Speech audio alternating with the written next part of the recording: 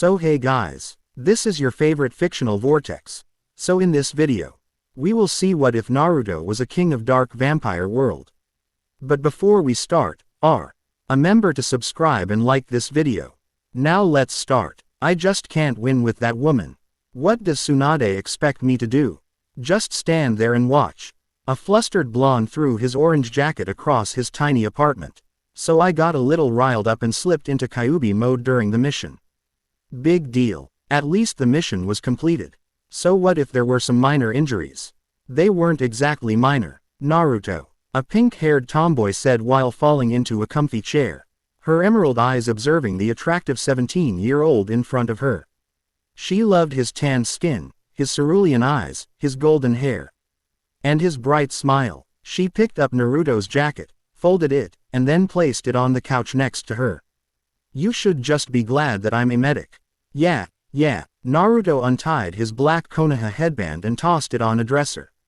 Not to mention, it's lucky that your punishment this time only lasts for 2 weeks. Sakura peeled her black gloves off and trolled over to Naruto, putting her arms around his waist. But, I suppose 2 weeks off from missions could be a good thing, she purred into his ear. Not likely. Naruto pushed the 17-year-old girl away and walked into his bedroom to change into something a little more comfortable.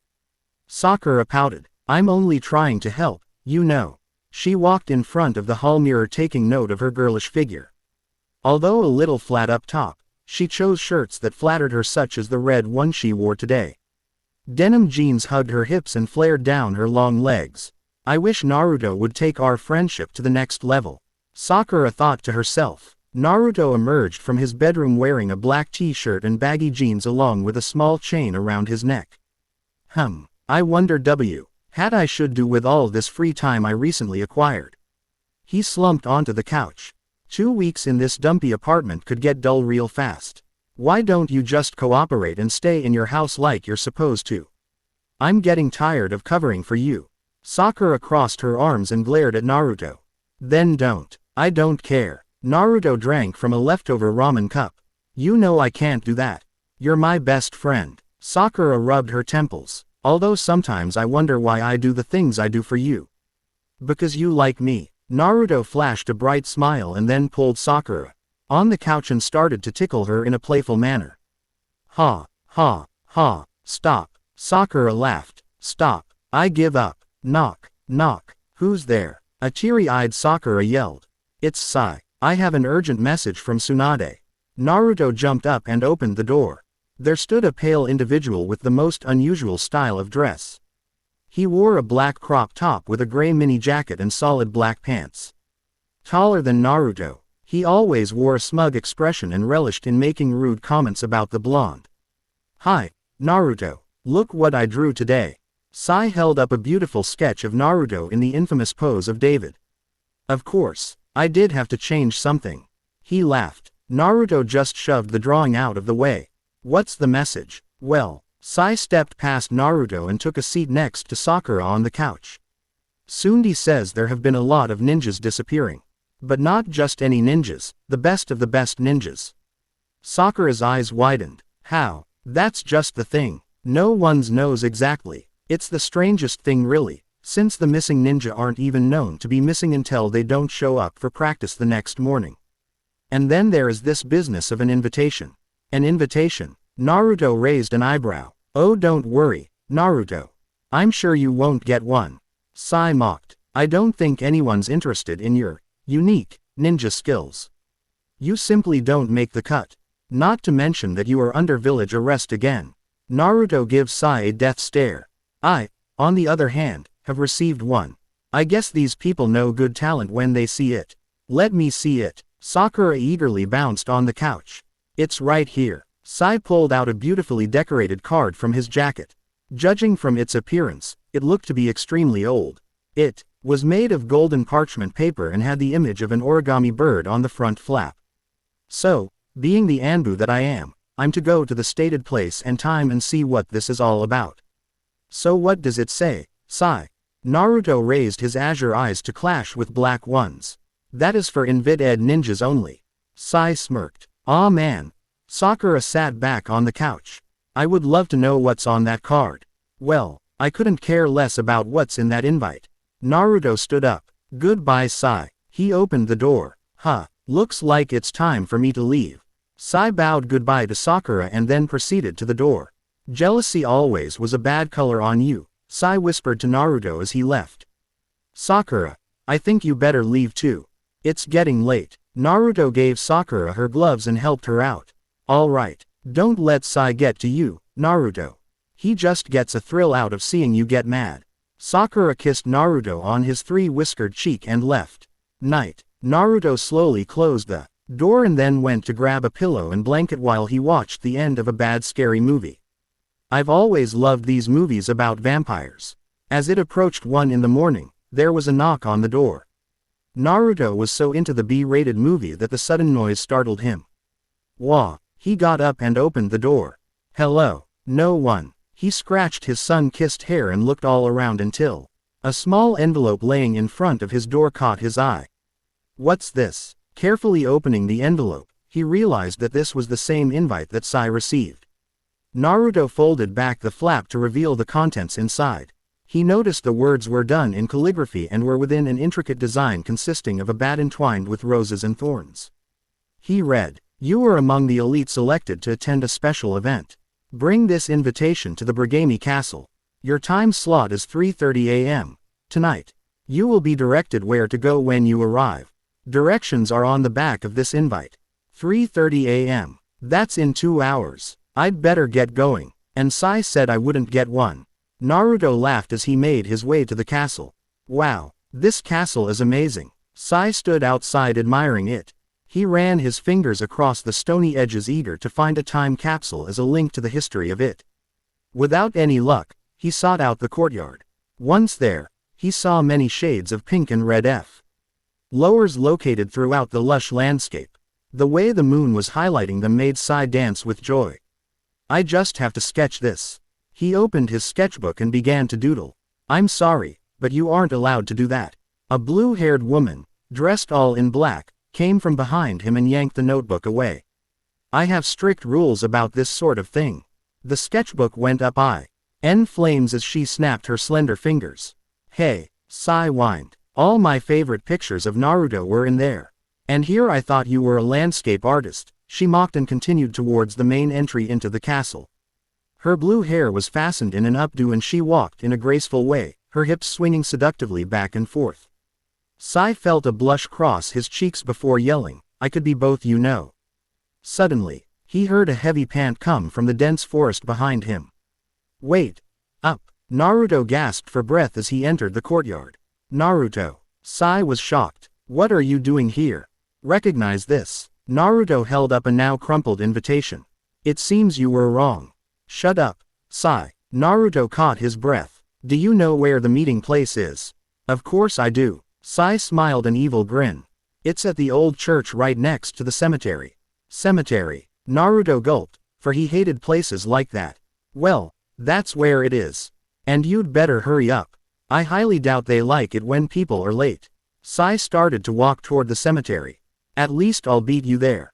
Naruto ran off. Ah, Naruto, you are so dense sometimes. Sai retraced his steps and walked toward the correct meeting place, the main foyer within the castle. Look at all those humans milling about down there. A 17-year-old boy licked his lips as he leaned out the window to get a better view. If only they knew the real reason why they were here. Sasuke smiled as he ran his hand through his ebony locks. The velvet fabric of his black and red robe fell, revealing a very lean arm. Humans are such stupid creatures. Itachi joined his younger brother, of 5 years, by the window observing the group of 50 people below. Perhaps you could find yourself a slave this time, Sasuke. I don't want to hear it, Itachi. Sasuke pushed past the older Uchiha. I'll find one when I'm good and ready. It's not like I'm on a time limit. But you're missing so much. Itachi leaned down to whisper into his younger brother's ear. I know you've heard and seen all that Deidara and I do. How can I not? Sasuke's eyes following Itachi all the while. He couldn't help but envy his older brother in terms of appearance and skill. Itachi was well-toned and had silky black hair that was usually tied in a low, loose ponytail, but tonight was different. Itachi chose to wear it completely down. His robe was similar to Sasuke's, but he preferred a more relaxed look as it draped loosely from his shoulders, revealing a black silk shirt underneath. Despite being a vampire, Itachi's skin had a creamy look and his red eyes were filled with desire. As for his abilities, Itachi could get anyone he wanted, whenever he wanted.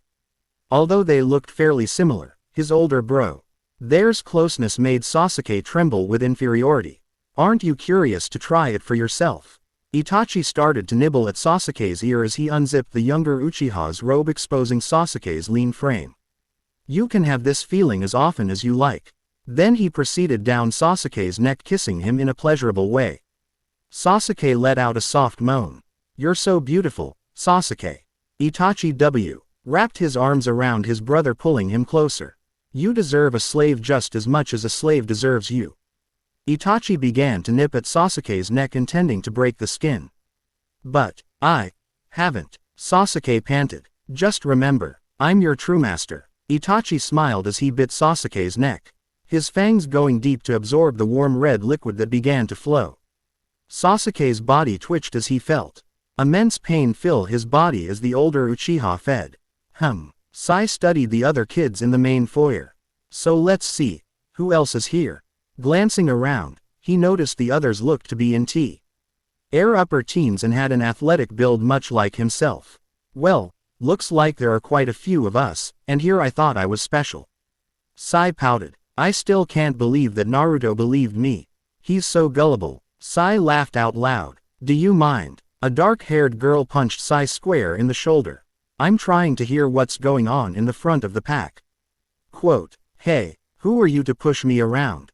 Sai steadied his balance. I'm Kin and you better remember it. She crossed her arms. Her long raven-colored hair flowed straight down her back, allowing Sai a view of her very feminine figure. She wore a gray tank top and black-white-gray cargo pants. Relax, lady. Our slotted time isn't for another 30 minutes. By the way, I'm Sai. He bowed to the angered girl. Isn't this an amazing castle? Yeah, real exciting. Kin rolled her eyes. She wasn't really interested in history. It's like this place has been frozen in time. Sai continued. Rich with history and elegant with decor. Sai's eyes marveled at the interior of the majestic castle. There were multicolored banners that housed either an origami or fan symbol embedded within the silk material. The couches were softest to the touch, complete with candles burning brilliantly. What a place to get laid. Sai smirked. Pervert. Kin struck him again, this time hitting Sai in the groin. Let's see you think about that now. Her ears perked up as she heard an announcement. Next group, please come forward. Looks like we're moving. Kin skipped ahead. Sai gathered himself and edged closer to the woman at the front of the foyer. Welcome everyone. A woman addressed the group for the second time. Thank you all for coming. Hey, that's the same woman who burned my sketchbook earlier. Sai muttered to himself. Just wait until she's done. She's going to have to pay me for a new one. My name is Conan. I expect everyone to treat both me and my castle with the utmost respect. Anyone caught damaging anything will be punished. Conan observed her last group of humans. An evil smile gracing her lips, revealing sharp canines. Now, everyone will be handed a number. Keep that number with you at all times while here. One by one you will walk into one of 3 side rooms and be questioned by one of my assistants. If your answers are satisfactory, then you will proceed to the next and final stage. If not, you will be asked to leave. Understand? Yes, ma'am. The crowd responded in unison. Sounds simple enough. Sai cocked his head arrogantly. I'm definitely going to make it to the final stage. Not before I do. Kin ran in front of Sai, eagerly grabbing her number from Conan. Number 42. Ha, she spit out her tongue. I bet you've used that a lot. Sai smirked. Kin furrowed her brow at his derogatory comment. Let's just see who makes it and who doesn't. Kin placed her hands behind her head as she waited patiently for her turn while Sai did the same. Sasuke slowly opened his eyes. Damn it, Itachi. I'm not your fucking blood bank. He rubbed his neck, slowly easing the pain. Now I have to feed to replace what you took from me. Sasuke went into one of the many bathrooms to clean up the mess Itachi so gracefully left him in. Bastard. He showered and then walked into his bedroom to put on something fresh. He put on a navy t-shirt and some black cargo pants. I don't have time to wait for Conan to let us know which ones are right or not. I'll have to find something else. He was just about to head to the reserves when his nose picked up something. A human, outside the barrier of the foyer. He smiled to himself. Looks like this may be my opportunity. As he ran down the stairs, he glanced out the window spotting a blonde head of hair outside in the cemetery. So that's where you are. Sasuke's eyes changed purple as he focused on his prey.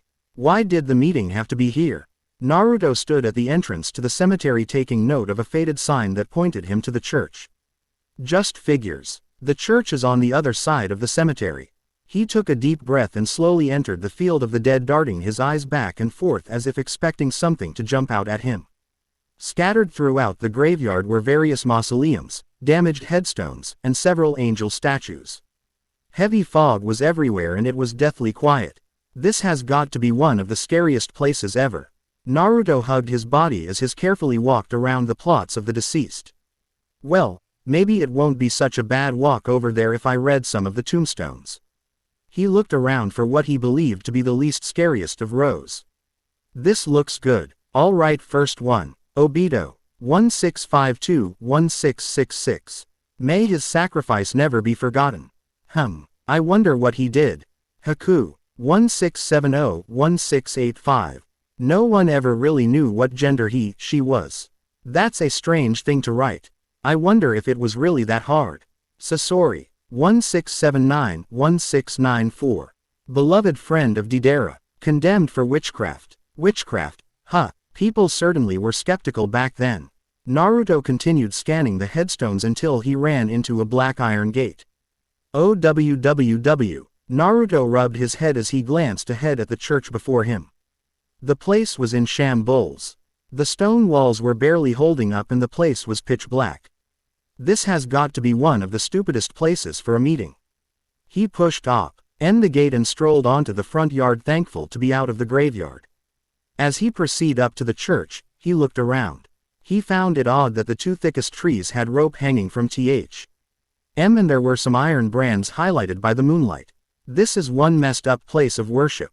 Naruto entered the church. No one was there, but he was too absorbed by the images depicted on the walls.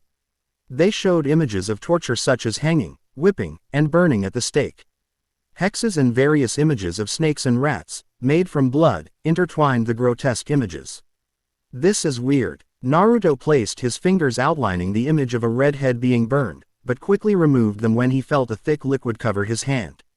Yuck. What the? Naruto held up his hand and saw blood. I better get out of here. As he backed up, he tripped over a broken pew. Naruto crashed with a loud thud, slamming his elbow on the cold stone, ripping it open. Blood began to pour from the newly opened wound.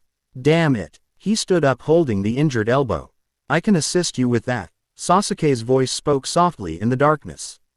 Who's there? The darkness of the church prevented Naruto from seeing anyone. And no thank you. I think I could attend to my own wound. Suddenly, Naruto felt someone grip his forearm, startling him. Don't do that. Purple eyes bored into Naruto's blue ones. I like it fresh. Slowly Sasuke lowered his lips to Naruto's elbow. What are you doing? Naruto tried to pull his arm away from the young male. I don't want it to get infected. The Fr. Iden blonde fidgeted as Sasuke began to gently suck at the free-flowing blood. You really don't have to do this. Naruto rapidly moved his eyes, trying to get a better idea of who this person was. Sasuke, on the other hand, has excellent sight and took in every small detail of Naruto's body. He let his tongue graze his pale lips, licking up the remaining drops of blood as Sasuke slowly stood by up. You're good. He caressed the blonde's cheek. Would you be so kind as to let me have more? Naruto shivered from the cool breath that feathered his cheek. More. He gulped. Wait a minute. I received this invitation. The sun-haired boy pushed Sasuke away as his reached into his pants pocket. I know I have it somewhere. I don't care about that. Sasuke pushed Naruto against the wall, pinning the shocked blonde's arms above his head. He smiled, revealing two large canines. With his free hand, Sasuke tugged on Naruto's chain, separating them by mere inches. That's not as important as you are. It seems you've found yourself a slave, Sasuke. Itachi grinned from the shadows. You don't have to push. Sai was shoved into a small, dim room. He heard a lock snap. Looks like I'm not going anywhere. He sighed and looked around the tiny room. Above him was a large chandelier containing many candles that were well burnt past their limit. There was a bookshelf and a fireplace occupied the adjacent corner. His feet grazed the stone floor, kicking at some old clothing and revealing some nasty stains. You know, it shows you have little confidence when you stare at the floor. The door glided open to reveal a young blonde girl with pale blue eyes. Sai raised a kunai in defense. No need for that. She walked up to Sai, placing her hand over his and gently squeezed, causing the kunai to fall from his hand. I suppose I don't. Sai smirked. Since you're just a girl. He roamed her gothic attire with his onyx eyes. She was wearing a short black dress with a lacy periwinkle corset. Her hair was secured tightly in a bun by a purple ribbon. She raising her pale blonde eyebrow and rolled her eyes. How cliché. She ruffled Sai's ebony hair. Now, please sit. I have a few questions to ask you. She pointed to a wooden chair. Have you ever killed someone before? She reached down to pick up the kunai. That's personal, don't you think? Miss. Sai eyed the girl. Ino. She finished the sentence for him. Now, answer the question or I'll be forced to dismiss you. Yes. Sai answered truthfully. I am an Anbu and things like that are required of us. I see. Ino icked her finger with newly acquired weapon. What do you think about blood? She ran the thick liquid down his cheek. It doesn't really bother me. Sai casually answered, causing a Cheshire smile appeared on Ino's delicate face. Excellent. Ino leaned forward and placed a sweet kiss on Sai's lips. That's what I like to hear. She then circled Sai. You have a very nice build. I know. I am quite the catch. Ino then took a seat on Sai's thighs. Mind if I sit here? She asked innocently. Not at all. Sai shifted to hold Ino's medium-built body. He then thought to himself, although I wouldn't mind if a certain other blonde would sit on me like that.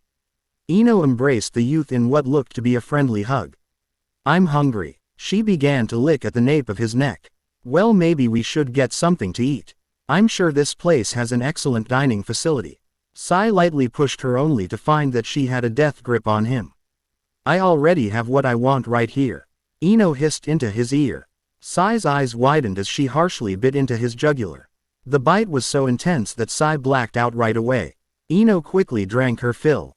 I really should learn how to bite a little more like the boys. She laughed. At least they are gentle. Itachi. Sasuke growled. What are you doing here? The young Uchiha turned towards his brother. Can't you see that I'm busy? Sasuke's grip tightened on his captive. The blonde struggled as blood began to run down his crossed wrists. Naruto yelped in pain. Not so rough, Sasuke. Itachi spoke. You don't want to taste the rewards just yet, do you? It's because of you that I'm this hungry. Sasuke was clearly annoyed at this point. Like I said before, I don't care. He leaned back over to Naruto and was about to lick at the precious blood when Itachi grabbed him by his shirt collar and roughly pulled him away. You had better care, Sasuke. Itachi glared at him. Conan doesn't put up with stunts like this. Now, pick yourself up and move. We have to make preparations. Sasuke grudgingly stood up, brushed himself off, and followed his brother back to the castle, bringing Naruto in tow. I'm sorry, Kin. A white-haired male escorted her out of the castle. You are not going to be passing on to the next stage. But Kimamaru, you never gave me a reason why. Kin looked into the green eyes before her. I thought I nailed the questions, she pouted. Don't worry the reason. He kissed her on the forehead. You are actually lucky that you failed. Lucky. She placed her hands on her hips, eyeing her previous interrogator. She had to admit that Kimamaru was a very sleek dresser with his black suit and light purple shirt, but what caught her eye the most were the two red circles upon his forehead and the small black tattoo that was on his upper chest. All right. Kin took a deep breath. But if you see Sai, tell him that I put in a good effort. She winked and then she ran off back to her village. Kimamaru took careful note of this girl, for he had a feeling that he'd see her again. Sasuke dragged Naruto down the dimly lit corridor. As much as the blonde wanted to escape, the raven's grip was just too strong. So Naruto decided to take this chance and observe his surroundings. On either side black and red Victorian-style wallpaper lined the walls. The floor was made of rigid stones, causing Naruto to trip one too many times. "Don't you know how to walk?" Sasuke growled as he continued down the hall. "Of course I do, Tem." Naruto shouted back. "Maybe if you let me go, I wouldn't stumble so much." "Yeah, right, like I'd do that," Sasuke scoffed. "Once the others see you, they'll want you." "Want me? For what?" Naruto raised an eyebrow. "Do you have any idea how fine you are?" "Wait a minute." Naruto caught up to Sasuke. "I don't swing that way. You will once I get alone with you," the raven smirked. Sasuke halted in front of a closed room. The scent of lavender and roses emitted from the room. The raven banged on the door until a young geisha girl opened it. She was dressed in a light purple and gray kimono that featured a beautiful floral design. A violet bow crossed her waist right bell out her chest and was tied neatly behind her back. Black tie-up shoes outlined her feminine curves on her calves and her dark purple hair laid straight. "Yes, Master Sasuke." Her amethyst eyes fell on Sasuke. "Master," Naruto thought to himself. "That was close," Naruto said sheepishly. "It's all right." Hinata sweetly smiled. "Shut up and get started already." Sasuke glared at the masseuse. "Hi, H." Hinata took Naruto's hand and led him behind some floral curtains. "You were fortunate to be here instead of downstairs," she softly spoke. "Why, what's downstairs?" The blonde was pulled into a small changing room. "Shish." Hinata placed her tiny finger on Naruto's lips. "Nothing that you're not above." She then opened the door to exit the dressing room. "Now take off your clothes and give them to me." "Wah." He blinked twice in disbelief. "Why do I have to do that?" "Because Sasuke wishes different attire for you tonight, that's why." She placed her hands on her hips. Okay. Naruto closed the door and began to undress. "Why do you listen to that jerk anyways?" "That's just his style." Hinata leaned on the door. "Besides, I owe Sasuke a lot. He's made me what I am today and I am eternally grateful for that. I used to be such a quiet, shy girl always watching from the sidelines. I desperately wanted to be like the popular girls, beautiful and smart. Then one day, Sasuke heard me crying and approached me with a kind smile. He told me that I have every potential to be like them. All I needed was a push in the right direction. And ever since that day, I've been happier than I've ever dreamed." You sound like you like the guy." Naruto mocked as he handed her his clothes over the door. "Nah, Master Sasuke's more like my employer." Hinata reached for Naruto's belongings and tea. Hen quickly disposed of them in the small fireplace. She then tossed a white towel to Naruto. "I'm ready." The door unclicked and Naruto stepped out. Hinata's eyes widened at the nearly naked male that stood before her. His muscular arms, toned abs, and strong calves were the perfect complements to his well-defined body. His towel was draped off his thighs, revealing perfect hip lines on the tanned blonde. His blue eyes were the deepest of blues and his honey-colored hair was scattered every which way. A golden chain dangled from his thick neck. "Wow, no wonder Sasuke wants you," Hinata said to herself so Naruto wouldn't hear her. "You're gorgeous." "Did you say something, Hinata?" The near-naked blondes ruffled his sunshine hair. Hinata quickly shook her head no. "So where to now?" "Ahem." Hinata cleared her throat. "I must now bring you to the main bath. I just know that you will love it." She took his hand once again and led him down a candlelit hallway until they reached a small open area. Inside, there was a large wooden bathing tub in the middle of the room. Candles were placed along the exterior of the small room. The moon shone brightly through the skylight, illuminating the tub. Steam and bubbles were rising from the water and black roses were lying both in and around the bathing tub. There was a small table that held a bottle of wine and a wineglass. "I'm to bathe here." Naruto was taken aback. "It's like a first-class spa." "I'm glad you are pleased." Hinata smiled as she thought of Naruto's removing his towel. "Now please get in. I must wash you." She read a small bucket that was lying beside the tub. "Really?" He raised a brow. "Let me guess, this was also Sasuke's request." He sighed as he relaxed into the hot tub. "Hi." She reached for the soap. "Oh no," Hinata gasped. "I forgot the perfume. I'll be right back." She dashed off in the direction that they came. Naruto watched her with curiosity. That perfume must really be important. Naruto leaned back against the wooden tub. It is, came a voice from within the mist. Naruto peered through the steam. A tall, dusty blonde sat directly across from him.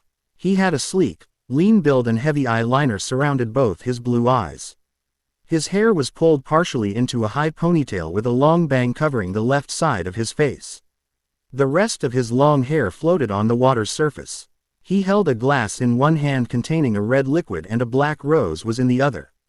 He stroked the soft petals against his cheek and raised an eyebrow at Naruto. "So you belong to Sasuke, The taller one spoke. "I don't belong to anyone," Naruto firmly stated. Deidara took a sip of his beverage, placed it on the table and swam over towards Naruto. "I'm Deidara, Naruto." He anxiously glanced around, not wanting to make eye contact with the nude individual. "You look nervous. Perhaps there's something I could do to make you relax more, His hand caressed the younger blonde's cheek. "I mean, if we are to be friends, it's only natural that we get to know each other better, Naruto swiftly pulled away from the unwanted affection. "Those are interesting." Deidara traced invisible whiskers on his own cheeks. "Are they tattoos? They remind me of a fox." "Yeah, something like that." Naruto eyed Deidara warily. "By the way, what do I have to be nervous about?" "It's not really my place to say. But I could tell you it's a privilege to be wanted by an Uchiha, especially Uchiha Itachi, "I'm sure it is," the bright blonde replied sarcastically as his brilliant blue eyes settled upon a black collar around Deidara's neck. "Do you like it, Deidara played with the small metal hoop that hung in the front of it. "It has Itachi no Dana's initials on it." Deidara shook his hair behind him so he could proudly display the choker. "He gave it to me, Of course not. Wearing a collar like that makes you look owned. It's an honor to wear this." Deidara shouted back. "It shows my place here. Okay. It's important to you." Naruto waved his hands at the angered dusty blonde. "I get it. You like it. I finally found it." Hinata ran back the main bath with two small green bottles in her hand. "Oh Deidara, you stay away from Naruto." She shooed him away. "What if Master Itachi found you like this? You'd be punished. But I guess you enjoy things like that," Hinata spitefully added. Deidara just swam back across the tub to retrieve his drink. "How is the bath, Naruto?" She gave a cheerful smile. "It's nice." Naruto rubbed soap bubbles onto his upper arms. "Oh, by the way, Deidara." Hinata stood behind Naruto and opened the small bottle she held. "You are to head straight to Master Itachi's chamber when you are done bathing and wait for him." The dusty blonde nodded his head as he was tossed one of the green bottles. "Don't forget this." Deidara caught it with ease and immediately drenched himself with it. "I'm almost finished." "Good." Hinata poured the bottled liquid over Naruto's head. "Hey." Naruto spun around and glared at the girl. "Hush, Naruto." Hinata started to massage the liquid into Naruto's blonde locks. "I'm not finished talking to Deidara yet." She turned her attention back to the dusty blonde. "You are to stay here until Naruto and I are finished." "Yes, Hinata." Deidara reached for his glass, drank, and waited. "Come Naruto." Hinata tossed a towel at his head. "Put this on and I'll take you to the dressing room."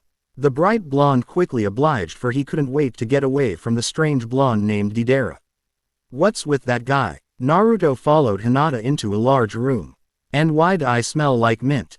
"That's Sasuke's favorite." They soon came across a large room filled with aisles upon aisles of clothing in every shape, size, style, and color.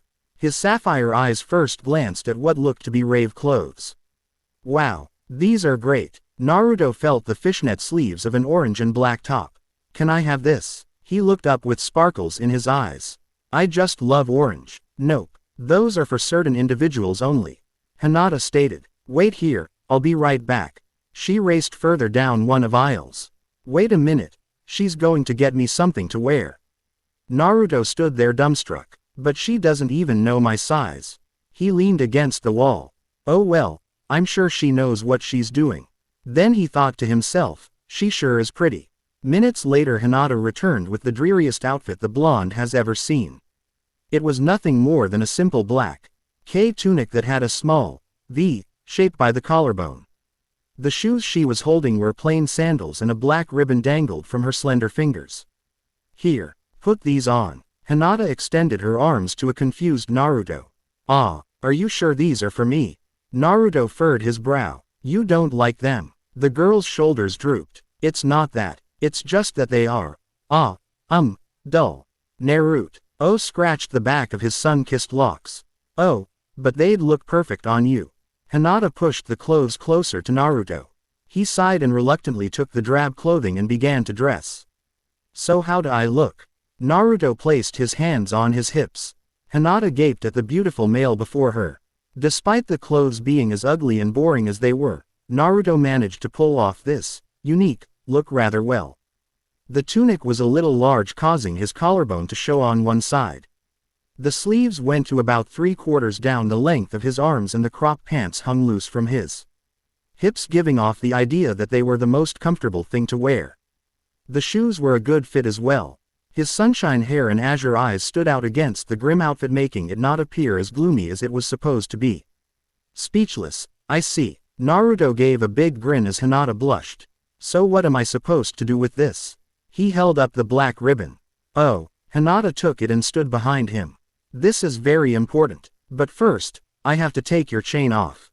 Do you have to? Naruto placed his hand on it. It was a gift from a friend. Who gave it to you? A girlfriend. Hinata teased. No, it's nothing like that. Now it was Naruto's turn to blush. She's my best friend and every time I look at it, I'm reminded of her. That's sweet. Hinata slipped the chain around and off his head. But I'm afraid you can't wear it. Naruto frowned. However, I promise to take good care of it for the time being. Next, she gently placed the black ribbon around his neck, using it as if it were a measuring device. Now hold still. It has to be just right. She finally adjusted it to her liking and then tied a knot. It's kinda tight. Naruto pulled at the ribbon. Easy, Hinata. Naruto panted as he grabbed her hands within his own. He smiled at her with flushed cheeks. We just met. Then he pulled her in front of him. I'm sorry. Hinata chewed her lip and twirled his blonde locks. It's just that I wanted to taste you before. Her voice trailed off as Naruto's lips seized her own. The kiss was gentle and warm. Hinata was in a daze as Naruto pulled away from her pale lips. I like you, Naruto murmured into her ear. You've been so kind to me. The blonde ran his fingers through her long purple hair, admiring her beauty. He leaned in to give her another kiss. This time he lit his tongue into her parted lips, wanting to taste her. Hinata kissed back, relishing in the moment. She placed her arms around him and pulled him closer, deepening the kiss. After what seemed like hours, they pulled away, allowing the other to breathe. Naruto looked into Hinata's deep purple eyes and noticed the tears that were forming. What's wrong? Naruto softly kissed at the tear ducts. I just realized that I can never have you. Hinata forced a smile and then began to nip at Naruto's bottom lip. Suddenly, he felt a sting of pain when he realized the girl had actually bitten him. Ouch! Naruto gave Hinata a confused look. What the? He raised his hand to his lip and felt the crimson liquid slowly spill from the cut. I'm sorry, Hinata whimpered. I just can't help it. Suddenly Hinata forced herself onto Naruto, intending to get the dripping blood. Naruto held his hands up as he tried to fend her off. What are you doing? Naruto shrugged against the persistent girl. Yes, what are you doing? Came an angered voice. Both Hinata and Naruto turned to see the raven-haired boy standing in the doorway. He was dressed in a black silk shirt and black pants. His hair was as black as midnight, with a few long bangs covering his face. He wore several silver bracelets on his wrists and a black rose was being crushed in his hand, and as if he'd seen more than just the bite take place. His once dark eyes now purple. Hinata quickly stood up and stepped away from Naruto. Master Sasuke. Hinata shakily spoke. I didn't expect you so soon. Apparently. Sasuke growled. I got the measurements. Hinata attempted to change the subject. Give them to my brother on your way downstairs, Hinata. She gulped. No, Master Sasuke, please. Tears began to run down her face. I'm sorry. Sasuke slapped her. I don't give a damn. Sasuke yelled. Get out. She ran out with her hands covering her face. Why did you do that? Naruto shouted at the raven. She didn't do anything wrong. Sasuke's face reddened. No one is to touch my property, especially like that. Who said I was your property? Naruto glared at the raven. You did. Sasuke smirked. The minute you stepped into the Uchiha bath and were drenched with my signature perfume. Naruto was shocked. Funny, huh? Sasuke smirked. The way things turn out. Sasuke pulled the blonde into a large circular room. And now, we're going to finish what you started. Inside, a short staircase led to a black, stone altar that was elevated in the center of the room. Torches were placed on black rods around the altar and at the bottom of the steps. A figure, cloaked in black, stood next to the table, his face hidden by an ebony hood. Intense flames emitted from a small iron oven behind him. The rest of the place was rather simple. In terms of decorations, as a few oriental rugs adorned the floor. Candles flickered, illuminating multiple shadows against the granite walls. There are other people here too. Naruto pointed at the two groups gathered at the base of the stairs. Yes, but we'll join them shortly. Sasuke scanned the crowd with an annoyed expression. Where is he? Azure eyes fell on a familiar onyx-eyed individual. His wardrobe reflecting that of Naruto's, but his usual cocky face was replaced by a blank expression. Behind him stood Ino, her hands linked around Sai's waist as she giggled and whispered something in his ear. Sai. Naruto was about to race over to his acquaintance, but was stopped by a nasty glare. Where do you think you are going? Sasuke spat. Your place is here by me. Whatever. Yuto placed his hands behind his head and stepped past the angry Uchiha. You can't make me listen to you. Is that a challenge? Sasuke roughly grabbed the blonde's golden locks with one hand and pulled one of Naruto's arms behind his back. For if it is, you'll surely lose. Fine. I'll listen. Naruto mumbled. Good. The raven released his captive. Now, since we're going to be spending a lot of time together, I got you a present. Sasuke snapped a pair of iron shackles on the blonde's wrists, forcing them together. A small chain dangled from the middle of the cuffs. What are these for? The blonde struggled against the constricting device. They have their purpose. Sasuke placed his palm on Naruto's bonded wrists. But if you don't want these to be a permanent accessory for you. Naruto narrowed his sapphire eyes. Then I suggest you listen to me. Getting along, are we? A nonchalant voice carried to Sasuke's ear. The raven turned to see his brother. He was wearing a crimson silk shirt with the top couple buttons undone and solid black pants. His silky black hair was pulled back in a ponytail, allowing his thick long bangs to freely sway over his face. It's about time you got here, Aniki. The young raven growled under his breath. I was preoccupied. Itachi licked his lips. Sasuke furrowed his brow. Give me what I asked for and leave. Sorry to disappoint you, little brother. But Konan requested my presence. Itachi ran his hand through his fluffy bangs. Apparently Deidara and I are to demonstrate something. The older Uchiha jerked his hand to reveal the dusty blonde behind him. Dressed like Naruto, Deidara was pulled in front of Itachi, making his leash all the more visible. How degrading, Naruto muttered. Quiet. Sasuke shot him a warning look. Looks like he needs to be disciplined. Itachi began to twirl Deidara's dark golden hair between his fingers. Teach him to be like Deidara. I could give you some suggestions. I prefer my own methods. The younger brother crossed his arms and sized up the collared male. Deidara's neck was covered with fresh blood and the left side of his shirt was caked in both dry and wet blood. His shirt collar was stretched out, allowing his pale shoulders access to the cool castle air. Deidara's face held a bland look and his blue eyes were glossed over. Suit yourself. Itachi gently moved all of Deidara's hair to the right side of the dusty blonde's neck. On the left side was a fresh bite mark still oozing the scarlet liquid. Wrapping his arms around Deidara's shoulders, Itachi began to slowly lick at the blood. A moan of pleasure escaped Deidara's lips. Please, Itachi no Dana. Deidara softly murmured. I want more, patience, Deidara. Itachi moved to nibble on the dusty blonde's ear. So, big brother, Sasuke interrupted. You actually decided to obey orders from our queen. Well, she made her message seem as if it were in my best interest to attend this little event. Kai smoothly responded as he walked over to Naruto. I'm pleased you found this one, little brother. Itachi lifted Naruto's chin. He looks promising. It is unfortunate that I can't break him. His fluffed Naruto's spiky hair. It would have been fun. Naruto's azure eyes widened. Break me. The blonde whimpered. Stay away from what's mine, Itachi. Sasuke tugged on Naruto. Besides, Deidara might get jealous. He smirked. Itachi scoffed and stepped back, entwining his slender fingers with Deidara's. Here. He tossed Sasuke a small black box. It's what you asked for. And I must say, Hinata was a wreck. I wonder what she did. It's not your concern. Sasuke slid the box into his pocket. That bad, huh? Itachi gave a smug expression. Want me to punish her? No. Itachi shrugged his shoulders as he and Deidara headed towards the altar. Let's go, Naruto. He tightened his grip on Naruto's forearm and pulled him towards the group of look-alikes. He reached down and grabbed the tiny chain that freely hung from Naruto's shackles.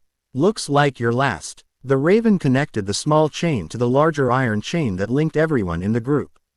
Last for what? Naruto struggled against his bonds. You'll see. Sasuke smirked. With a heavy sigh, Naruto finally gave in to the irons. There's no way I could get out of these. He looked down the line of teens about his age, each wearing shackles and clothes like himself. The other boys were either upset, talked amongst themselves, or were curious about their predicament. The girls either attempted to look brave or simply cried. Basically, everyone was an emotional wreck in one way or the other. The people in the back row were quite the opposite from the people in the front. Each one had their own style of dress, and they carried themselves in a very confident manner. Both the males and females were chatting and acting as if they were at a high-class social party. All seemed in eager anticipation.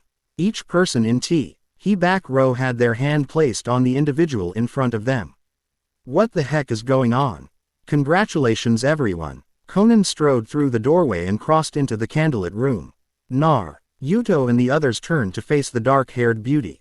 She was wearing a long, black dress which hugged her body. A long train floated behind her and black opera gloves covered her slender arms. Black roses adorned her dark cobalt hair that spilled from her bun. Her skin was pale and dark purple shadow rimmed the top of her eyelids. She looks like a dead bride. Naruto spoke aloud what everyone else was thinking. Sasuke placed a hand over Naruto's mouth while his other hand snaked around the blonde's waist. Shut up, you idiot. He hissed. Naruto's eyes darted from Sasuke to the woman approaching them. You have all been selected to be part of this year's harvest. Gasps erupted from the crowd. Harvest? They asked in unison. Conan eyed the people in front of each pair. It's a wonderful tradition at my castle that occurs every few years. You should all feel honored to be a part of it. She came to a halt in front of Sasuke and Naruto. Just like your brother, Sasuke. The young raven gave an uneasy smile. Can't wait to get started, huh? The woman's dark blue eyes wandered over to Naruto. Excellent choice, Sasuke. Thank you, my queen. Sasuke bowed his head acknowledging her praise, which was rarely given out. Conan gracefully walked up the short staircase. Once at the top, she held out her gloved hand to the cloaked figure. Taking it in his own, the young man bent down to gently kiss the back of her palm, his long black hair falling from his hood. Madara, she firmly spoke. I trust everything will go smoothly tonight. Yes, Lady Conan. Madara replied pping back to rotate coals within the small fire. Conan smiled in satisfaction. That's what I like to hear. She soon glimpsed others on the elevated platform. Itachi. Deidara. Conan held out her hand to older Uchiha as well. Itachi just crossed his arms and leaned back against Deidara. The blonde reached around Itachi's hips and placed his hands in the Uchiha's pockets. A smug expression on Itachi's face. This again. Conan bared her large canines then narrowed her eyes observing Deidara's shabby appearance. She grew furious as a small blood trail trickled down his neck. Why can't you restrain yourself? I will not have my altar stained with blood before the ritual. Conan roughly grabbed Deidara and pulled him away from the startled Uchiha. Take Deidara to the bath and return immediately. Yes, ma'am. Madara started to pull Deidara down the stairs when the dusty blonde noticed some rough behavior towards Itachi. Conan shoved Itachi against the stone altar pinning his hands above his head. You like bondage, don't you? Itachi glared at the woman. She continued to secure shackles to his wrists, forcing him to remain horizontal on the altar. You were to bring Deidara here as if he was a fresh, untainted human. She hissed. Now it seems I'll have to change my plans.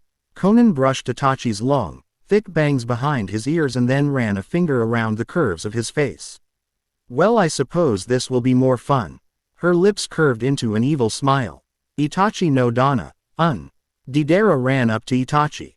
Back away, Deidara. Conan raised her hand to the panic-stricken blonde. But Itachi no Dana is in trouble, Deidara attempted to loosen the shackles.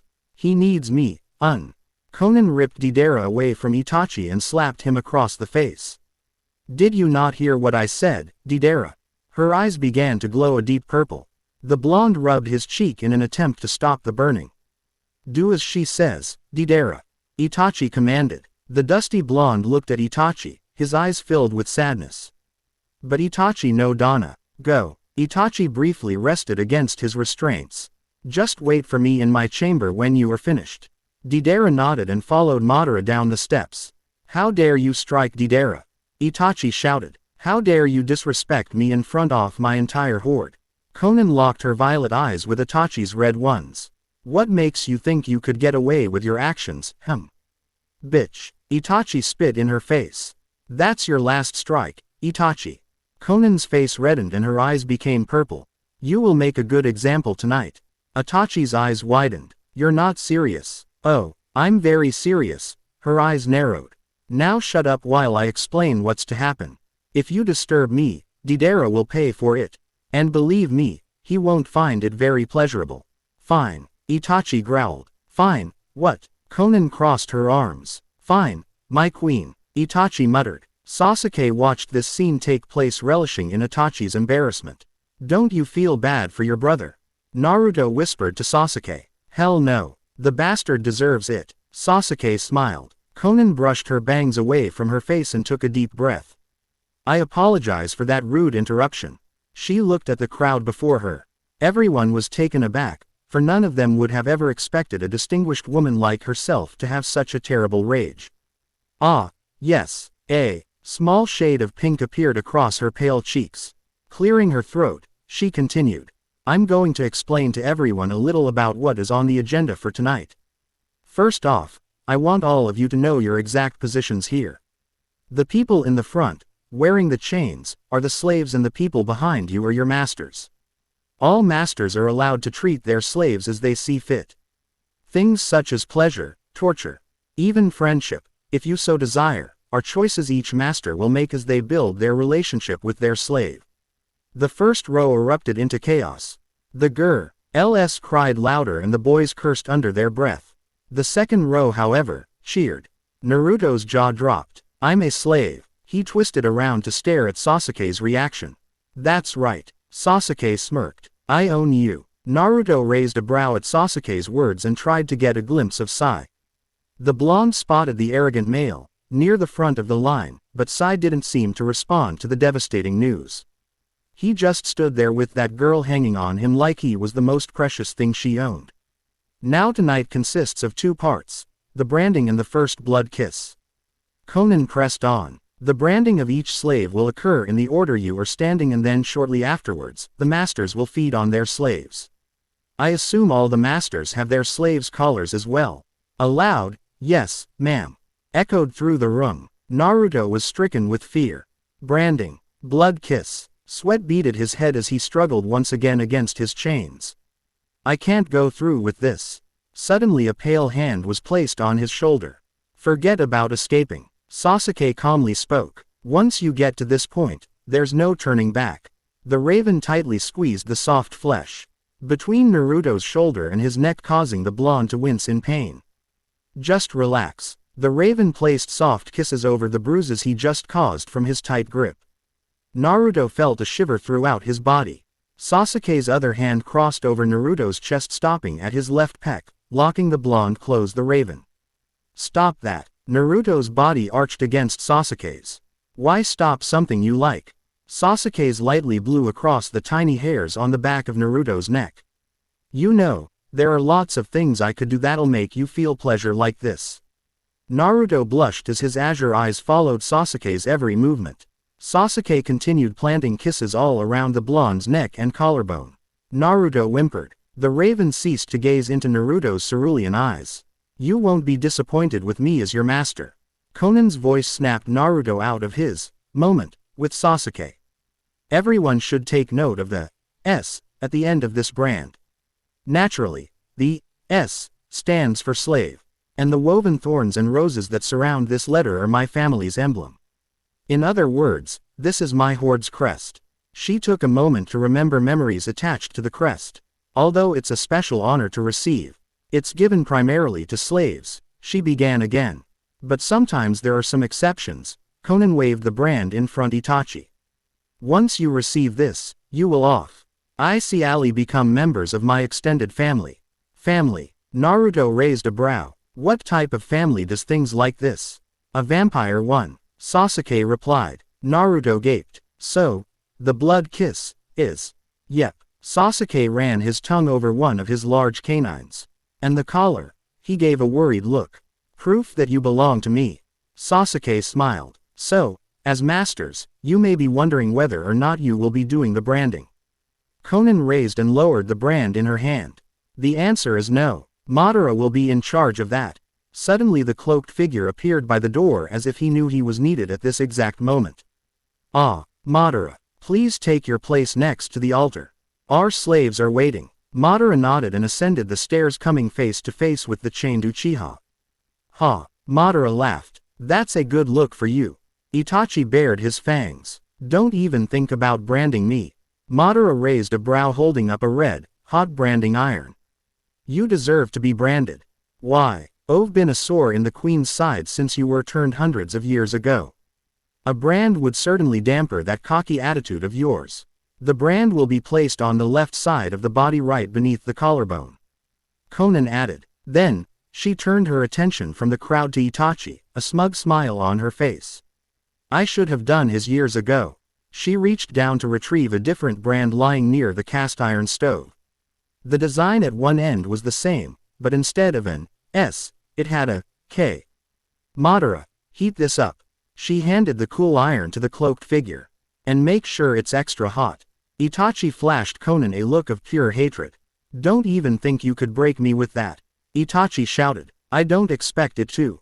It'll just be a constant reminder that from today on, you personally belong to me. Itachi's eyes widened, for he knew that no vampire wanted that position. Lady Konan, it's almost ready. Madara cut in. Excellent. Konan rubbed her hands together. There's just one more thing. Madara, where are the bits? They're next to the irons. Madara pointed to a small brown cloth bag. In there. Konan took the bag and showed it to the half-stunned, half-riled crowd. She reached inside and pulled out what appeared to be a small, thick piece of leather. These are called bits, and I encourage everyone to use them. As painful as this act is, I don't want screams echoing in my hallways. There are other people here and I don't want them to be bothered.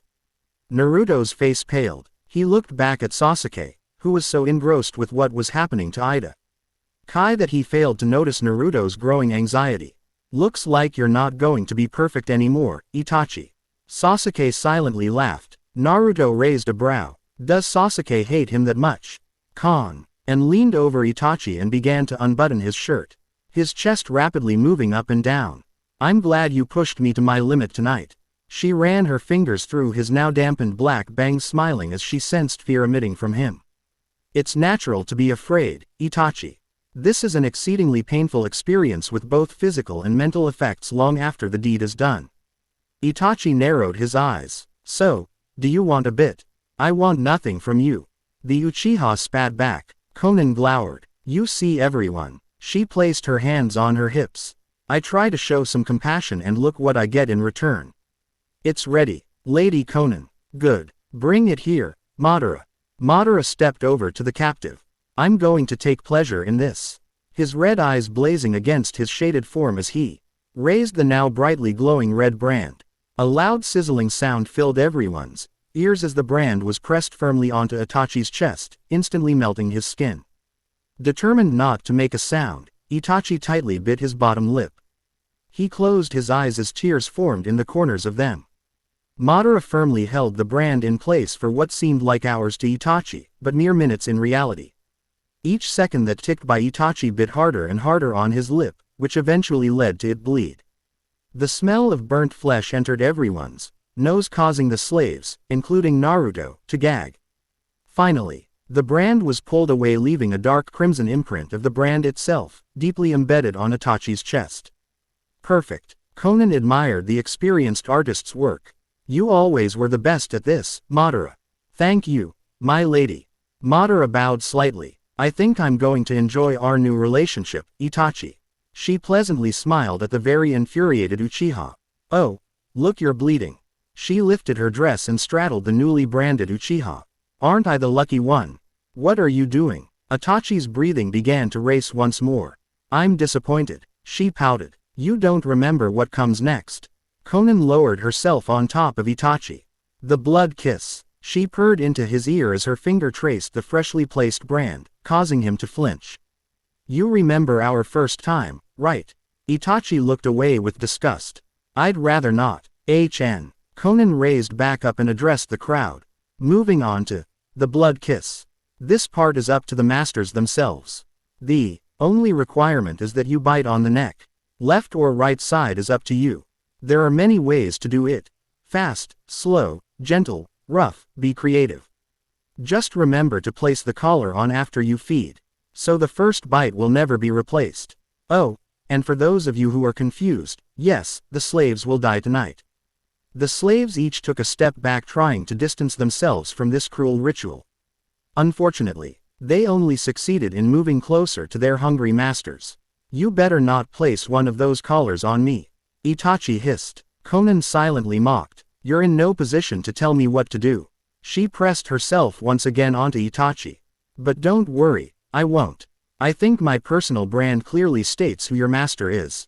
She captured Itachi's pale lips with a deep kiss, forcing her tongue into his dark cavern as her hands roamed his chest. Konan soon pulled away. No wonder you like bondage so much. She ran a finger across his bottom lip, collecting the small stream of blood on her finger. It's so much easier. She placed the digit in her mouth and sucked on it in a very provocative manner. Itachi glared, not saying a word. I'll have you one way or another. Konan latched onto his neck, biting so hard that Itachi yelped in pain. She wasted no time in forcing him into a quiet submission as she fed from her new slave. My lady, Madara hesitantly spoke. The others are waiting. Konan blinked her eyes twice and sat up, her mouth covered with Itachi's blood. That's right, she wiped her mouth clean. It seems that I got a little carried away. Oh well, it won't be the first time that happens tonight. She pushed herself off the altar and landed with a soft thud on the stone floor. What would you like to do with him? Madara gestured to the unconscious Uchiha. I'll take him. A dark figure emerged from the shadows. Ah, Kimimaro. Konan adjusted her dress. Yes, that would be good. Madara, unchain Itachi. Yes, Lady Konan. The cloaked figure unhooked the shackles, releasing the captive. Itachi's arms fell to his sides as he remained stationary on the table. Kimimaro walked over to Itachi and picked him up bridal style. Make sure you clean the wound properly. I don't want my slave getting an infection. Yes, Lady Konan. Kimimaro slightly bowed and left the room. First group, please step forward. Konan excitedly clapped her hands. She's starting already. Naruto swayed back and forth, counting the people in front of him. 14. He gulped. That doesn't give me much time. A nervous sweat washed over him. I can't believe this is happening. And there's nothing I can do about it. The blonde's breath shortened and then he clenched his stomach as nausea began to set in. Never has Naruto felt this much fear. Sasuke placed a hand on the blonde's bent back. Are you really that scared? Naruto scrunched his eyes. Of course, I am. I don't want to die. He panted between breaths. Look at me. Sasuke calmly spoke. Naruto slowly opened one eye. Why? I'll help you get through this. The raven placed his cool hands on the blonde's warm cheeks and turned Naruto to face him. Sasuke's onyx eyes changed to a dark red and began to spin. Naruto was instantly entranced by the rotating orbs. That's good, Naruto. Keep looking into my eyes. The blonde's eyes closed and then reopened partially. The brilliant blue color replaced with a dull hue. Naruto's breathing returned to normal as he slowly stood back up. The panicked blonde was now quiet and calm. Final group. Conan smiled as the raven walked onto the now bloodied platform. Do be careful, Sasuke. It's very slippery. She held out her hand to assist the young raven. Give your collar to Madara. Sasuke complied. This has been quite the night, wouldn't you say? Yes, everyone seemed to have enjoyed themselves. Well, at least the masters anyways. Sasuke smirked. Your slave seems rather quiet. Conan raised a brow. Hypnosis. Sasuke casually replied. Naruto, lie on the altar. The blonde obeyed, pleasing the raven. Sasuke walked over to the bag of bits and retrieved the cleanest one he could find. He approached the relaxed blonde. Open your mouth, Naruto. Once again, Naruto obeyed. Sasuke placed the leather bit in. Now, bite down hard on this. I don't want to hear a sound from you. The raven leaned down to kiss Naruto's forehead. It's almost dawn. Conan stifled a yawn. I never intended for the others to take as long as they did. That's all right. Sasuke folded his arms under his chest as he watched Madara easily brand the last slave for the night. But if it's not too much to ask, I'd like to take my time with the kiss. I had a feeling you'd request that. Conan stretched her arms. Take however long you need, just make sure you're finished before dawn. Yes, Lady Conan. Sasuke nodded his head. It's done. Madara unhooked Naruto from his shackles. The blonde's body remaining still on the altar. I'm going to retire. Conan started down the stairs. Madara, you are free to go when Sasuke is finished. Yes, my queen. Madara replied, putting out the brand. Stand, Naruto. Sasuke commanded. The blonde pushed up with his elbows, swung his legs around, and stood up. The brand's smoke slowly fading. Naruto's face showed a look of discomfort, but other than that, Sasuke was pleased that the blonde took the branding so well.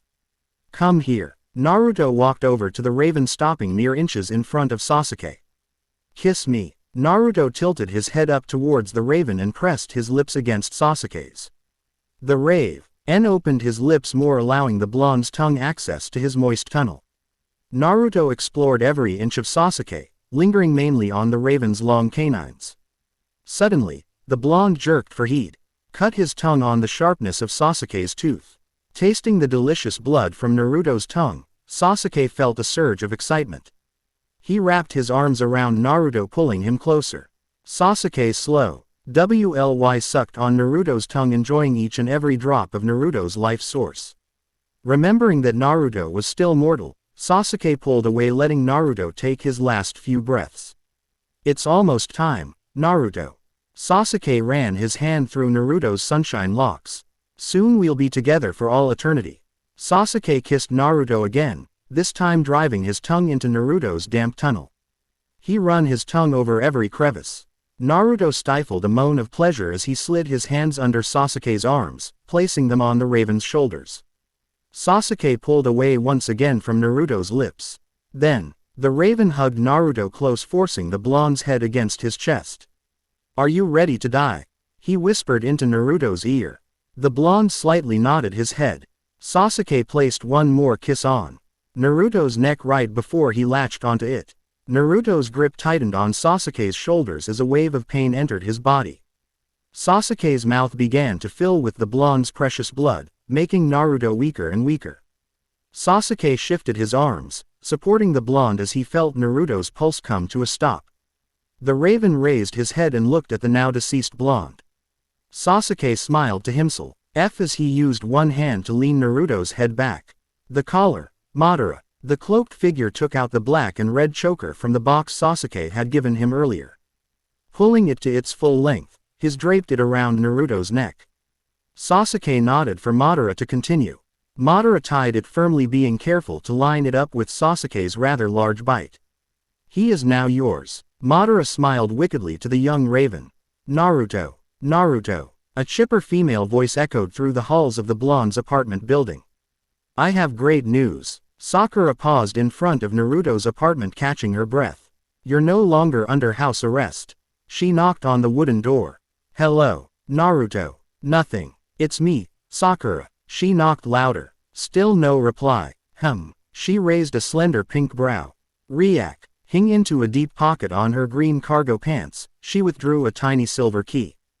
Glad I have this. Sakura gave it a small kiss and stuck it in the lock. Time to wake up, sleepyhead. Sakura shouted, while stepping into the cluttered apartment. Her eyes went to the black couch that was hidden by a sprawled-out orange blanket, a large pillow leaning against it. Another late-night movie marathon. She smiled, tossing the pillow back on the couch. Naruto, she called once more, walking towards the blonde's bedroom. Sakura darted her jade eyes around the plainly decorated room. There was a ramen oster on one wall and a group of plants were placed in another corner. The bed was next to an opened window, which was emitting the fresh smell of morning dew into the room. Upon the bed was a black comforter and an orange pillow. A nightstand held up an alarm clock that flashed 7:15 a.m. Looks like Naruto didn't sleep here last night. Sakura sat on the plush bed. Where'd he go this time? She sighed, falling back against the cot. Well, he better show up soon. He knows I hate lying for him. Her oval eyes glanced at the clock. 7:30 a.m. Naruto's lucky it's still early. Sakura let out a loud yawn, placed her head on his pillow, and drifted off to sleep. Naruto. An older woman's voice called out. Naruto. Sakura moaned as she squinted, one eye open. Wah, Naruto. The voice sounded once more. Geez, would it kill him to clean this place up every once in a while? The woman muttered, stepping over some clutter. Why does that voice sound so familiar? Sakura scratched her bubblegum hair while focusing on the clock. 11 a.m. She jumped off the bed and looked around, hoping to spy Naruto lying on the floor somewhere. Crap, he's not back yet. She ran over to the small mirror to straighten her light green t-shirt and brush her hair. Naruto. The intruder stamped her foot, causing the whole apartment to shake. Just a minute. Sakura yelled from the bedroom. Sakura. The W. Oman crossed her arms across her large chest. Sakura dashed into the living space of the apartment. Lady Sundi. Her mentor was dressed in a casual gray business suit. High-heeled sandals covered her feet, and a small blue diamond appeared on her forehead. What are you doing here? Maybe the better question is, what are you doing in Naruto's bedroom? A coy smile crossed Sunde's face. Finally get Naruto. Sakura's face deeply reddened. Well. Naruto is downstairs doing his laundry. She quickly blurted out. I see. Sundi flipped one of her long blonde ponytails behind her shoulders. When will he return? He just went down, so maybe an hour. Sakura confidently stated. I don't have time to wait. The blonde woman dropped her brown suitcase on the floor beside her feet. This is somewhat of a pressing matter. She opened it. What's going on? It's about the missing ninjas. Sundi spoke while rustling through paperwork. You found them? Sakura asked excitedly, clasping her hands together. No, came a flat reply. Now, where is it? Sakura's shoulders drooped. Where could they be? Quote. Feeling a bit awkward by Tsunade's lack of reply, Sakura asked, would you like something to drink? That would be nice. She wiped her brow. Just make sure that it's not expired. Don't worry, I know where he keeps the good stuff. She ran into the kitchen to retrieve her mentor a drink. Here it is. The blonde woman raised a small scroll above her head. I knew I didn't forget it at the gambling hall this morning. Lady Tsunade. Sakura placed a glass and a bottle of sake in front of her teacher. Gambling during the mid-morning. Rookie players are out then.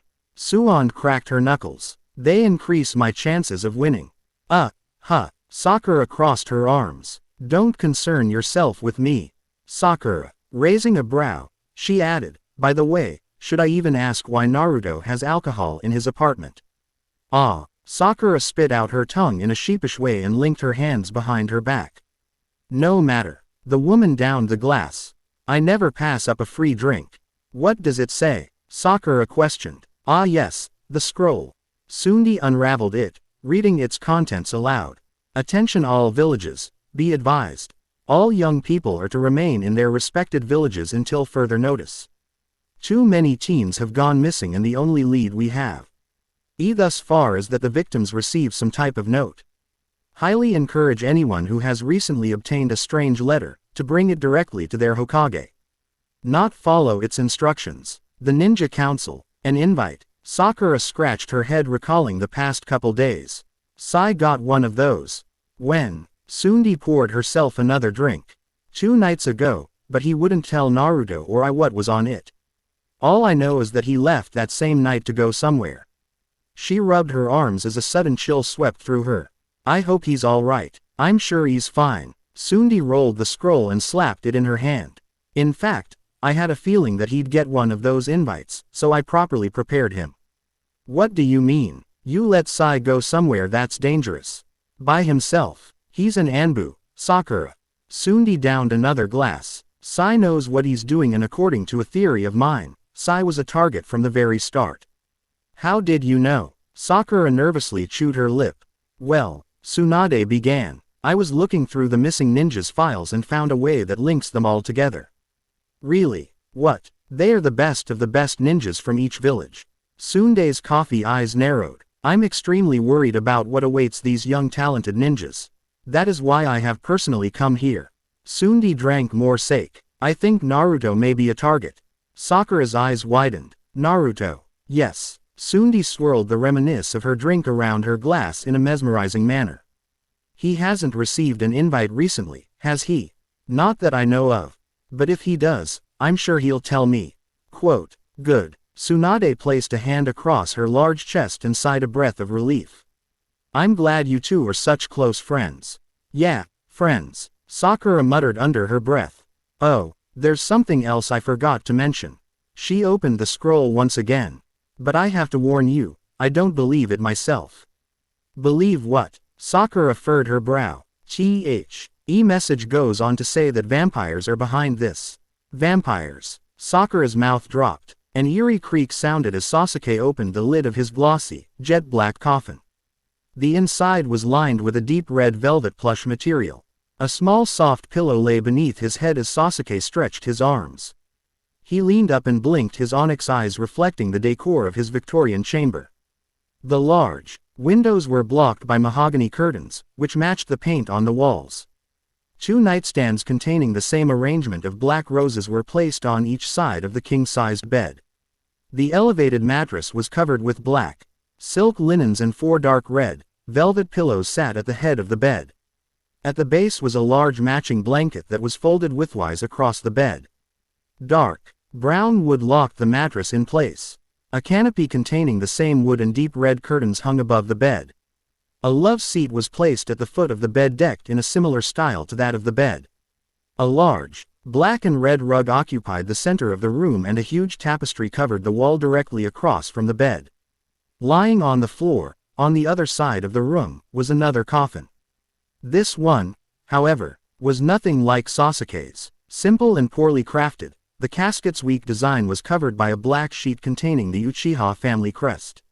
Sasuke smiled as he thought of its contents. Still asleep, huh? He fully rose from his coffin, tying a blue bandana around his black locks. Walking over to the adjacent coffin, Sasuke licked his lips in anticipation. I can't wait until your first feeding. The raven stroked the silk material, wishing it were the blonde inside. Grr. Turning takes too long. Sasuke let out a sigh of frustration. He drummed his fingers again. Saint the wooden casket until an idea hit him. That's right. Someone needs to be punished. Hinata hesitantly moved down the dark, damp passageway that led to the dungeon, or as the slaves call it, the torture room. She tightly held herself as her lilac eyes followed the scurrying shadows along the jagged edges of the stone walls. Don't let them touch me. Don't let them touch me. She repeated over and over again to herself. Small torches provided minimal light as she neared an iron door with evenly carved out windows throughout it. I hate this place. Hinata. The geisha girl jumped at the sound of her name. Master Sasuke. She bowed. After much thought, I've decided on the perfect punishment for you. The raven's words contained no emotion. Hinata paled, giving Sasuke access to the iron door. He easily opened it with a loud click. Come. Sasuke gestured for Hinata to take the lead. The frightened girl nodded and placed her foot on the first step of a descending staircase that would take her deeper into the dungeon. The stairs were so narrow that Hinata would have fallen if not for Sasuke's quick reflexes. I forgot. The raven furrowed his brow, catching Hinata yet again. You don't come here as often as others do. I only live to please my master. Hinata quietly spoke. And you will. Sasuke brushed his cool lips across her ear. This will please me greatly. Lifting her back to her feet, Sasuke and Hinata continued until they reached the bottom. That way. Sasuke pointed to a corridor on the left. Hinata looked down the torch-lit hallway. She swallowed and obeyed. As they traveled down the corridor, the girl saw iron shackles hanging from the sharp-edged walls. They hung off other chains and were set at different lengths. Some were even connected to a large wood end plank that was bolted against the wall. Other objects casted ghastly shadows, but Hinata didn't dare ask what they were. Stop, Hinata. She gazed into the small cell in front of her. Since a covered window occupied one of the walls, Hinata knew she was at an end cell. A pair of iron shackles dangled on the opposite wall, only a few feet away. Sit there and face the window. The raven smirked. The timid girl aligned herself under the irons. The raven fell to his hunches and then placed one knee between Hinata's thighs. She gasped at the sudden contact. Smirking, he reached for one of her wrists and raised it above her head, locking it within the shackle. Are you nervous? He calmly spoke, repeating the same action with Hinata's other hand. A little. She softly answered, her eyes averting Sasuke's. The raven ran a hand through her long purple hair, brushing it behind her ears. Do you like him? Sasuke placed his hand on her cheek, rubbing his thumb across her jawline. Yes. She silently answered. I mean no, Master Sasuke. Her eyes filling with terror as she realized her grave mistake. A scowl formed on the raven's perfect facial features. Not exactly what I wanted to hear. Sasuke placed his head against the nape of her neck. You are very tense. He eyed the pulsing jugular with hungry eyes. Let me relax you. Hinata whimpered as she felt the painful, yet pleasurable bite from her master. Moss. Tear. She turned her head, giving Sasuke the chance to deepen the kiss. The raven drank only a little. He slowly pulled away, leaving a small waterfall of the crim sun liquid running down her slender neck.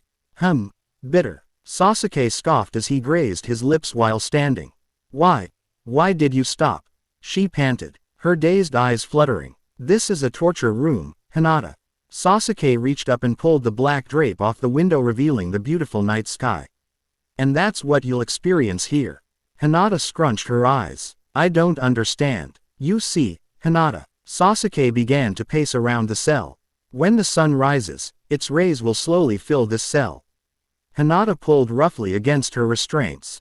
No, please, Master Sasuke, she begged. Silence, Sasuke yelled, his eyes turning a deep shade of purple. As the sun's rays hit you, your flesh will begin to burn, causing welts and sores all over your body. Something I'm sure Naruto won't find very attractive, he added with a smug grin. You're doing this because you're envious of me. Hinata cried through tears. But you're the master and I am the slave. Her snobs increased. I am nothing compared to you. True, but Naruto hasn't learned that yet. Sasuke kicked at her feet. You are very attractive and tempting.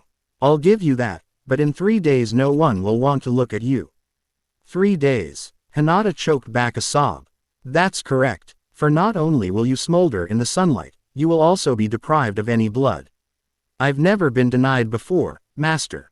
Hinata lowered her eyes. What will happen to me? First, your own blood will cause you to go mad. For although there's plenty running sliding down your neck, there is no way for you to obtain it. Cheers Bega. To once again fall upon the young girl's face. Then, your focus will shift from lack of blood to the blazing sun. You'll probably try your best to dodge and avoid it, but it won't work. Next, your body will become weak, and over the course of the next 3 days, you'll lie here and burn, accepting your fate. The raven stepped over to Hinata and raised her tear-stained face. You won't die, Hinata. You'll just no longer be beautiful. Sasuke laughed. Hinata struggled once more. Have mercy. It was only a kiss. Only a kiss. Oh, I saw more than that. The raven harshly raised her chin, causing Hinata to hit her head against a sharp stone, knocking her out. Whore. He walked out of the cell, locking it behind him. Sasuke angrily trudged down the corridor, but was stopped when he recognized an animated shadow. Deidara, he muttered. What's that fool doing down here? Itachi no Dana. Itachi no Dana. Deidara's eyes lit up as Sasuke made his way over to him. The sound of scratching iron played in their ears. You've finally come, No, it's Sasuke. The raven growled, stepping into the dark, slightly elongated cell. You should know our silhouettes by now, Deidara. Ah. Sorry, Sasuke-kun. The dusty blonde gave a sheepish grin. It's just that you look. Don't even go there, Sasuke threatened. There was another clash of iron as Deidara dropped his arms. Stepping closer to the dusty blonde, the raven was shocked by what he saw. Although free from any traces of blood, the dusty blonde was topless, faced the wall, and his wrists were shackled to a waist-high iron pole. Did you chain yourself up like that? Yes, Sasuke-kun. Master Itachi taught me, Deidara smiled a wide grin, looking over his shoulders. Oh. K. Sasuke raised a brow as looked from the dust. Why blonde to a table roughly 5 feet away? What's on the table, Deidara? It's one of Itachi no Dana's favorites. You can use it, Sasuke-kun. Deidara stated reassuringly. I'll be the judge of that. The raven strolled over to the wooden table. A cat o' 9 tails. Made of leather, the knotted base held 9 individual tightly braided whips, each about 2 feet long and black in color. Sasuke shuddered as he picked it up. Itachi sure has a sick mind for getting a thrill out of using something like this. He flicked his wrist slightly as if testing the malicious whip. Whack. Sasuke-kun. Sasuke-kun. Deidara's voice full of excitement. Are you going to whip me, The raven steadied his hand and stared at Deidara, a look of confusion etched on his face. Please Sasuke-kun, whip me, the dusty blonde begged. I want to be punished. Sasuke narrowed his onyx eyes. I'm not my brother and I don't believe in his hellish methods. But I like it, Deidara whined. I really do. It pleases Master Itachi greatly. And then when he's done, we go upstairs and things become highly erotic, Wow. Sasuke quirked a brow. My brother really is satanic. He dropped the whip back onto the table and went up to Deidara. It's sad, really. The raven unhooked the blonde's chains. You've been here for so long. Have you really forgotten about what little freedom you do have? Freedom. Deidara blinked his eyes in confusion as he pulled his gray shirt on. Yeah, you know, time you get to yourself. Even slaves get that at least once in a while. Not me. Deidara adjusted his ponytail. Besides, I like spending time with Itachi no Dana. Whether it's pain or pleasure, I care not. Overall, I like how he treats me and eagerly look forward to our sessions down here, Deidara, could I ask you something? Sasuke ushered him out of the cell. HN. Do you honestly believe what you just said? Quote. Outside the night air was crisp. Judging by the sight of his breath, Deidara knew it was late fall. I suppose Sasuke-kun was right, Coming outside is refreshing. He casually walked through the church's cemetery. A light mist hovered above the damaged tombstones while crickets played a haunting tune. An owl hooted in a dead tree as the dusty blonde stopped to look up at the clear, star-filled sky. I don't understand what Sasuke-kun is telling me. Is it bad to spend all my time with Itachi no Dana, But that's all I ever remember doing. Continuing down a twisty trail, Deidara gazed at the crumbling headstones. Why don't these people wake up and come to the castle each night? Aren't they like the rest of us? Caw, caw. A crow suddenly flew out from a nearby pine tree, startling Deidara. Ah. The dusty blonde waved his hands in front of his face. Go away. The crow began pulling on his ponytail, pulling him down a different path. Let go of me, you stupid bird, Caw, caw. The crow released the blonde and flapped in front of Deidara. Now I know High Master Itachi tells me to stay away from here. Crazy birds, Caw, caw. What do you want? Deidara shouted, combing back his hair. Hey, where's my hair tie? He looked all around until he spoke. It hanging from the crow's tiny feet. Give that back. Deidara reached for the crow but only grabbed a fistful of the night air. Caw, caw. It flew further down the path, an angry Deidara following closely behind. Finally, it landed on a dead tree and dropped the tie. Beneath it, the area was covered with dead grass. Caw, caw. The crow called once more and took its leave. Dumb animal. Deidara bent down to retrieve his tie. Suddenly, his hands felt cold stone. Someone's buried here. He raised a brow. I've never noticed this one before. He sat on the cold grass and eagerly brushed away the decayed foliage. I hope the inscription is still legible. Within minutes a faded name and more was revealed. Deidara read it silently to himself. Sasori 1679-1694, beloved friend of Deidara, condemned for witchcraft. He furrowed his eyebrows. Sasori. Deidara placed his hand tenderly on the headstone. Suddenly there was a flash of light and Deidara saw a younger version of himself and a red-headed child playing. The current Deidara quickly drew his hand back. What was that? He began to nervously chew on his fingernails. Who was that kid and why was I there? Taking a deep breath, Deidara reached out and laid both his hands on the tombstone. I have to know. Better. Sasori. The dusty blonde panted while using his wooden sword to block the redhead's attack. Now, try to knock me off balance. Sasori raised his sword, turned it sideways, and attempted to hit Deidara on his left, or what he thought was the blonde's weaker side. Ha! Deidara avoided the attack with ease. You shouldn't always go for what's obvious.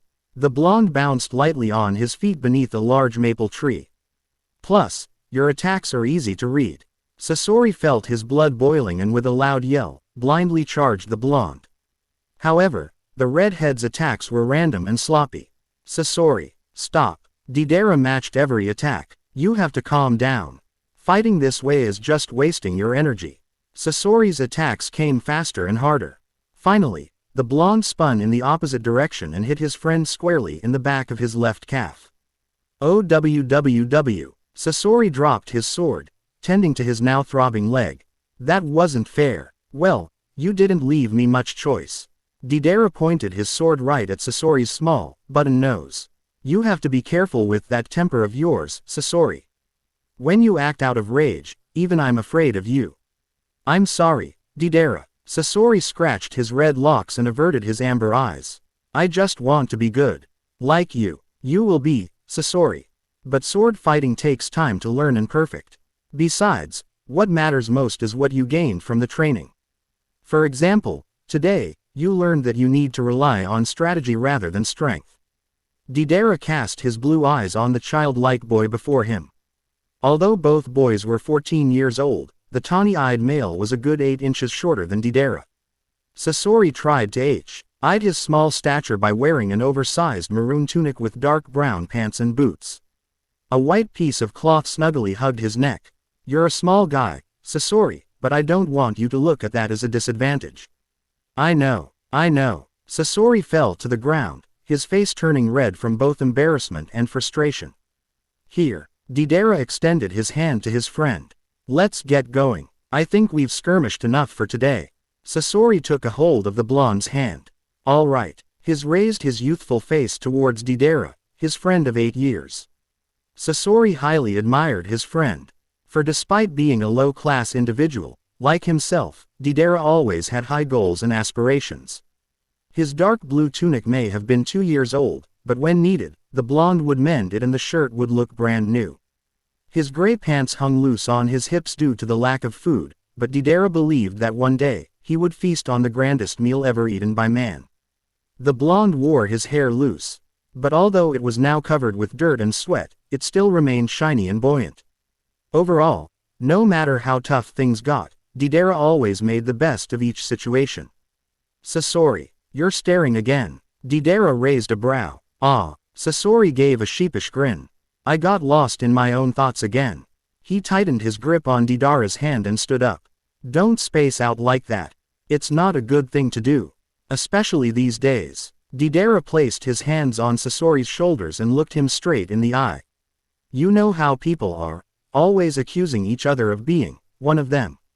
You mean vampires? The redhead gulped. So the rumors say. Deidara headed up the trail, Sasori following behind. But I don't believe they exist. How can you not? Sasori's eyes widened. When so many people are killed because of them. First off, it's only people hurting other people. And then they want to place the blame on some made-up creature just because they are scared and don't want to accept the harsh reality of life. Deidara looked down a darkened trail, his eyes scanning the dense forest around them. Either way, I just want to be left alone to lead my simple life. I wish people weren't so obsessed about vampires. Sasori placed a hand on his neck and lowered his eyes. It only makes life that much harder. The two walked along in silence, observing the lush greenery, their minds wandering over their latest conversation. It sure is hot for being the end of the day. Deidara grabbed his blonde locks, making a pretend ponytail. I'm looking forward to getting back to your cabin. I'm exhausted. There it is. Sasori spotted a small, wooden cabin seated beneath 2 oak trees. There was a tiny window in the front and a chimney was releasing smoke into the humid air.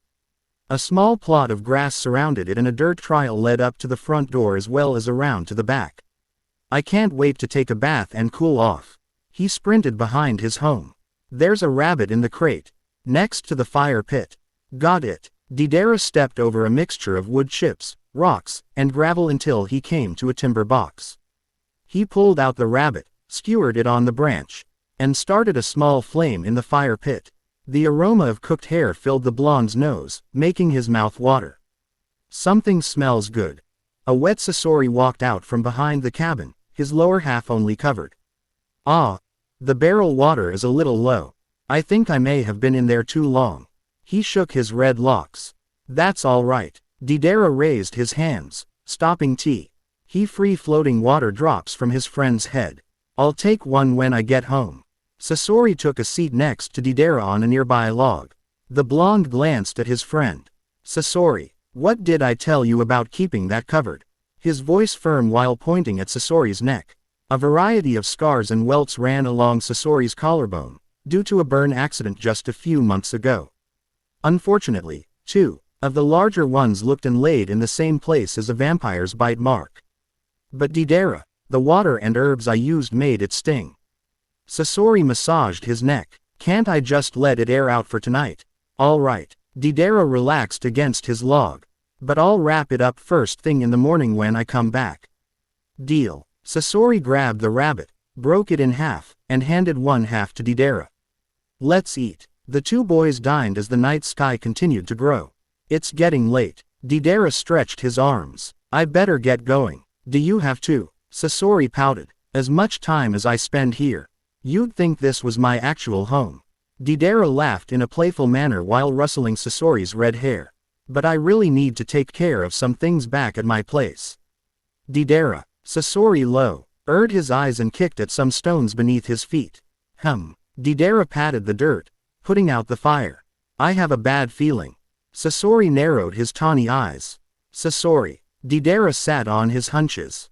There's nothing to be afraid of. You don't have to make up things to prevent me from going home. I'm not. Sasori's face was full of concern. It's just that something doesn't seem right. He pointed his small hand at the trail Deidara was about to travel. Out there. I'll be fine, Sasori. Deidara smiled reassuringly. I know that trail inside and out. Besides, the moon is out and it's shining brightly. If anything is out there, I'll be sure to see it. He stood up. Get some sleep. Sasori gave a weak smile. I'll try. The redhead stood as well and placed a hand on his friend's shoulder. Be careful. Here he comes. One male hidden in the shadows whispered to the other. Get ready. Deidara strolled down the dirt path replaying Sasori's words in his mind. I have a bad feeling. Be careful. Deidara stopped to look at the stars.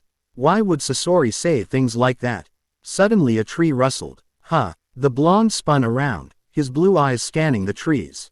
Nothing. This is silly. He scoffed. It's probably just an animal. An animal is right. A male voice spoke from behind Deidara. The blonde glanced over his shoulder. There was a boy about his height, with shaggy brown hair. A red upside-down triangle decorated each cheek. He was dressed in a dark gray hoodie, black pants, and boots. His smirk revealed sharp canines, but they were too small to be the vampire kind. Isn't it a little late for a stroll?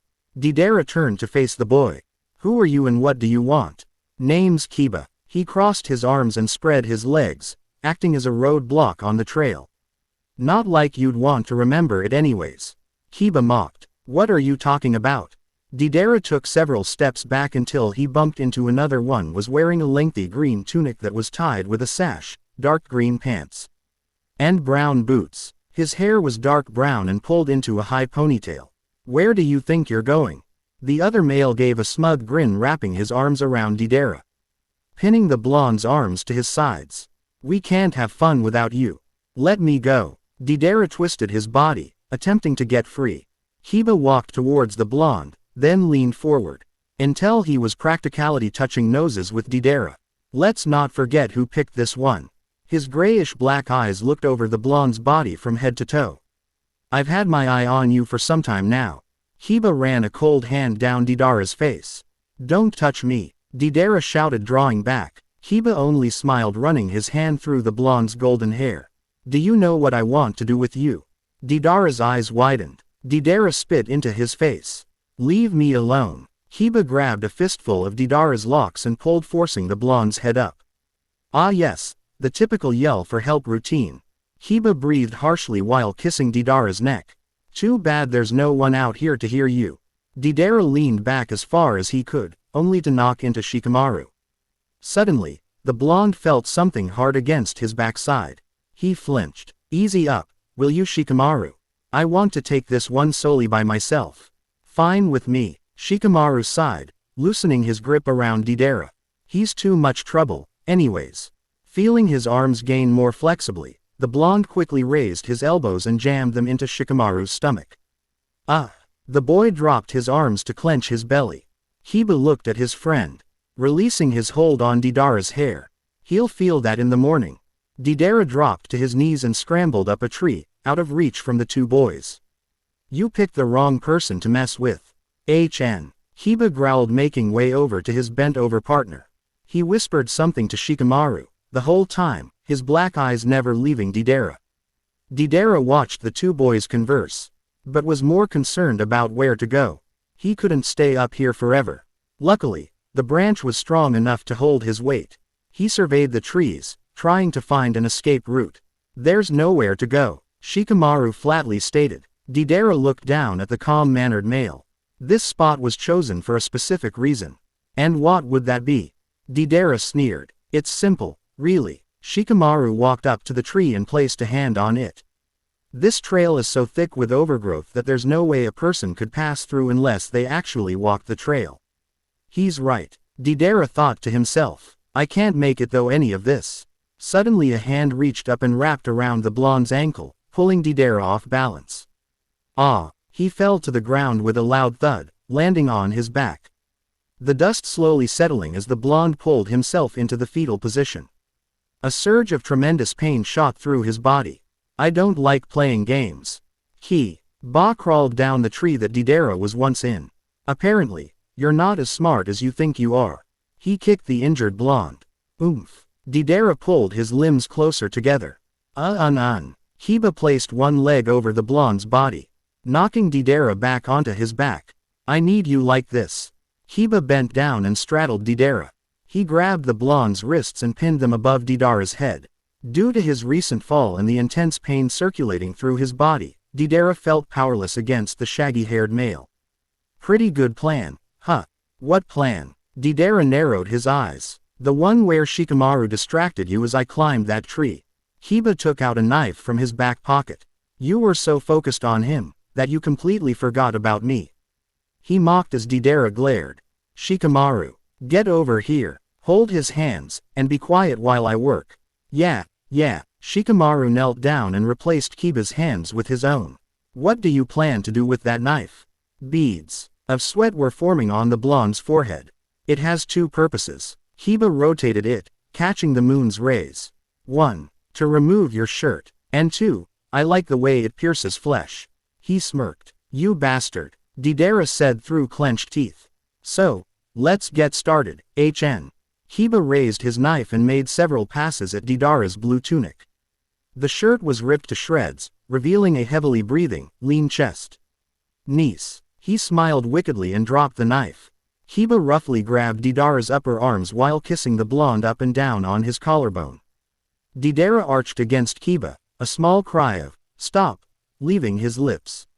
Kiba blatantly ignored the blonde's pleas and began to suck on Deidara's neck, leaving red spots everywhere along it. Tears fell from the blonde's closed eyes as Ba's grips tightened around his upper arms. "Use the knife, Kiba." Shikamaru cut in. "All right." Kiba sat back up, retrieving the small dagger. How should I use it this time? He scratched at his cheek with the sharp object, watching the helpless blonde beneath him.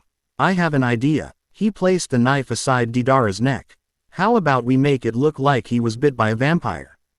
Deidara's eyes shot open. That's not even funny. The blonde scrunched his eyes. Haven't you done enough? Not at all. Kiba jabbed the knife into Deidara's neck and slowly dragged it in a jagged line down Deidara's neck. Blood steadily flowed from the fresh wound. Deidara yelped as he felt the crimson liquid make its way down toward his chest. I wonder what it tastes like. Kiba bent down and began to lick at the blood, his tongue darting in and out, like a dog drinking from its dish. Deidara tried to rotate his body. The feeling was so disturbing that Deidara absolutely hated it. Pulling away, Kiba licked his lips. That is fun. No wonder vampires like to do it. You're sick, Deidara stated angrily. Besides, vampires aren't real. Who do you think lives in Brigami Castle? Kiba began to roll his hips along Deidara's. Rich people. Deidara breathed heavily. Not vampires. Kiba placed his hands on Deidara's hips. Enough of this. I didn't come here to talk. Kiba's hands began to run all along Deidara's body, stopping here and there to rub extra hard. Deidara closed his eyes, wishing for the boy to stop. Kiba's touches were so hard, Deidara knew bruises were left in their wake. Often Kiba would alternate between forced kisses to Deidara's already swollen lips, and rough caresses as he continued to explore the blonde's body. Moan for me, Kiba whispered into Deidara's ear. I want to hear sounds from your lush lips. Never, Deidara shot back, biting his tongue. Well then, Kiba sat up. Phase 2, Shikamaru cut in once again. Exactly. Kiba reached into Deidara's pants and began to stroke the blonde's member. Ah, Deidara jerked against his invading touch. I can't wait to get my mouth around that. He smirked. That's not going to happen. A young voice came from behind the shaggy-haired male. Move as much as you could to the right, Deidara. The blonde quickly obeyed. Wah, Kiba began, but before the brown-haired teen could finish, sharp steel entered his left side, pinning him to the ground. Blood spilled from Kiba's mouth as he realized a sword went straight through his heart. Deidara wiggled out from beneath Kiba. The shaken blonde stood next to his friend. Shikamaru released Deidara's wrists and backed away, his brown eyes moving from Kiba's dead body to the killer. You killed him. Shikamaru's voice was full of fear. He deserved it. Sasori placed a foot on Kiba's back and pulled out his sword. Kiba collapsed to the ground, his face in a state of agony. No one treats my friend like that. His amber eyes fierce with anger as dark shadows graced his lower eyes. The boy was still topless, allowing Shikamaru to get a good glimpse of what he believed was the vampire's kiss. You're one of them. Shikamaru pointed at the enraged boy. One of what? Sasori spat, reading his sword to attack once more. Vampire. Shikamaru shuddered. You have the mark. Sasori smiled an evil grin, stepping closer to the frightened male. Perhaps I should drink your blood then. No, get away from me. Shikamaru ran into the forest, fearing for his life. Sasori. Deidara embraced his friend in a hug. Strategy. Sasori coldly stated, his eyes fixated on the dead boy. The blonde looked up, tears running down his cheeks. That's what you taught me. A smile pulled at Sasori's lips. Oh Sasori, Deidara whimpered. How did you know I was in trouble? It was that bad feeling I told you about earlier. The redhead threw the sword down. I just couldn't figure it out. Damn it, I should have gotten here sooner. He wrapped his arms around Deidara. Are you all right? Deidara nodded his head, quietly sobbing. Come on. Sasori placed one of Deidara's arms around his shoulder. Let's leave this piece of trash to rot in the woods. The two boys walked a little before Sasori heard Deidara's soft breathing. He must have fallen asleep. Suddenly Sasori felt something wet against his chest. He looked down. Blood. The redhead slowly tilted the blonde's head back, catching a glimpse of the red trail as well as all the bruises and red splotches that marked the blonde's body. What the hell did that bastard do to you? The redhead thought to himself. I better take care of this. The boy found a small clearing and laid his friend on a soft patch of grass. You're going to be okay, Deidara. Here they are. A loud male voice called. roughly pulling the fast-asleep Sasori to his feet.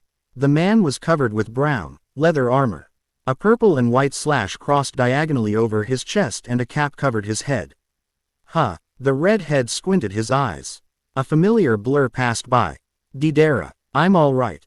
The blonde remained calm as he recognized these men. Sasori, these are soldiers. Soldiers, Sasori gulped. But we didn't do anything. The small boy began to panic. Let us go. Be quiet. The soldier behind him placed a large hand around Sasori's mouth. You'd better not make any trouble, kid. Leave him alone. Deidara rebutted, struggling against his own soldier. What's this all about? That's him, Captain. Shikamaru stood at the forest edge pointing a finger at Sasori. The one I was telling you about. Shikamaru. Deidara glowered. What's he doing here? Sasori shot the familiar male a glare as well. I hear you, servant. A low voice mumbled. Must you yell so loudly at this hour? I'm apologize. Captain Neji. Shikamaru bowed at the magnificent animal and rider before him. The horse was as black as midnight. Its hair and tail were neatly braided, both intertwined with lilac, white, and silver ribbons. The horseman was a display of elegance and power.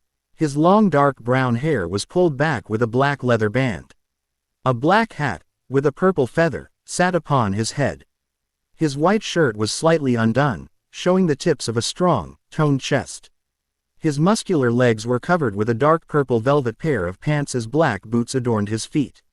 A sword dangled from his right hip. He narrowed his amethyst eyes as he drew closer to the captured boys. As a member of this community, I felt it was necessary to notify you about this problem.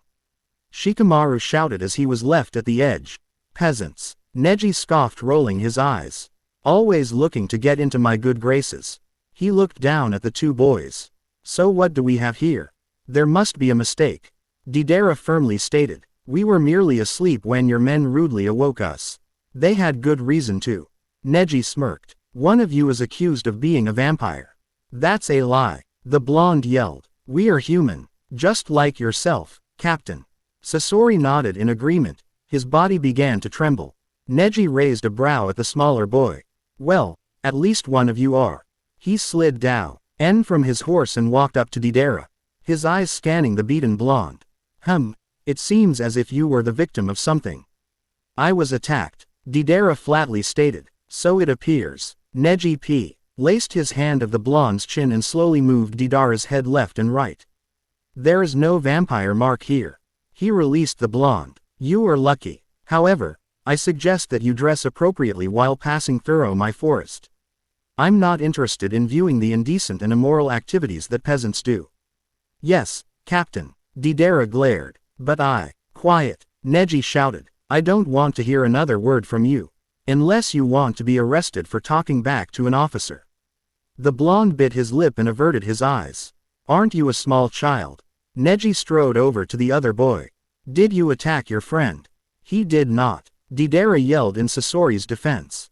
That person is dead. Dead. Neji quirked a brow. And who killed him? Sasori mumbled something. Let him speak. Neji told his guard. I did. The redhead softly spoke. Such a silly boy. Neji laughed. You aren't one to choose who will live and who will die. Quote. Sasori's eyes lowered. He's the one, Captain. Shikamaru ran up next to Neji.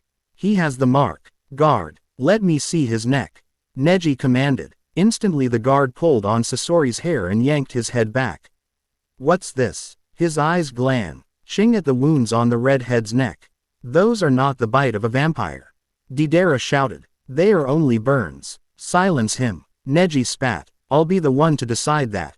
The guard behind Deidara cupped a hand around his mouth, forbidding him to speak. His other hand wrapped itself around the blonde's waist, locking him tightly against the guard.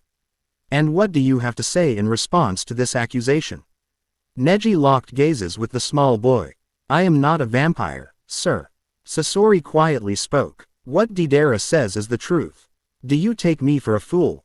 Neji narrowed his eyes. You honestly expect me to believe that these burns just happen to appear in the same place as a vampire bite, and yet aren't one of the damned? Yes, Captain. Sasori's voice quivered, his body shaking. Your body language seems to disagree. Neji traced Sasori's wounds with his finger, causing the redhead to flinch. This wound is indeed a vampire bite. No. Sasori pulled against the large guard holding him still. I am innocent. Where is the cart? Neji faced the guard. It's behind that tree, Captain. My horse is there as well. The guard holding Sasori responded. You. Neji spun around and addressed the other guard. Knock that one out. I need you to retrieve the cart and bring the irons here. The guard swiftly hit Deidara in the back of the neck, causing him to fall unconscious to the ground. Deidara. Sasori screamed. Deidara. Silence. Neji slapped Sasori. Besides, it's not like a vampire actually cares about humans. He mocked. He is my friend. Sasori firmly spoke. Friend. Neji quirked a brow. I highly doubt that. He was probably your next victim. It's a good thing we captured you first. I just saved his life. The next time we meet, I'll make sure he repays his debt. Sasori's eyes widened. He wasn't. The redhead started, but was gagged by the other guard. Irons were placed around his wrists and ankles. The guard holding Sasori easily lifted the boy and tossed him into the cart. You will burn tomorrow night and your soul will be purified. Neji sneered at the frightened boy. You shouldn't have let me escape. Shikamaru mocked while leaning into the cart. But I suppose you deserved it. Maybe now I'll finish off where Kiba left off. No. Sasori mumbled into his gag. Shikamaru. Neji jumped back onto his horse. If you want your reward, then I suggest you stop speaking with this devil and head back to the village. One of my guards will happily give you what you deserve. An evil smile formed on Neji's face. Yes, Captain. Shikamaru bowed to his superior. Then took off into the forest. Hiya. Neji reined his horse and led the condemned boy to his death. Deidara slowly opened his azure eyes. Huh, what happened? He blinked as grass softly caressed his cheeks. Sasori. Deidara stood up and glanced everywhere. Sasori. His voice was full of worry and concern as he shouted for his friend. They must have taken him. Deidara fell to his knees. This is all my fault. I should have tended to his burns like I was supposed to do. He pounded his fists at the dirt. Damn it. Tears poured down his cheeks. Thump. What's that? A brown duffel bag fell from behind a tree. That's Sasori's. Deidara grabbed the bag and quickly opened it. There was a green tunic inside. I could use this. The blonde took out the shirt and shook it out. Thank goodness Sasori likes his clothes big, otherwise I doubt this would fit me. He slipped the tunic over his head and then looked at the sky. It was late dusk. I don't have much time. The blonde pulled the bag around his shoulder. I have to find help. Deidara firmly stated, wiping the tears from his face. And I know just the place to go. The blonde raced off into the forest, heading down a rarely traveled dirt road. I won't let Sasori die. The blonde quickly found Brigami Castle. A large, dark shadow was cast by its massive presence. It was built of the strongest stone and designed like a fortress. Its red and blue flags waved briskly atop two massive towers. A few windows dotted the outside. A beautiful courtyard full of lush flowers and trees led the way to the front gate. I hope these people are friendly. Deidara took a deep breath as he reached for the large stone knocker that was between a stone bird's beak. A strange, yet melodic tone filled his ears. An organ. He placed his hands on the door and pressed his ear to it. Someone's here. Excitement filled his voice. Just then, the door swung slightly opened. Wah! The blonde pushed the door open, allowing just enough space to slip in. Wow! Deidara glanced around the interior of the castle. It was full of such rare and beautiful things. Exquisite paintings and tapestries hung on the walls, the furniture was finely crafted. And a fireplace burned brightly at one end. An elegantly carved stairway led up to a second floor that looked just as impressive as the first. Candles were everywhere and in each direction. Decorated archways led into more rooms. I've never seen anything like this. He ran his hand along the velvet material of a couch. It's so soft. Do you want something? A cold voice startled Deidara. The blonde looked up and locked eyes with a tall, black-haired male. He was wearing a noir silk shirt with black pants and thick ebony boots. His hair was pulled back into a ponytail as his ebony bangs laid sporadic. Covering his face, a red collar covered his neck and his expression was grim. Yes, I need help. The blonde firmly spoke. My friend was accused of being a vampire. Really? Itachi crossed his arms and walked closer to Deidara. When was this? Just last night. Please, you have to do something. The blonde begged. Now why would I want to help you? Itachi raised a brow. Because you are rich and wealthy people make the laws here. Deidara quickly responded. I thought that you could influence the captain to let Sasori go if you offered him money. No amount of money will help your friend. Itachi leaned against the fireplace. I hear the captain is rather harsh on those accused of being one of the undead.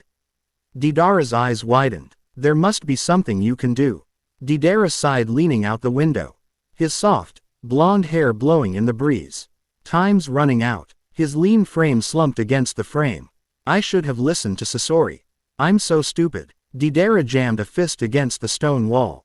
It's all my fault. You'll do very nicely. Itachi smirked to himself. Exactly what I was looking for. Huh, did you say something? The blonde furrowed his brows at the dark stranger. Not at all. Itachi walked up to the angry blonde. What's your name? Deidara. The blonde spat out, shaking his bruised hand. Well, Deidara, Itachi began. Gold may not solve your problem, but I know something else that just might help you. Really? The blonde's eyes lit up. But first, let us have something to drink. It is rather warm tonight. Itachi gestured to the couch. By the way, I'm Itachi. Well, all right. Deidara hesitantly sat down. But only something small. I can't afford to waste much time. Of course. Itachi smiled. Kimamaru. A tall male appeared in an archway. He was wearing a gray button-down shirt and black pants. He wore his light gray hair down, but a few strands were tied together with red leather bands. 2 red circles dotted his forehead. Yes, Master Itachi. Bring our guest one of our specialties. Itachi commanded. As you wish. Kimamaru bowed and left the main hall. Wow, you have a butler? Deidara questioned. We do, but Kimamaru isn't him. Itachi sat next to the blonde. He isn't really servant material. He's our medic here at the castle. The blonde bent over and placed his head in his hands. I wish Sasori and I were born into rich families. Things certainly would have been easier. But you know what makes me the most angry about all this? Deidara narrowed his blue eyes. Itachi draw. PPED an arm around the edge of the couch, studying the blonde.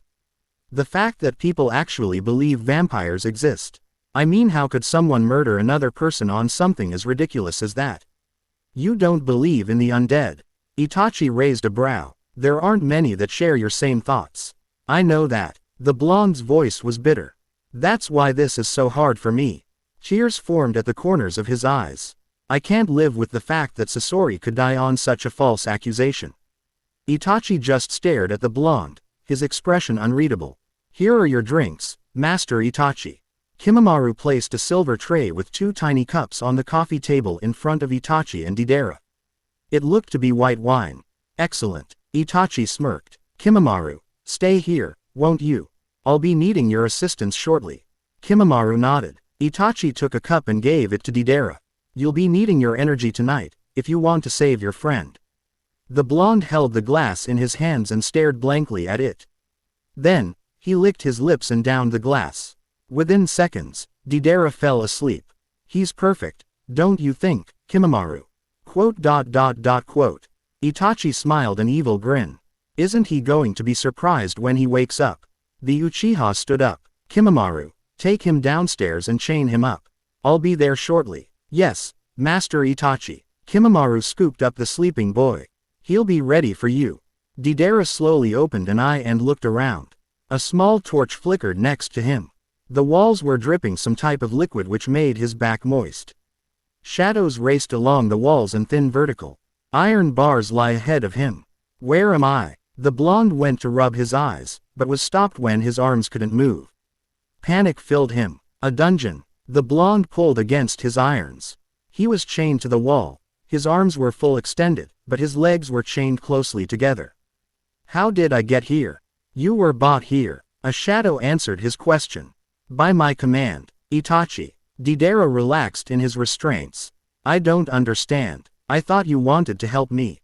And I am. Itachi opened the cell's door and walked over to Deidara. I'm going to help you believe in vampires. What are talking about? The blonde began to struggle. I don't care about vampires. I have to save Sasori. There's nothing you could do for him. Itachi placed his hands on Deidara's cheeks. Your friend is going to burn tonight.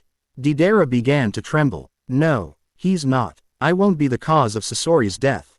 And you won't be. Itachi ran one of his hands through Deidara's hair, brushing it behind his ears. He leaned in and pressed his lips against Deidara's slightly opened ones. I can make all of your guilt disappear. Itachi whispered, drawing back. Deidara's azure eyes slowly followed Itachi's moves. And how is kissing me supposed to help? The blonde glared at Itachi. I just wanted to get a taste of you. Itachi brushed his ebony bags back. You know it's a lot more fun when you play along. You played me for an idiot the minute you saw me, didn't you? Deidara spat. Not at all. You were a very smart individual and I wanted you the instant you walked in Brigami Castle. Itachi placed his hands on Deidara's shoulders. But you'll be even better when you're like me, or should I say serving me. The blonde blinked in confusion. I can't be like you. I'm poor, remember. I'm not talking about status, Deidara. Itachi smiled, revealing two large canines. I'm referring to your overall being. You're a vampire. The blonde was shocked. That's right. Itachi placed his lips against the nape of Deidara's neck. Ironic, isn't it? He murmured against Deidara's tender flesh. You're going to die by something that doesn't exist. And then you are going to serve the non-existing vampire for all eternity. The blonde's eyes glazed over, for he couldn't believe what was actually happening to him. Is this my punishment for letting down Sasori? Deidara thought to himself. No, it can't be.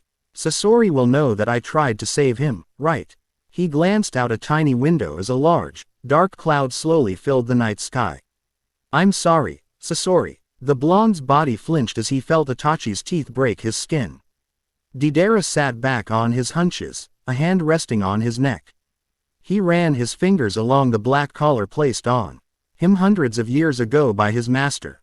Although he'd been 14 years old when Itachi bit him, he now appeared to be 22. I didn't always belong to him. Deidara softly spoke, his azure eyes staring blankly, trying to make sense of what he'd just seen. The dead grass and leaves gently blew against Sasori's grave marker. I'm so sorry, Sasori.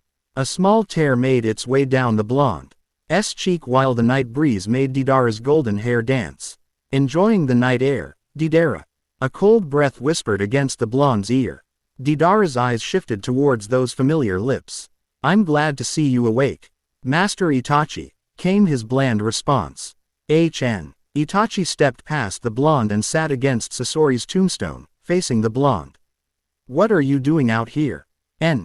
Nothing. Deidara lowered his head. Don't lie to me. Itachi placed his hand on Deidara's chin and lifted the blonde's head, until their gazes met and held.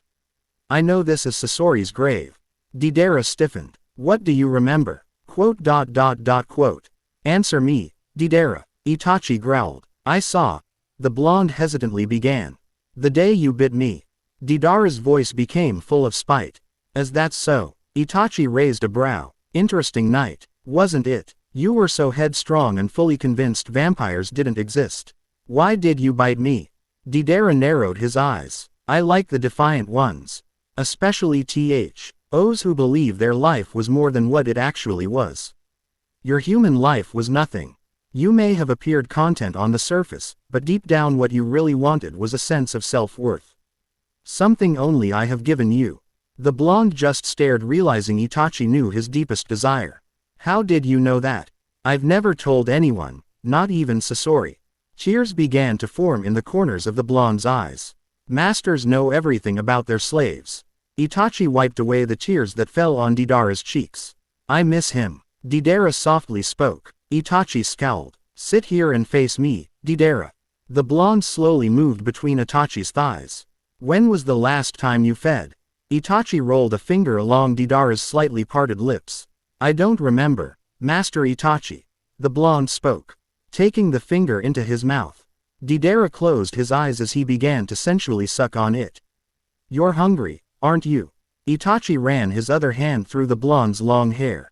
Deidara continued to enjoy the taste of his master until the ebony-haired male took his digit out of the blonde's mouth, purposely nicking it against Deidara's own canine. Blood trickled from the tip and fell onto the blonde's moist tongue. Deidara slowly licked it up as his eyes opened.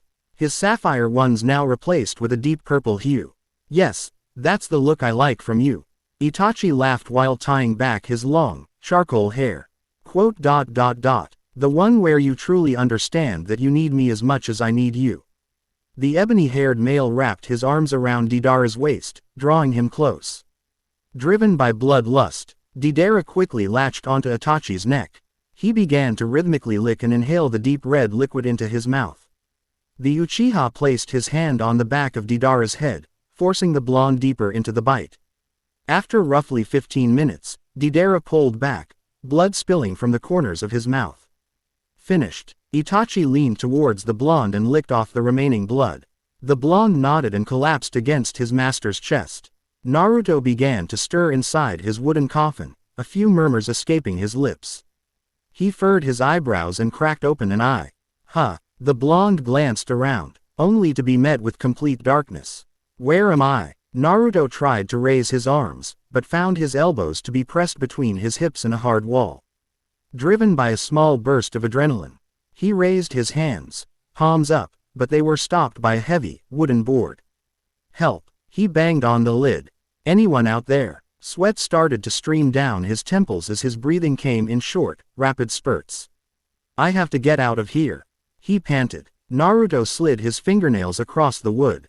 He was pressing so hard that trails of blood formed within the jagged pattern of the timber. Why doesn't it open? Suddenly, Naruto felt a throb of pain coming from his neck. He clenched his teeth while trying to massage it with a variety of shoulder rolls. Naruto streaked, opted to roll his tongue across two large canines. What are these? Naruto flinched as the excruciating pain erupted once again. Somebody get me the heck out of here. Click. The blonde went still for a minute, listening to the sounds of someone shuffling close by. They seemed to be fidgeting with a heavy-duty lock. Just then, candle light filled the blonde's eyes. Naruto squinted against the sudden light. Nice of you to join us. Kimimaro leaned over Naruto, an expression of amusement on his face. Although, most slaves are rather quiet once they've turned. He took note of the newly turned vampire. Naruto's sunshine hair was now a dull shade of yellow. His brilliant cobalt eyes became pale while dark shadows dominated beneath them. Tiny fangs glittered as they protruded from his lips. And his fingernails were slightly longer and sharper than before. Interesting. Kimimaro's jade eyes swept over the rest of Naruto, noticing that the blonde's clothes remained the same as during the ritual. But there was the addition of the black collar that tightly squeezed Naruto's muscular neck, the initials US written on the side along with a small fan emblem. Like your casket, he smirked. Casket. Naruto's eyes widened while gazing at the wooden bed. It was made of sturdy timber, with no air pockets. A large iron pad and lock kept the now separated lid and base shut tight. Upon it, lay a black satin sheet. What is this? Naruto raised a brow as he picked up the linen. And who are you? That belongs to Master Sasuke. It is a linen for his bed. Kimimaro offered a hand to Naruto to pull him out of the coffin. The blonde hesitantly accepted, trying to figure out whether or not he could trust the guy. Not to mention that since the room was poorly lit, Naruto couldn't get his bearings. I'm Kimimaro, the medic here at Brigami Castle. Naruto. Yes, I know. Kimimaro helped to steady the wary blonde.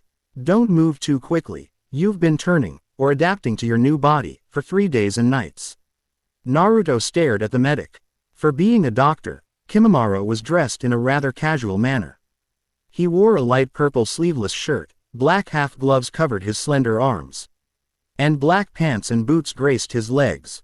His wrists held several silver bracelets and a slim metallic chain hung around his neck. Kimimaro's light gray hair was down, except for 2 LL sections that were tied together by black leather straps. Am I dead? Naruto felt around for his pulse. 2 fangs peered out of the pale man's lips. Relatively speaking, yes. What did that bastard do to me? Naruto slapped a hand on his neck, sending it back into its agonizing state. He fell to his knees. This hurts like hell. Kimimaro lowered himself to the blonde's level. Made you one of the undead, like everyone else here. The blonde blinked in disbelief. Are you saying that I'm a vampire? Naruto skeptically arched a brow. That's correct, but you are only a young vampire. Kimim. Arrow rubbed his fingers along the blonde's neck. One that will serve a powerful master. Naruto recoiled at the medic's cold touch. If that Sasuke guy thinks I'll just let him use me like some blood bank, then he better think again. I have a strong will that won't be broken by anyone. Naruto smirked. Think what you want, for it makes no difference. Kimimaro reached into a drawer of the nearby stand and pulled out a small bottle and a rectangular cloth.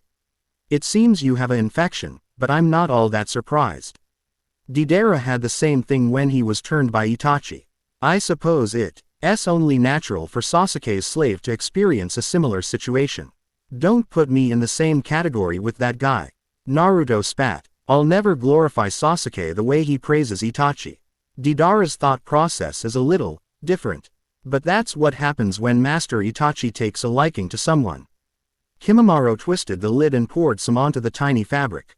This is going to sting, but it'll bring down the swelling. The medic aligned the dampened rag with Naruto's neck and then pushed it against the inflamed area. OWWW. The blonde called out, but was steadied by Kimimaro's strong grip. You might as well accept your fate. Master Sasuke bit you and you have the slave's brand. Not the best position for a new vampire to be in, but certainly not the worst either. It seems I'll have to remove your collar. The bite needs to be cleaned thoroughly, otherwise it could cause complications. Like what? I thought vampires couldn't get sick. Naruto blinked in confusion. Older vampires don't, but young vampires are highly vulnerable to illness until they feed from their masters. Kimimaro retracted the wet cloth. Will I die if I chose not to feed from Sasuke? The blonde slumped his shoulders. Expecting the worst. Yes, but it's a death far worse than living as one of the undead. Certainly not a path I would take. Kimimaro placed a hand on Naruto's throat, a smug grin on his face. However, no one has resisted the urge to feed. It's in your blood. Naruto's eyes widened. Stop. Naruto tired to pry away the strong hands of the medic. But he was no competition for Kimimaro. One who has been a vampire and medic for hundreds of years. He knew how far to push the young vampires if they were difficult, especially when it came to medical issues. Kimimaro prided himself on the success rate of new vampires, and Naruto wasn't going to be a statistic on the failure chart. The medic squeezed the blonde's throat until Naruto blacked out and crumpled to the floor. Sasuke's going to have fun with this one. Defiant and strong-willed. Just like Deidara used to be. If Master Sasuke is anything like his older brother, this one's going to be a mere shadow of himself in a matter of nights. The medic brushed back the blonde's faded locks. Should be interesting. The Raven walked down the dimly lit hallway until he reached the dark mahogany doors that led into his chambers. Upon the door was a beautifully carved design consisting of the Uchiha fan surrounded with black roses. Sasuke was exhausted after finally being able to convince Deidara to leave the dungeon and go outside. Why does Itachi still insist on repressing Deidara's memories? It's not like Deidara has anywhere to go. Sasuke rubbed his temples, easing a slight headache. Apparently Itachi enjoys screwing with people. He reached for his iron doorknob, only to find it locked. Hey, the Raven twisted the knob left and right. That stupid blonde. I bet he's behind this. Sasuke growled while kicking at the door. Naruto, open this door, now. Finally, a soft click sounded. It's about time. Sasuke huffed as he crossed his arms. Kimimaro. The Raven furrowed his brow. What are you doing here? Sasuke peered over Kimimaro's lean shoulders. Why can't I enter my room? Where's Naruto? I'm sorry, Master Sasuke, but your slave has a serious infection. Kimimaro braced himself for one of Sasuke's highly emotional and childish rages. What? Sasuke punched the wall. His breathing came in deep pants as his face became a deep red. I had to remove his collar to treat the inflamed area most effectively. The Raven glared. You did put it back, right? Of course. The collar is secure. However, Naruto will not be awake for a few hours. Both the wound and Naruto need time to heal. I'm sure he's fine. I need to feed tonight, and if my slave has turned, I intend to drink from him.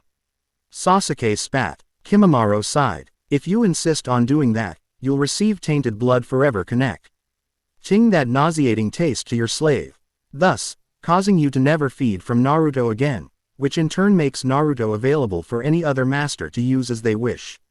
Naruto's my slave and I'm not giving him up to anyone. Sasuke clenched his fists, turning his knuckles white. Your train of thought mirrors that of Itachi's. Kimimaro smirked. I'm not like him. The young raven jammed a fist against the door, almost knocking it off its hinges. You know what you have to do. Kimimaro softly shut the door, leaving a very angry Sasuke to his thoughts. Sasuke stomped down the corridor, grumbling to himself. Soon he faced two large, dark chocolate doors. Ravens and black roses were carved in an elegant design. The young raven took a deep breath. Itachi better be here. I'm not in the mood to go looking for him. He pushed open the doors to reveal his older brother's chambers. There was a massive red, black, and silver oriental rug in the center of the room.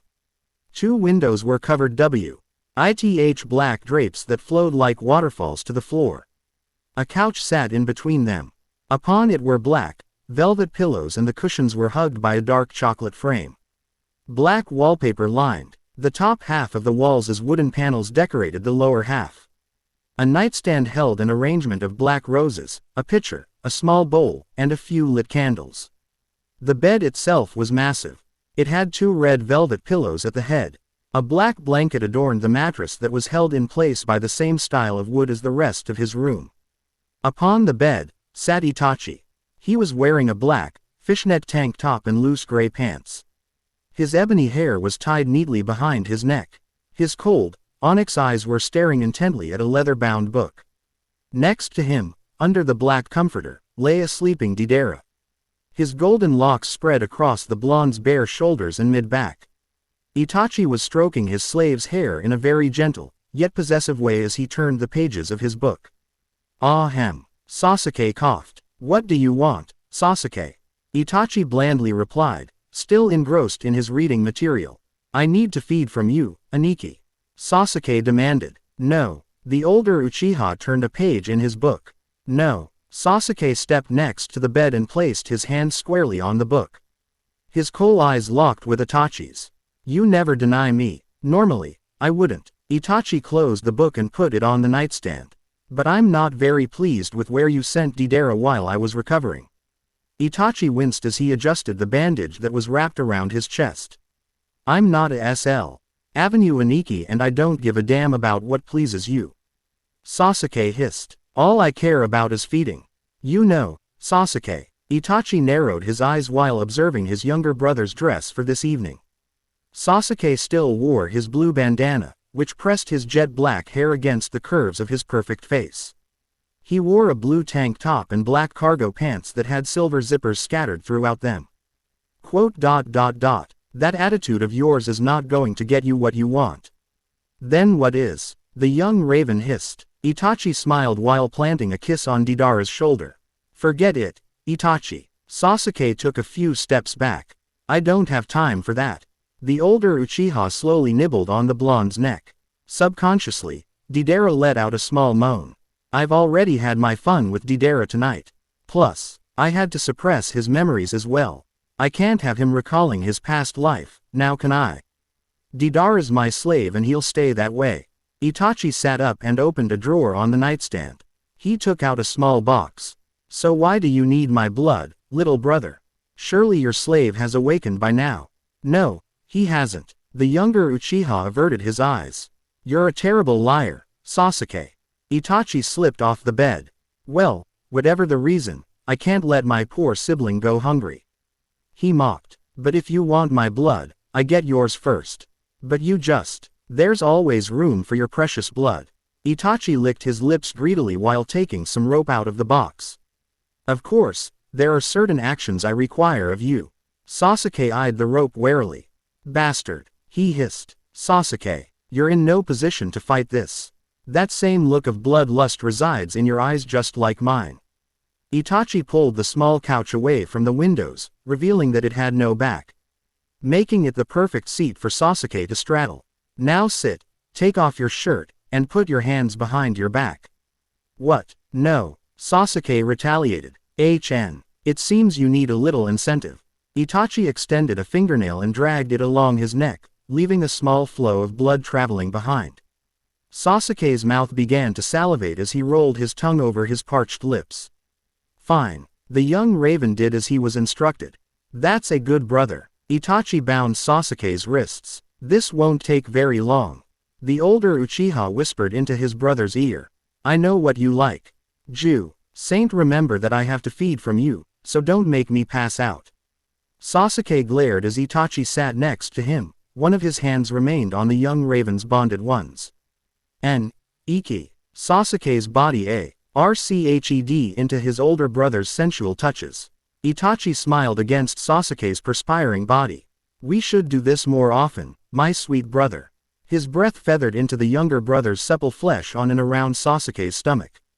I love how your body reacts to me. Itachi kissed a trail back up to his younger brother's neck while he ran his fingernails along the sides of Sasuke's chest. Sasuke gasped with pleasure. Itachi started to gently massage one side of Sasuke's neck while he nipped and sucked on other, leaving a red circular pattern. Sasuke whimpered and tried to speak, but he was cut short when Itachi slipped his tongue into his little brother's needy mouth. The two brothers were locked in a deep, lustful kiss, dominated by the older Uchiha. His tongue lingered Sasuke's canines before exploring the rest of Sasuke's damp grotto.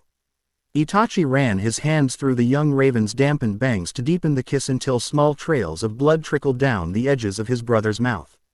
Itachi eased back, tugging on Sasuke's swollen lower lip, his now red eyes holding Sasuke's onyx ones. Tilt your head back, Itachi commanded. Sasuke obeyed once more, causing Itachi's fangs to lengthen. The older Uchiha buried his canines into his younger brother's neck, making Sasuke's body shake in pain, which soon turned into extreme pleasure. Sasuke closed his eyes as he enjoyed his brother's warm, moist mouth upon his pale neck. Although Sasuke hated his brother, he savored these moments for they were the only times Itachi treated him with love and tenderness. Even if it was strictly for pleasure purposes, at least it was a start. As soon as Itachi drank his full, he used his saliva to close his brother's wound and reached back to free Sasuke's now red and quite raw wrists. You taste delicious, Sasuke. Itachi ran his finger along his brother's jawline. Sasuke instantly wrapped his arms around Itachi's neck. Now it's my turn, Sasuke murmured, his wreath causing goosebumps upon Itachi's ivory, flawless skin. How Itachi loved it when Sasuke gave into his lustful side. Something that didn't occur as often as the older Uchiha liked. Sasuke started to harshly nip and bite at his brother's neck. Now, it was Itachi's turn to moan with pleasure. The young raven began to rotate between sucks and licks which caused a multitude of red dots similar to what Itachi marked him with earlier. Sasuke ran his fingers through Itachi's silky ponytail. When he got to the bottom, the younger Uchiha yanked on it, forcing his brother to look at the ceiling. You've made me wait too long. Sasuke sank his fangs into his beloved brother's jugular with such force that Itachi jerked.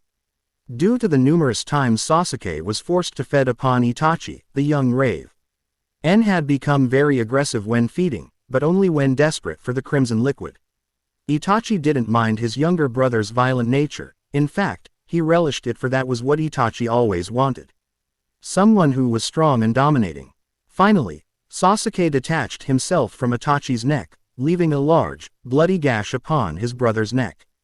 A pleased and satisfied expression was plastered on Sasuke's face. Itachi placed his palm on the gaping wound, attempting to contain the gushing liquid. Leave, Sasuke. Go show your slave his place within the vampire world. The young raven nodded, stood and left. Eager to visit Naruto, Itachi watched as Sasuke silently closed the door behind him. Always an erotic experience with him.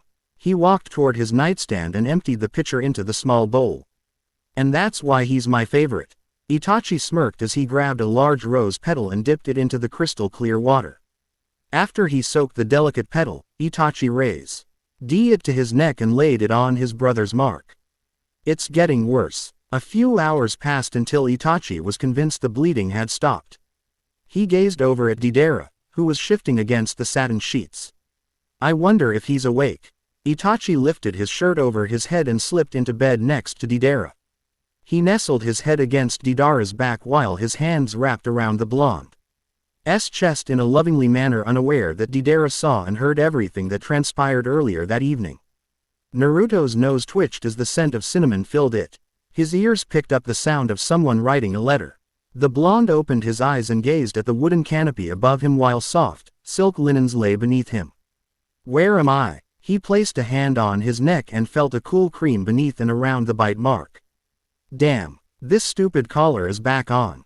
Naruto bit his lip as he propped himself up on his elbows. A soft black blanket slightly slid down from his body, exposing his slave attire. At least I'm still clothed. He breathed a sigh of relief. I've seen way too many vampire movies to know that they are horny as hell. Is that a problem? Sasuke replied while pushing a tiny stamp into a puddle of candle wax. Then he placed it on a piece of parchment. From your actions earlier, I'd say you're not exactly a novice. What are you talking about? How would you know anything about that? Naruto glared at Sasuke, who was at a desk, facing away from him. I was there, idiot. Sasuke blew on the freshly imprinted seal. And so were you. Although, you probably don't remember.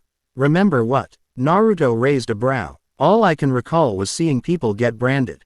His face paled while he felt his chest. I was branded too. His fingers brushed against raw and puffy flesh. Naruto winced a little. When did this happen? 3 nights ago, but I put you in a trance so you wouldn't have to experience it. Sasuke turned around to face the blonde. The parchment was now in his hand. I mean, you were rather embarrassing. How was I supposed to act?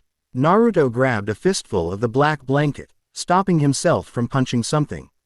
Like I would know. Sasuke stood up and walked over to Naruto. I've never been on that end. So, do you like my bed?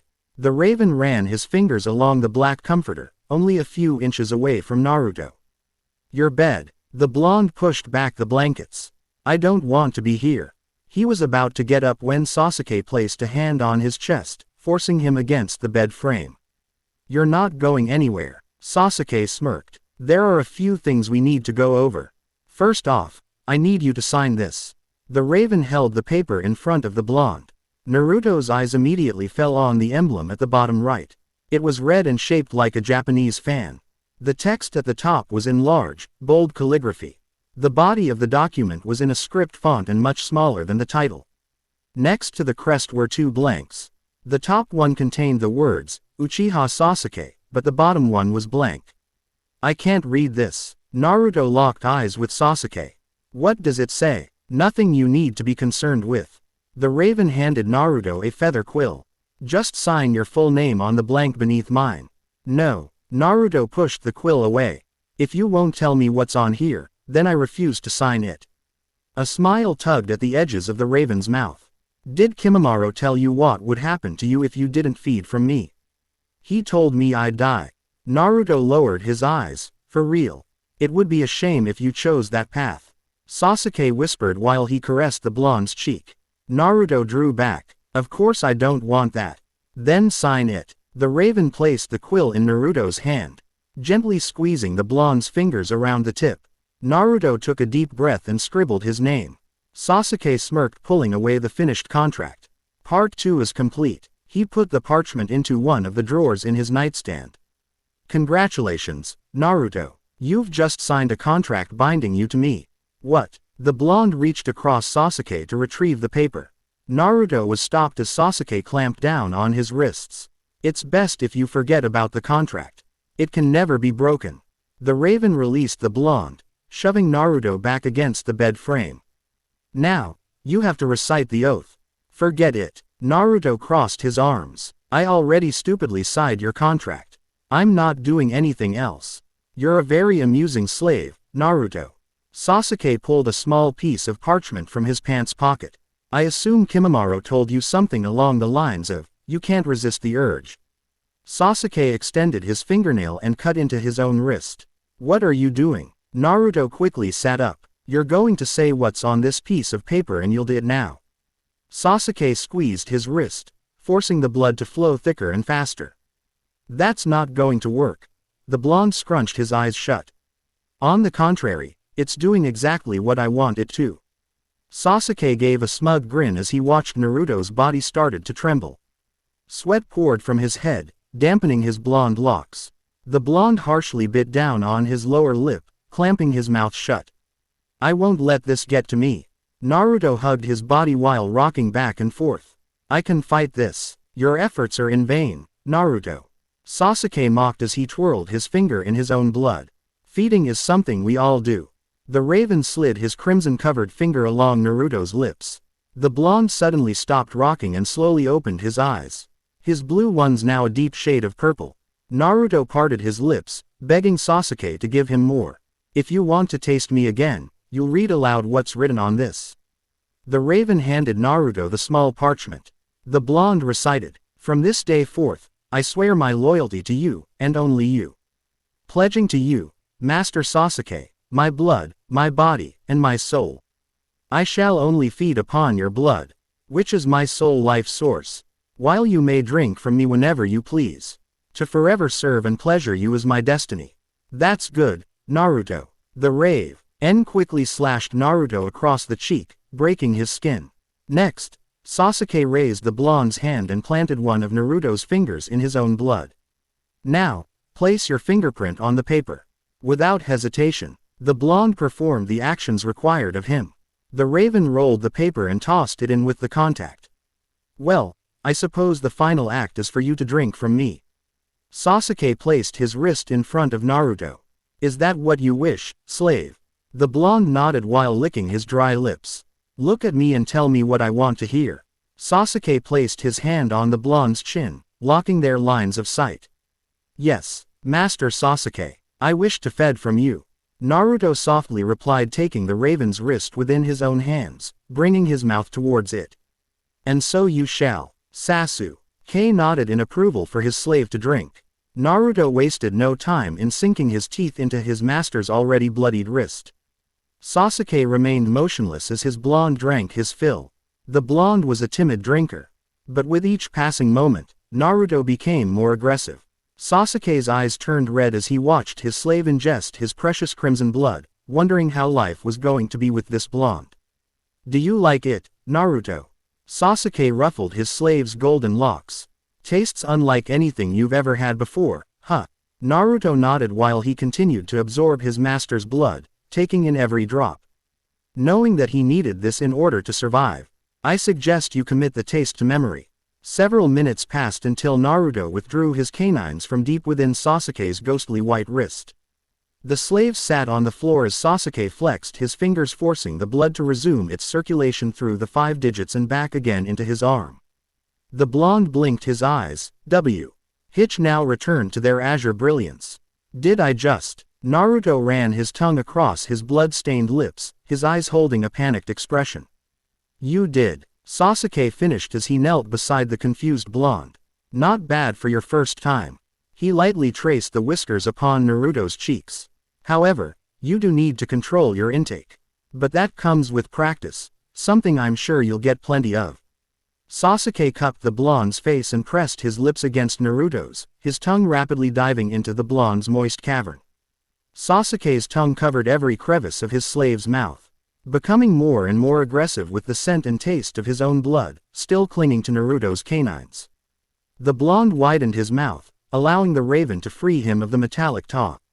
Sweet that lingered behind from the feeding. Curiosity led the raven to let his slave take control of the kiss. Sasuke discovered that Naruto was very well versed in the dominating role, information that the raven would put to use later. Next, Sasuke reclaimed the lead with another hostile kiss, forcing the blonde on his back.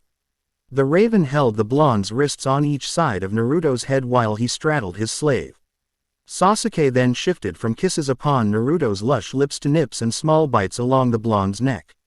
A moan vibrated from the back of the blonde's throat as Sasuke's tongue led the circumference of Naruto's collar. Each side of the blonde's neck received a large red welt as the raven hungrily nipped at the blonde. Naruto winced with each bite, but remained submissive to what Sasuke wanted to do with him. Sasuke extended a fingernail and drew a line down Naruto's shirt, cutting the cloth into 2 pieces. The raven quickly ripped those away, allowing his hands to roughly roam his slave's upper body. Memorizing each and every inch of it, Naruto arched into Sasuke's touch, eagerly accepting and awaiting more of his master's caresses. Sasuke's slender hands glided towards the blonde's tiny buds, pinching them slightly. The blonde whimpered as Sasuke's gentle touches became harsh. The raven's pale lips planted butterfly kisses around the abused blonde's buds as Sasuke's fingers snaked down the center of Naruto's chest. Sasuke's fingers hastily untied the small tie of Naruto's pants, allowing access underneath them. Hey! Naruto snapped out of his hazy daze, his face was flushed. Get off of me! Sasuke let out a sigh, glancing into Naruto's cerulean eyes. You'll give in eventually. The raven first placed his hands, then his head on his slave's stomach. If not of your own free will, then because of the contract. Sasuke smiled a smug grin. Either way I win. You don't have a lot of aspirations in life, do you? Naruto mocked while shoving the raven off. By the way, aren't vampires supposed to feed from their victims' necks? Why did I bite your wrist? You have to earn that privilege. Sasuke stood and walked over to his large walk-in closet. And you, Naruto, are nowhere near acquiring that right. Like I care. The blonde mumbled sitting up. Vampires can't survive on drinking from wrists alone. Sasuke flatly replied. Why not? Naruto raised a brow. Wrist feeding is just a poor substitute for what us vampires truly require. The blood found in the jugular has the necessary nutrients needed to remain strong, thus quenching your thirst faster and more efficiently. Sasuke remarked over his shoulder before entering his closet. Inside was the grandest display of clothes one's ever seen. Upon each hanger, shirts containing every hue of blues, blacks, and grays lined the left side while pants and shorts of the same colors flowed on the right. Shelves containing black shoes, a mesh of bandanas, belts, boxers, and an assortment of silver chains and bangles aligned the back wall. In the back left, a small box laid upon the floor. The label read, "Clothes for tonight." Sasuke picked it up and carried it back to his bed. Sasuke glanced over towards Naruto. The blonde was hugging himself to keep warm, his rapid breaths projecting small visible clouds. Cold. What do you think? Naruto puffed out. Don't you have a fireplace in here? I don't need one. There are other ways to keep warm. Sasuke picked up his black blanket and tossed it at his slave. Is that all you ever think about? Naruto quickly wrapped the warm velvet around himself. Perhaps. Sasuke sliced open the box revealing its contents. Underneath a black piece of tissue paper laid two separately wrapped bundles of clothes. He untied the black ribbon that held his newest addition to his wardrobe. Along with the blue and black bandana, there was a dark blue long-sleeve shirt, a silver and black belt, and a pair of black cargos. A tiny jewelry box was placed within the folds of a royal blue t-shirt. Sasuke opened the box to see its contents, a slim silver chain and 2 rings. Pushing aside the second bundle of bright orange, the raven pulled out 2 black hiking boots. These are perfect. Nice clothes. Naruto stood next to Sasuke feeling the textures of the outfit. What are they for? Tonight. Sasuke casually replied, a twinge of excitement in his voice. Here. He handed his slave the second bundle. The blonde ran his fingers along an orange top. Are these for me? Yes. Sasuke eyed his blonde. Slaves of the Uchihas don't walk around wearing generic slave attire. The blonde carefully undid the ribbon. A smile crossed his face as he picked up layer upon layer of cloth. There was an orange cropped t-shirt, a black long-sleeve fishnet top, a pair of black Bermuda shorts, and a pair of open-fingered gloves that went a little past the wrists. Here. Sasuke handed him a pair of orange and black gym shoes. The blonde grabbed the shoes, placing them next to the rest of his outfit. I can't wait to try these on. Hold on a second. Sasuke scowled at his slave. What makes you think you could just put them on? Well, I was hoping that I didn't have to form a relationship with this blanket. Naruto scoffed. And since someone ripped my previous shirt, I only figured. Sasuke ran a hand through his ebony locks. Ever been to a rave, Naruto? No. Why? Naruto remained focused on the clothes before him. Am I missing something? Even though I don't prefer crowds, I do like our raves here. Sasuke opened a desk drawer and pulled out some black nail polish. There are laser light shows that play along the walls, fog that glides across the floor, glow sticks illuminate the blackened room, strobe lights flicker. The bartenders serve the best mixed drinks, and the DJs play a variety of dance and techno music. Plus, all vampires attend regardless of their status, which makes for some interesting entertainment. Everyone goes. Naruto thought to himself. Maybe I could find Sai there. Naruto. Sasuke waved his hand in front of Naruto's phased-out expression. Naruto. The raven called again, a little annoyed this time. Huh. Naruto blinked his eyes, focusing on the raven in front of him. Ah. Sounds like fun. Sasuke slid the clothes toward the foot of the bed. Sit, Naruto. He pointed to the newly cleared space. Ever wear nail polish? Nope. Although Sakura tried to convince me to one time. Naruto laughed as he recalled Sakura's face when he downright refused to give in to her girlish fetish. The raven just raised a slender brow. But if that's what gets me to the rave, then I'm all for it. The blonde gave a wary grin as he sat where Sasuke gestured. He pushed back his blanket and placed his hands firmly on the bed. Sasuke shook the tiny bottle of black nail polish and sat on the bed across from his blonde.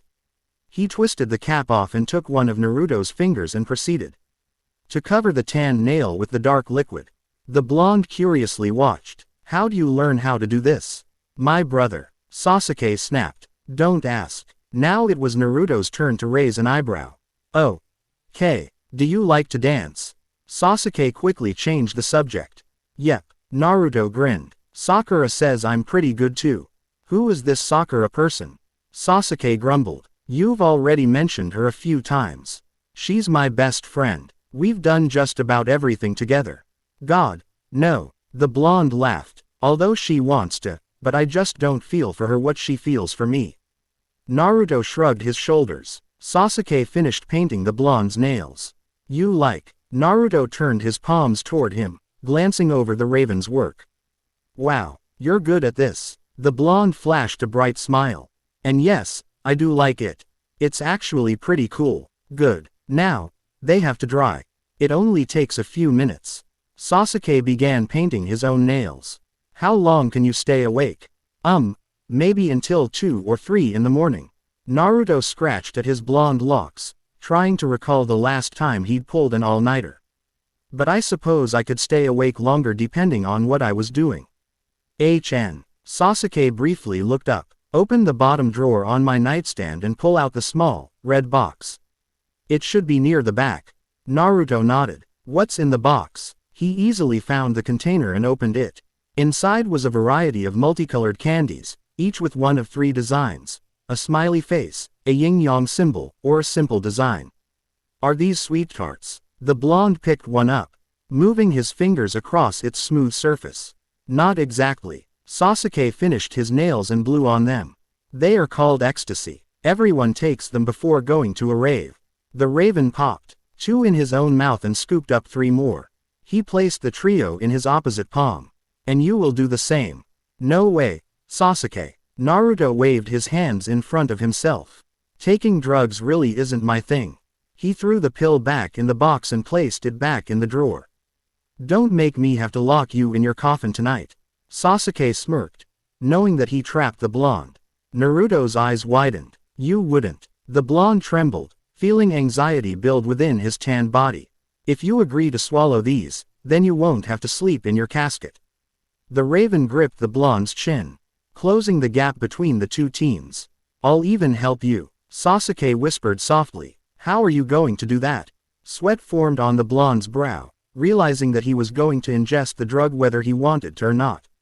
Sasuke just placed the 3 pills into his own mouth, figuring that if he distracted Naruto with feelings of pleasure, making his slave swallow the pills would be rather easy. I told you I don't want. Naruto muttered but was cut off as Sasuke placed his lips against the blonde's slightly opened mouth. The raven teased and pulled the blonde's bottom lip, demanding further entrance. Despite what Sasuke had in mind, Naruto found himself wanting Sasuke's tongue to ravish him once more, so the blonde gave in to his master's demands and parted his lips.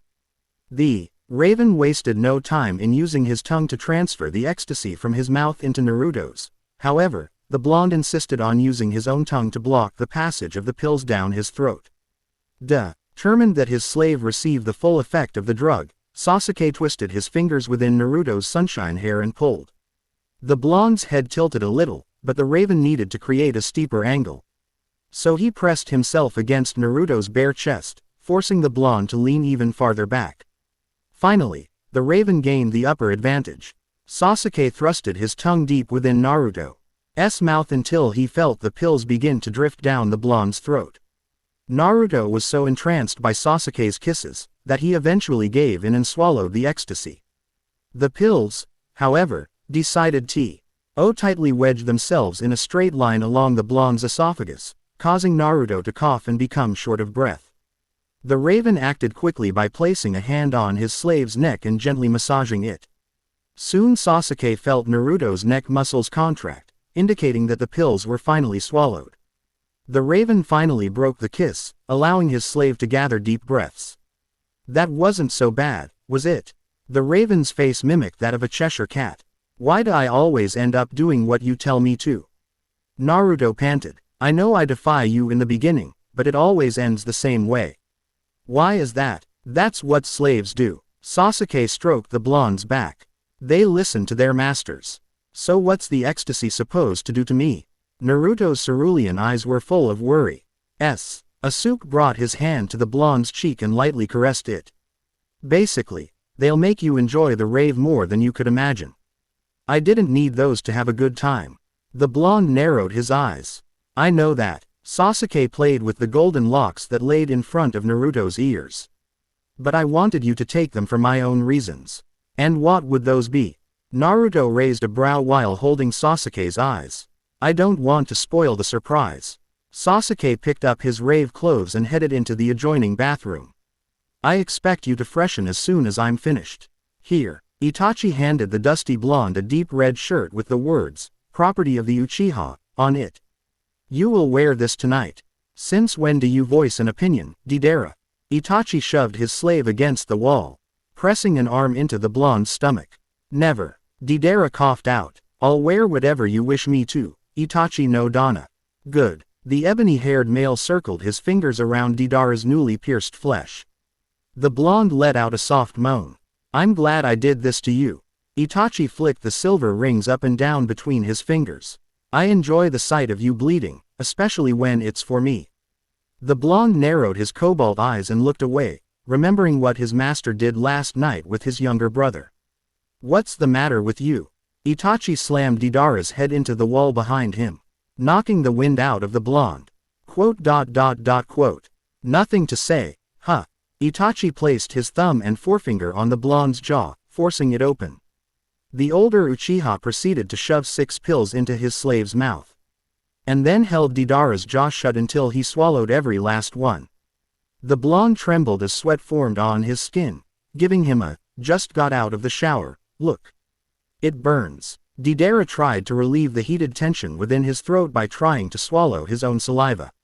I need water. Forget it, Deidara. Itachi brushed back the matted bang of his slave. You were denied any and all liquids tonight.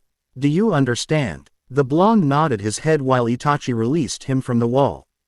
Deidara slid to the floor while his azure eyes pleaded for Itachi to recall his latest punishment. Although vampires can't die from an overdose, they certainly will experience the effects of being denied water after ingesting that much ecstasy. Move, slave, Itachi snapped, tossing the shirt onto the frantic blonde. Deidara slipped the shirt over his head, noting that it stopped midway. Now, on your feet. The blonde hastily stood, the whole time his eyes remained focused on the male in front of him. Itachi was wearing a deep red long-sleeve shirt that had double black strips that ran from the tops of his shoulders to his wrists. Black denim jeans were tightly pressed against his legs and combat boots topped off the older Uchiha's look for the evening. Pull your hair up. The blonde gathered his hair into a high ponytail while Itachi clicked a leash onto his slave's collar. Like the new leash, Deidara stared down at the multiple silver-linked circles that led to his master's hand. Each link contained a tint of blue and a small razor blade hung just inches above the blonde's neck. I don't understand, Itachi no Dana. If you cut me, won't the other vampires want to drink from me? Deidara slid a finger along the blade, testing the sharpness. A deep gash quickly formed on his digit. No. Itachi reached for the bloodied finger and rubbed it, coating his own finger with Deidara's blood. They know to keep their distance from you. Besides, you know how I hate the drinks there. This leash is merely a way for me to get a quick feed from you. Itachi stuck his crimson-stained finger into his mouth and sucked it clean. I think it's great, Master Itachi. The blonde gave a wary smile knowing that he was in for a long night.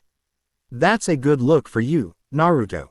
Sasuke casually leaned against his bedroom door, his onyx eyes obviously checking his slave out. Thanks. Naruto flashed a bright smile. Ah, Sasuke. The blonde stepped next to the raven, his body slightly twitching. Something wrong. Sasuke raised a slender brow as he retrieved a tiny bag from deep within his pocket. Yeah. Naruto rubbed his eyes and shook his head as if trying to clear his thoughts. I feel warm and I've been grinding my teeth for the past 10 minutes. Looks like you'll need one of these. Sasuke withdrew a baby pacifier from his bag. Funny. Naruto scoffed, placing his hands on his hips. Use this to suck on if your teeth start to bother you. The raven placed the pacifier into his slave's hand. Most new vampires will have them. Oh, and if you feel nauseous at all, just keep an eye on the glow sticks, alright? I take it this was the surprise you were talking about earlier. Naruto sighed, slipping the pacifier into his pants pocket. One of them, but the better surprise will come later on. By the way, make sure to sip on water throw. UGH out the evening because you will be up until dawn. No problem. Dancing always makes me thirsty. As for staying up until dawn, I think I handle that. You're hyperactive, right? Sasuke began. Yep, I have a high level of stamina and proud of it. The blonde pumped his fists. Sasuke pulled Naruto close and planted a soft kiss on the startled blonde's lips. Well then, looks like I'll have to work twice as hard to keep up with you tonight. Let's go. Sasuke entwined his fingers with Naruto's and they headed off to the rave. Downstairs in a great hall, dance music blared its high-energy beat. Fog floated out of the open doors that led into the wild party. Multicolored lights created silhouettes of dragons, bats, wolves and other mythical beasts along the walls. Strobe lights flashed to the dance beats and 2 screens were set up that allowed vampires to strut their stuff. Some were good while others just had fun. Fire shot out from the deepest corners, illuminating all the attendees. The dance floor was crowded with roughly 100 vampires. Each couple flaunted their best moves while groups cheered on the individual dancer in the center of the circle. Everyone was dressed in a gothic, vintage style, making it difficult to distinguish master from slave. Although some vampires were more clothed than others. Glow sticks dotted the room with their brilliant hues of neon pink, green, blue, or yellow. The walls were littered with groups of 2 or more as they preferred to pass the evening getting to better know each other. The bottom line here was to have fun and mingle with others. So what do you think? Naruto. Sasuke gave a slight smile. This is amazing. The blonde darted his eyes left and right. I've never seen a party like this before. Of course not. The raven smirked. The only good parties happen after you're dead. I can't wait to dance. Naruto shouted over the loud music. Then go. Sasuke casually stated. You mean I don't have to ask your permission? Naruto sarcastically mocked. Of course not. The raven scowled. The only thing you can't do is leave. Understand. Now why would I want to leave a great party like this? Naruto gestured to the party around him. Just go. I have to catch up with some other vampires. I'll join you later. Sasuke shoved Naruto toward the dancing horde of vampires. Itachi led Deidara up to the bar area and roughly pushed him onto a stool. You will stay here until I tell you otherwise.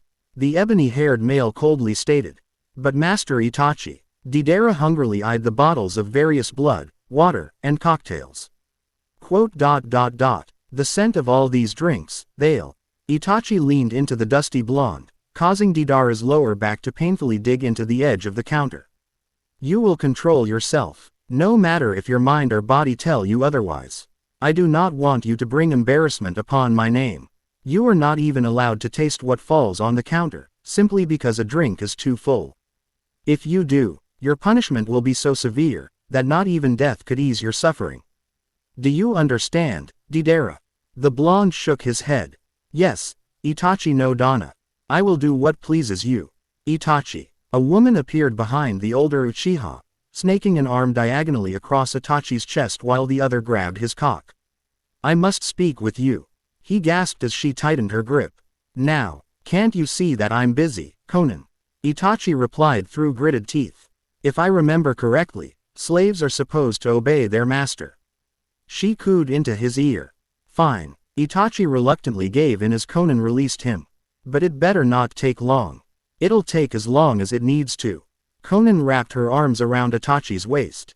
Besides, it's about time I get to know my slave better.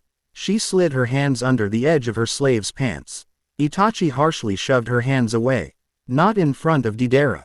He spat. Don't touch him. Itachi forcefully grabbed her hand and locked his red eyes with her blue ones. He belongs to me. Conan glared at the ebony-haired male. As you belong to me. She sneered. Then, with a snap of her fingers, a fiery pain shot through Itachi's chest, causing him to clench his upper torso. Itachi no Dana. Deidara shouted. Are you okay? I'm fine. Itachi snarled. An evil grin crossed Conan's face. Looks like I have some discipline to do myself. And what better time to start than tonight? She latched onto Itachi's wrist, which ignited another burning sensation, and pulled him out of the party. Deidara could only watch as his master left, wondering why Itachi, in his own unique way, had defended him. Was he, a lowly slave, more than just a thing to be tortured? Being the likable person that Naruto is, the blonde was quickly accepted onto the dance floor. He moved through the crowd, stopping every now and then to dance with both females and a few males. He didn't really care, he was just having a good time. Feeling his body temperature raise, he stripped off his orange shirt and tied it around his waist. Naruto closed his azure eyes, allowing his body to follow the beat of the music however it pleased. Although Naruto preferred to dance with different people, he was stopped by a pair of pale hands that tightly grabbed his hips from behind. Figuring it was just another female, for he'd been quite popular with them tonight, Naruto continued dancing with the same high energy and vibrancy that he'd possessed all evening. A large smile crossed the person's face, drawing Naruto closer so they could start to grind. After a few songs, the male moved his hands to the blonde's thighs. Naruto was so caught up in the moment that he immediately put his own hands on top of the other male's. The taller boy felt Naruto's fingers slightly intertwine within his own, and soon both pair of hands were moving up and down the blonde's thighs. Finally, Sai thought to himself, I get the blonde, and the best part is he doesn't even realize it's me. He quickly searched the crowd for any sign of Ino. Luckily, she was nowhere to be seen. Suddenly, Sai felt Naruto lean his blonde head against his upper shoulder. It was placed in a very tempting manner. It seems like Naruto wants more than just a seductive massage. And I'm only too happy to fulfill that request for him. Sai slid his hands away from Naruto's and wrapped his hands around the blonde's ribcage. Once Sai was confident that Naruto couldn't escape his grip, the ebony-haired male extended his fangs and sunk his teeth deep into the blonde's exposed neck. Naruto flinched upon contact, knowing that this style did not belong to Sasuke. He wanted to shout for help, but as he glanced around, he knew that everyone else was too wrapped in their own little worlds to assist him. Sai, Naruto thought to himself, it has to be him. This just feels so awkward. No matter how much Naruto struggled against Sai, he had to keep in mind that if he just suddenly pulled away, the blonde risked having his neck ripped open. A large smile crossed Sai's face as he realized that the blonde finally knew who was behind him. The taller boy dug his fangs deeper into the blonde until Naruto gave him the reaction he was looking for, submission. After a few excruciatingly painful moments, the blonde did just that. Naruto relaxed his body along Sai's, allowing the taller boy to finish his feeding. That was fun. Sai pulled back, licking his lips. I especially liked the part when you discovered it was me. Bastard. Naruto spun around and got a good glimpse of his attacker. Sai was wearing a dark gray crop top with short sleeves and a pair of loose-fitting black pants. Around his neck, he wore multiple glow necklaces, and a pair of dark shades sat above the bridge of his nose. Oh, Naruto, I love when you get angry. Sai giggled as he placed his hands back on the blonde's hips. Naruto glared at the older boy.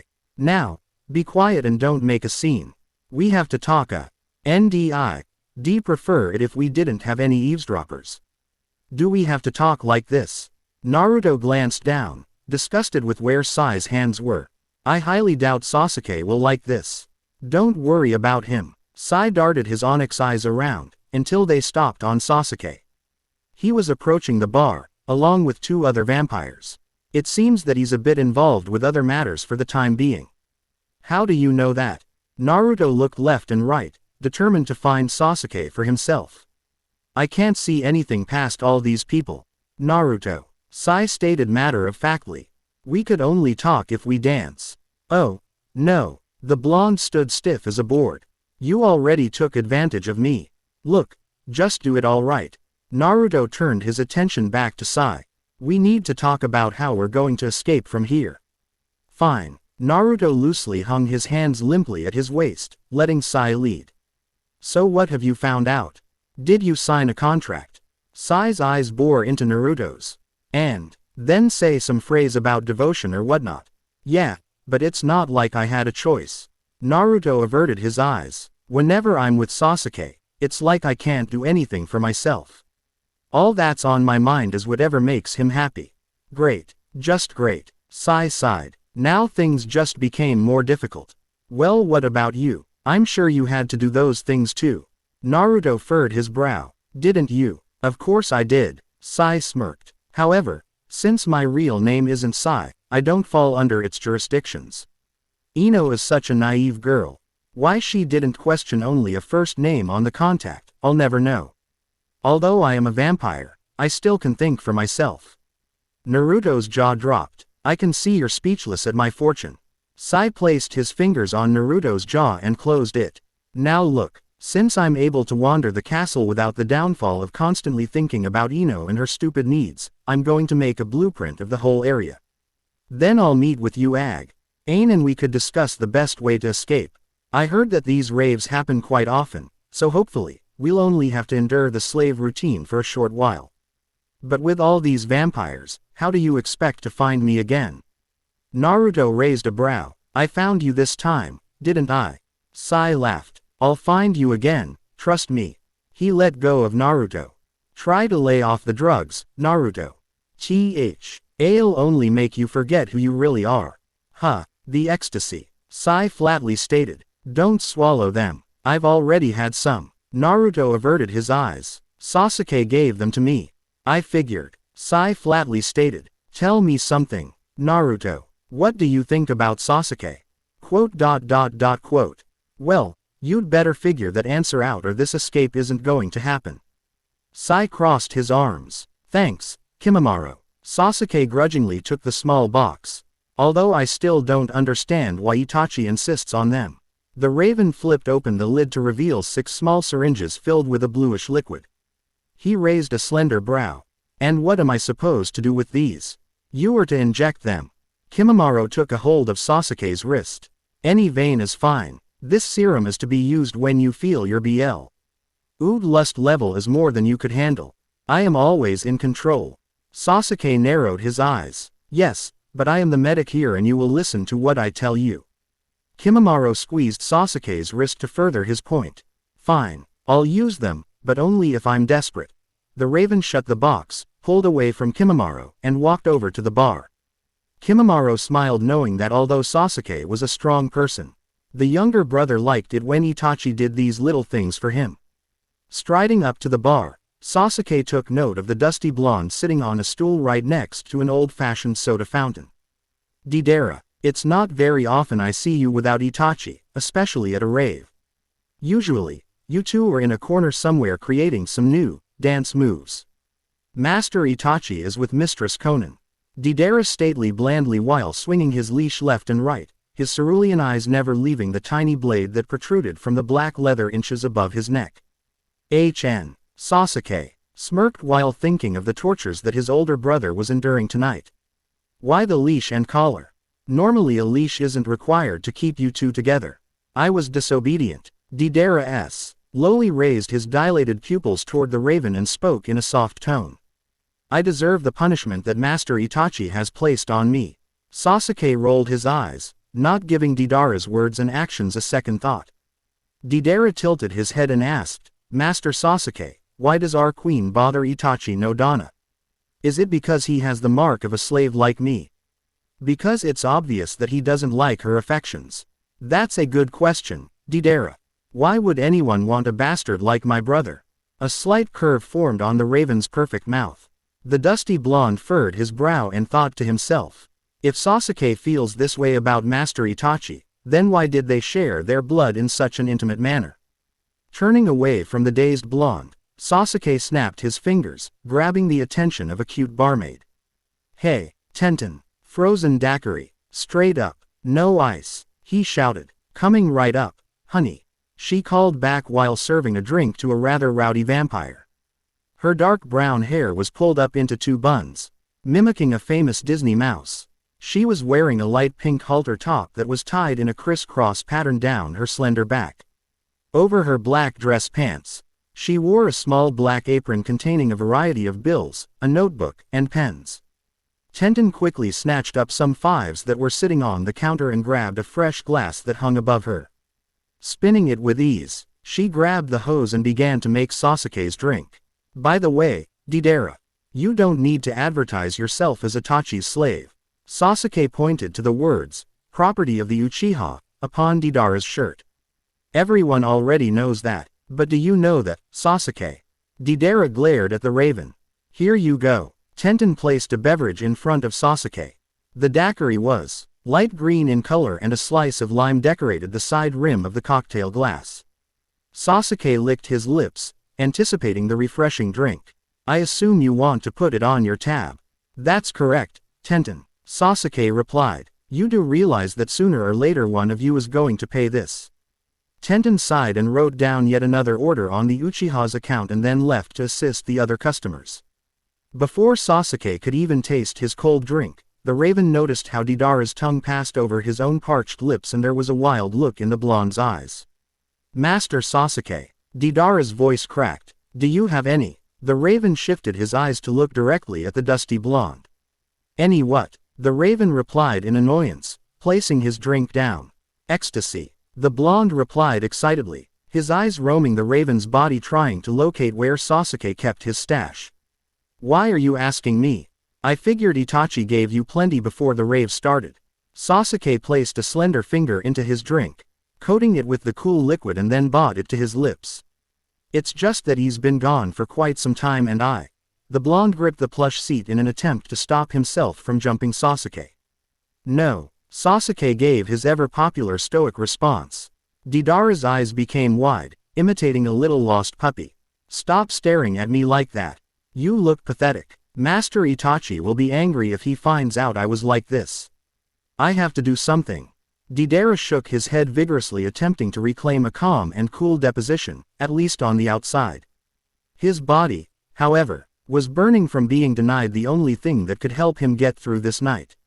Sasuke grabbed his glass and began to casually consume his drink. The whole time, the raven was carefully observing Deidara, who had plastered one of his usual complacent smiles on his face and remained seated. So what is it going to be, Naruto? Sai tapped his foot. Do you want to plan an ESC? Or would you rather wait for Sasuke to screw you? However, with the way you're acting tonight, I'd say you'd go with the latter. Of course I want to leave, Naruto firmly stated, but don't talk about Sasuke like you know him. It's not hard to tell what Sasuke wants. Sai smirked. So tell me, Naruto, how did he get you to take ecstasy tonight? The blonde's face turned a dark shade of crimson. That's none of your business. Quote, you know what, I don't even know why I'm having this conversation with you. Naruto spat and then turned to leave, but was stopped when Sai whispered into his ear. Better rethink your priorities, Naruto. The minute Sasuke sees just how small you are, he'll revoke his contract with you, for I'm highly certain that Sasuke will get no satisfaction from you. Sai laughed out loud. Shut up, Sai. Naruto pushed the ebony-haired boy, knocking him into a heated dancing couple. The two vampires made sounds of annoyance and disgust. Pardon me, Sai politely excused himself. Well, like it or not, Naruto, you will be returning with me when the time is right.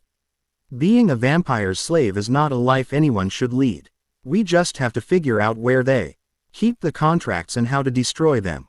But what about us being vampires? Naruto pointed to his canine. Breaking a contract won't change that. We'll worry about that issue later. Right now, I need you to find out any weaknesses that Sasuke may have. Sai looked amidst the dancing vampires. He seems to be highly respected here. We can use that to our advantage. How? Naruto quirked a brow. Sai, a female voice called from within a small crowd. So this is where you are. Ino placed her hands on her hips. Where is my drink? Sorry, mistress, I must have forgot. For you see, after seeing everyone dance, I just had to join in. Sai bowed to his superior, but his onyx eyes remained locked on Ino's style of dress. She was wearing a purple tube top, that was a bit too small for her chest size, and around her navel was a circular pattern of lilac gems and a silver belly button ring hung in the middle. Her dark blue jeans were tight against her thighs as lace-up sandals adorned her feet. Ino's long, light blonde hair fell loose and a blue glow in the dark tiara adorned her head. Her face was covered with a heavy amount of makeup that gave her a woman of the night look rather than a flattering one. Now, I know why he wants to leave so badly. Naruto snickered. I'd run to if I had to serve someone like her. Sai shot Naruto an evil stare. I can see that. Ino stepped between the two boys. But I prefer you dance with me. Ino ran her fingers through Sai's soft bangs, causing Sai to shudder. I'm not shy on the dance floor. She cooed while grabbing his wrist. Come on, have fun. Naruto waved, watching the newly formed couple return to the crowd Ino appeared from. Naruto was so focused on Ino and Sai that he didn't notice Sasuke come up behind him. What's so interesting? His breath lightly brushed across the blonde's ear. Ah, Sasuke. The blonde jumped, feeling the raven's hands land on his hips. I hope it's not more entertaining than me. Sasuke's fingers began to rub in small circles around the bones. Your flesh is rather warm. I like that. Sasuke began to move his hips, pulling the blonde along to start on some grinding. Everyone here really seems to be enjoying themselves, Naruto stated while his body flowed flawlessly with Sasuke's. The blonde stopped as Sai's words repeated inside his head. Do you want to plan an escape, or would you rather wait for Sasuke to screw you? I'm highly certain that Sasuke will get no satisfaction from you. What's the matter? The raven kissed the blonde's ear. It's nothing. Naruto averted his sea-obalt eyes and attempted to free himself from Sasuke. Naruto stumbled out. Yes, Naruto. Sasuke murmured into Naruto's ear. How many would you like? Sasuke reached into his pocket and pulled out the small tic-tac container containing the drug. I don't care. Naruto snapped, spinning around to face Sasuke. Just give me some. The raven smiled as he observed Naruto's trembling body. Are you sure you want more and not your pacifier? Give me the damn drugs. The blonde gritted through clenched teeth. As you wish. Sasuke retrieved 2 pills. Open your mouth. Naruto parted Hai's lips to receive and swallow the ecstasy. Better. Sasuke ran his thumb across Naruto's tanned cheek and placed a quick kiss on Naruto's flustered lips. The blonde nodded. You know, dancing, among other things, will help the drug work faster. The two boys began to dance once again. Once they were in a good rhythm, Sasuke leaned in to alternate between soft butterfly kisses and gentle blows on the back of Naruto's neck. Sasuke. The blonde murmured. That feels nice. Suddenly the blonde felt one of Sasuke's hands travel diagonally across his chest, pulling them close together. Mine and only mine. The raven nipped at Naruto's earlobe. I want to taste you again. The raven elongated his fangs and was just about to bite into that beautiful tanned flesh when he noticed someone else's bite marks. What are these? Sasuke growled while squeezing Naruto's shoulders. The grip was so intense that the blonde felt his bones being crushed. What are you talking about? Naruto squeaked out. Who bit you? The raven spun Naruto around. The blonde's cerulean eyes stared at Sasuke's now purple ones. Don't make me ask twice. I don't know. Naruto lied. I've been dancing with so many people. It could have been anyone at any time. And you didn't notice. Sasuke felt his blood begin to boil. I guess not. Naruto lowered his eyes. Slap. Sasuke struck Naruto across the cheek. Do you expect me to believe you? He tightly grasped the blonde's chin. You're my slave and no one is to drink from you, but me. Do you understand? Naruto quickly nodded. Who are you protecting? Sasuke spat. No one. Naruto responded firmly, holding his ground against a very intimidating Sasuke. I will find out who did this to you, but thanks to your good-natured personality, you will be punished. Sasuke grabbed Naruto by the collar and shoved him against the wall. The raven began to crush Naruto's neck. You only get 3 strikes, slave. The blonde's eyes widened as he tried to pry Sasuke's hand off. Don't get to number 3. With that, the raven released Naruto. The blonde instantly brought a hand to his neck and felt the bruises that were quickly forming. If you thought those few minutes were difficult, wait until your punishment. Sasuke stormed away, leaving a very angry and scared blonde. Please let me have some ecstasy. Deidara begged a vampire named Saken. The young male was in a loose-fitting gray top, black jeans, and wore a black backwards baseball cap. He had light gray hair and his lips were covered with blue lipstick. Forget it, Saken sneered. No one is stupid enough to help you. He grabbed the leash that dangled from Deidara's neck. I won't tell Master Itachi, I swear. Deidara pleaded. Please, just one. It seems like Itachi needs to discipline you more. Saken scoffed. Apparently, you don't know the meaning on the word. No.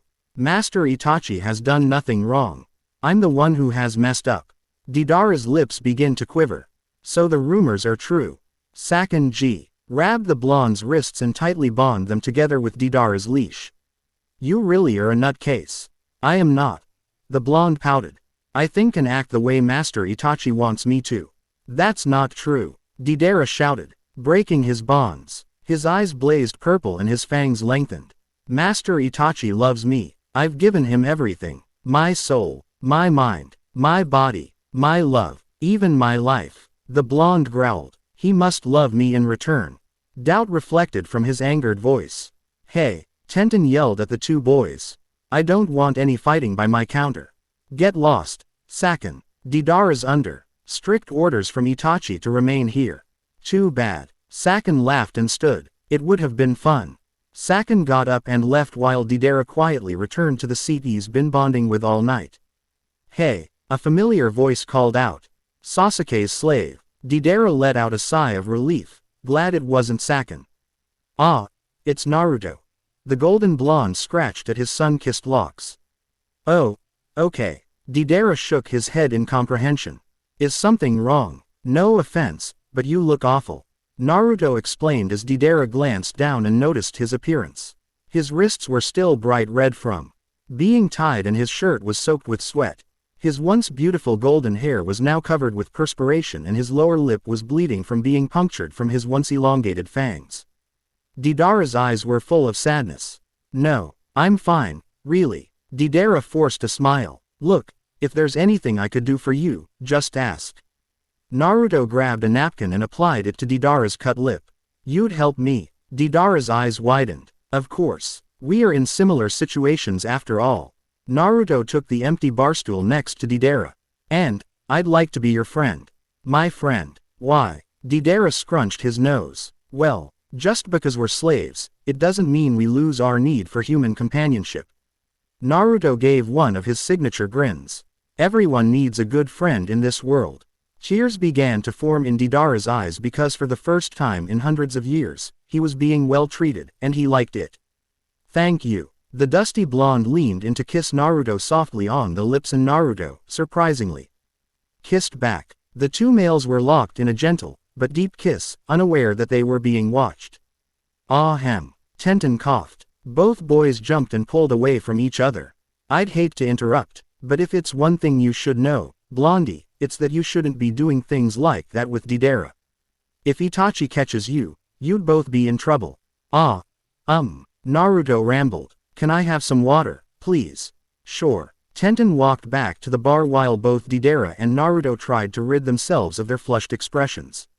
Here you go. She handed him the cold beverage.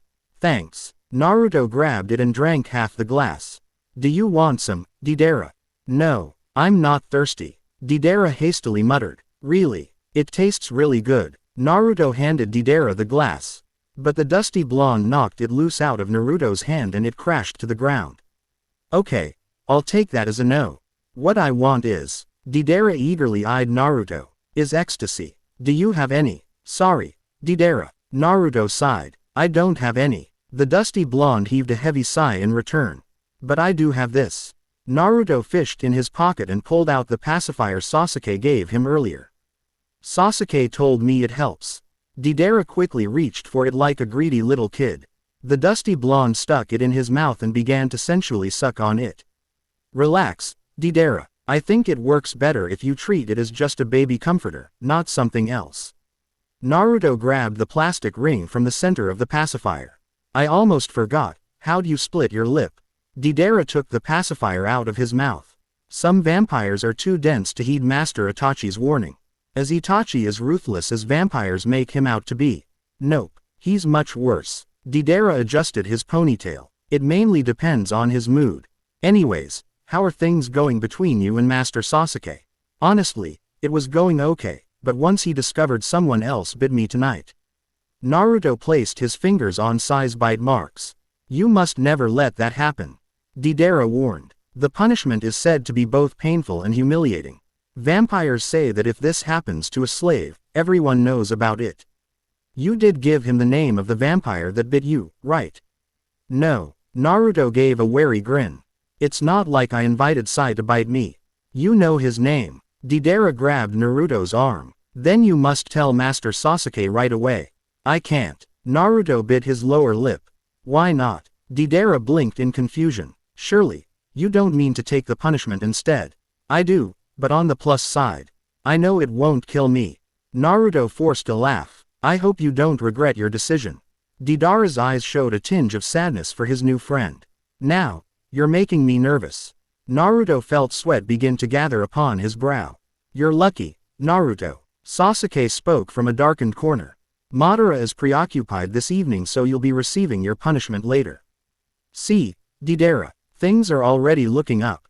Naruto smiled once more. I've never seen you converse with anyone besides Itachi and myself, Deidara. Why talk to Naruto, of all slaves? Sasuke raised a slender brow. He's nice to me. Deidara mumbled more to himself, but Sasuke easily heard him. Really? The raven walked toward the two blondes. As happy as you think yourself to be, Itachi is not going to like this. Are you saying that Deidara isn't allowed to have any friends? Naruto stood up. This isn't your concern, Naruto. Sasuke brushed off his slave's outburst. If he wants to be friends with me, then he should. Who cares what Itachi or even you think? Naruto got face to face with Sasuke as Deidara grabbed a hold of Naruto's forearm, attempting to calm him. It's okay, Naruto. Deidara softly replied. No, it's not. Naruto glanced down at his new friend. Deidara, if you don't like what they say to you, then tell them. I can't. The dusty blonde brushed his bang behind his ear. I'm just a slave. I'm to do whatever is asked of me. Grr. Naruto grabbed Deidara roughly by the shoulders. Stop thinking like that. I have the same status that you do, and yet you don't see me bending to Sasuke's every beck and call. I don't even call him master. But you haven't been here as long as I have. Deidara rebutted. It doesn't matter. People always have their free will, which they can't lose because of a stupid collar or brand. Naruto. That's enough. Sasuke bared his fangs as a warning to his slave. No, I'm not finished. Now it was Naruto who brushed off Sasuke. Something a slave should never, ever do. You tread on thin ice, slave. Sasuke grabbed a fistful of Naruto's shirt and pulled the blonde roughly against him. If you ever talk to me like that again, I'll fuck you so hard. I can't guarantee that you'll live through it. Sensing his new friend's fear, Deidara spoke up. Master Sasuke. What? The raven sneered. Master Itachi did mention that he wanted to talk to you before sunrise. Deidara stood. About what? Sasuke barked out. He didn't say, but he told me to bring you to the catacombs beneath the castle. A sly smile formed on his face. That's typical. The raven released Naruto. Go back to my room and you better be there when I return. Naruto looked over to Deidara, who slowly nodded that everything was going to be okay. The blonde quickly left. Now, Master Sasuke, shall we go? Deidara's face held an evil grin. We don't want to keep Itachi no Dana waiting. Click. A lock sounded as Itachi softly closed the door which led into the queen's chambers. Dressed only in his black jeans, he cradled his other clothes against his bare chest.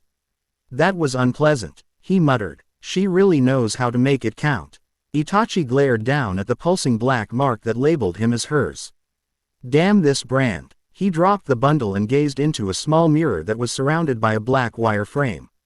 Itachi pulled back his loose silky, charcoal gray hair to get a better look at exactly what he endured during the night.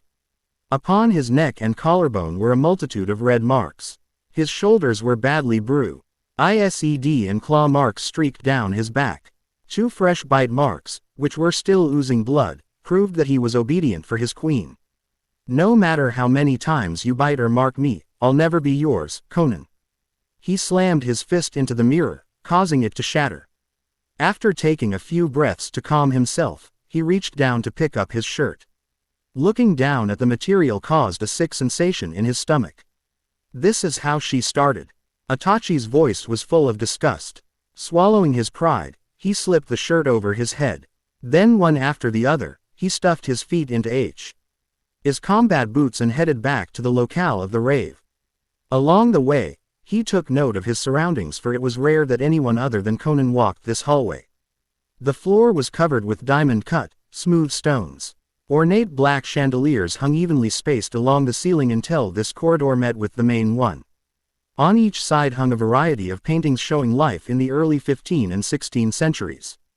Tearing off a piece from his shirt, he tied back his long locks and quickened his pace, eagerly looking forward to seeing Deidara.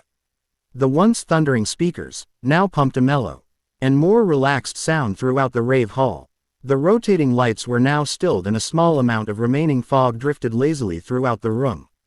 The fires were dulled, but still projected a soft glow. A few groups still conversed on the dance floor, but a majority of the vampires had already left. The party was coming to a close and Tenten wanted to make sure that everything was in order. All right, everyone. The barmaid addressed the handful of slaves who were put on the cleaning crew for tonight. You have until dawn to make this place sparkle and shine. She handed them each a broom, some disinfectant, paper towels, and a trash bag. If anyone doesn't do their job, they'll be on the cleaning staff permanently. Moans were given as the slaves began to work. They did everything from gathering empty glasses to disposing of dirty napkins to washing the sticky floors. Plus, they had to dust and put all the furniture back in order. Itachi stood in the doorway facing the once crowded room. A group of 3 rather drunk and preppy female vampires were making their way out, but they were so involved with their own conversation, they failed to notice the Uchiha. Each girl had on a pair of low-cut denim jeans and wore a different colored tank top. All of them chose to leave their hair down, which stopped at their mid-back. Did you dance with the new guy tonight? The shortest girl's eyes sparkled. 'Cause I did and he was fantastic. Yeah, another chimed in. He was great. He's so sexy. The third added dreamily. I wish he was my slave. Then life would never be boring. All 3 girls giggled, lost in their own fangirl world. Too bad the other blonde isn't as fun. Anyways, playing puppet and all. The first cut in. That guy is so lame. I'd have to disagree. Deidara is very entertaining. Itachi stepped in front of the girls, his Sharingan spinning wildly. 2 of the girls clumsily stepped back while their leader took a step forward. Well, yay, she replied in a duh tone, clearly forgetting who she was talking to. Usually I love watching Deidara dance, and often I imagine it's me dancing with him, but for whatever reason, he just sat at the bar until the super hot blondie talked to him. Then they kissed. What? Itachi growled. Where? On the lips, of course. She laughed while swaying slightly. Deidara initiated. I don't blame him, though. Who wouldn't want some action with the new guy? You lying bitch. Itachi jammed his extended fingernails into the girl's chest. Her body jerked as she was anchored against the angered Uchiha. Blood started to flow onto her shirt and spill from her mouth. Her friends cried out, wanting to help her, but they feared Itachi and decided it was better to keep their distance. If you don't believe her, ask the barmaid, one of the lackeys whimpered. Tenten saw it too. As that's so, Itachi retracted his claws and turned away from the bloodied girl. As soon as their leader fell, her friends rushed to her side. Now, I see why vampires call him sadistic. The short girl muttered. Who knew that speaking the truth could earn you a gaping hole in your chest? Itachi headed toward the bar. eyes focused on where Deidara was supposed to be. The only thing he saw was an empty barstool. I told him to stay there. He stormed up to the counter. Sorry, Master Itachi, but the bar is closed, Tenten stated, clearly uninterested in her latest customer while she counted her tips for the night. Where is he? Itachi spat. Where is Deidara? Tenten sighed as she quickly placed the money into her apron. He left. Why? The Uchiha demanded. He knows better than to disobey me. He said something along the lines of you wanting to meet with Master Sasuke. Tenten placed an elbow on the counter. So they left about an hour ago. How could I have told him that? I was elsewhere this entire night. Itachi once again turned his Sharingan on, forcing Tenten into a hypnotic state. Do you know where they went? The catacombs. Tenten blandly answered. Interesting choice. Itachi reached across the counter and into her apron to pull out the wad of cash she just put there. One more thing. He pocketed the money. Yes, Master Itachi. The barmaid remained stationary despite being robbed. Did Deidara kiss someone tonight? Itachi raised a brow. Yes, Sasuke's slave. Tenten replied. Feeling his anger rise, Itachi gripped the base of the stool next to him and ripped it from its hinges. But it was done as a friendly gesture. The girl continued, no. Caring about Itachi's childish actions. Deidara was just thanking Naruto for being kind to him. They seemed to have become friends. I see. Itachi threw the stool aside and glanced at the hall leading toward the catacombs. So it appears that Deidara isn't the only one who'll be punished. He smiled an evil grin and broke eye contact with the barmaid. Tenten instantly slumped over her counter. Itachi summoned one of the cleaning slaves to put Tenten in her quarters and then left to follow in his slave's footsteps. This way, Master Sasuke. Deidara smiled while gesturing for the young Uchiha to follow him. I'm coming. Sasuke's voice was full of annoyance. Just like Itachi to chose a place like this. He swung his torch left and right, allowing a better look at the underground burial chamber. The walls were made of a mixture of dirt and jagged, sharp rocks. Stacked along some of the walls were piles of human bones, and they both had to duck while passing through the low archways, which were made of human skulls.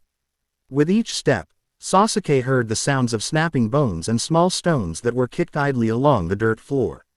Full skeletons were laid in open crevasses in the smaller rooms while others had strange arrangements of human remains set up in various patterns upon the floor. Not a single good memory was made here. The only ones were the constant reminder of how many people died during their transition. Where are we going, Deidara?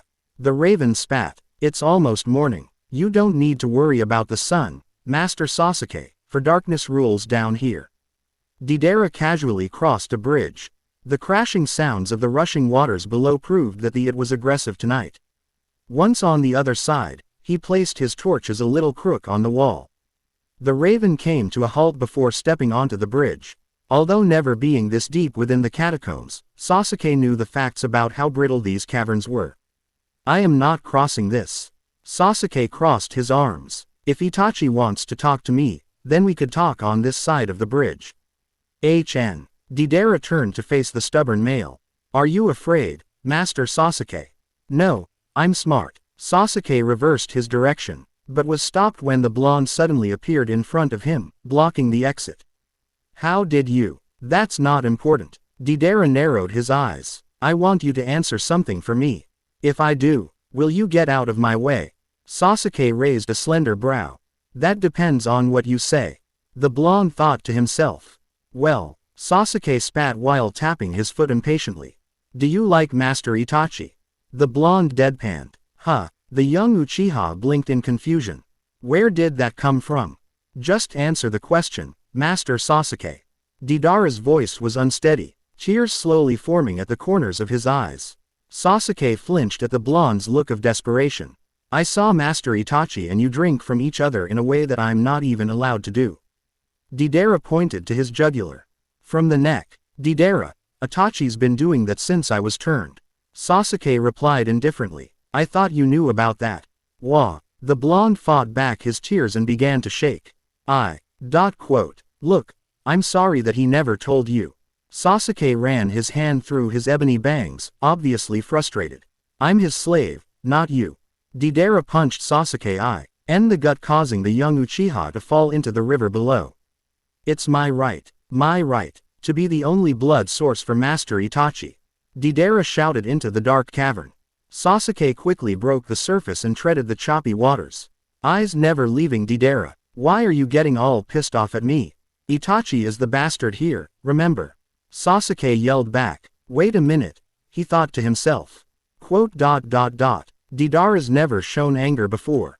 He better not be taking Naruto's lecture too seriously. That blonde is no role model for him. If you hate Master Itachi so much, why don't you tell him to stop? The blonde wrapped his arms around himself, creating a self-hug. Because. Sasuke stumbled around looking for the right words. Damn it, Deidara, your mind was supposed to be so far gone that none of this should even matter. The raven swam to the river's edge. Once there, he was greeted by the blonde, who was holding a knife with an intent to kill look on his face.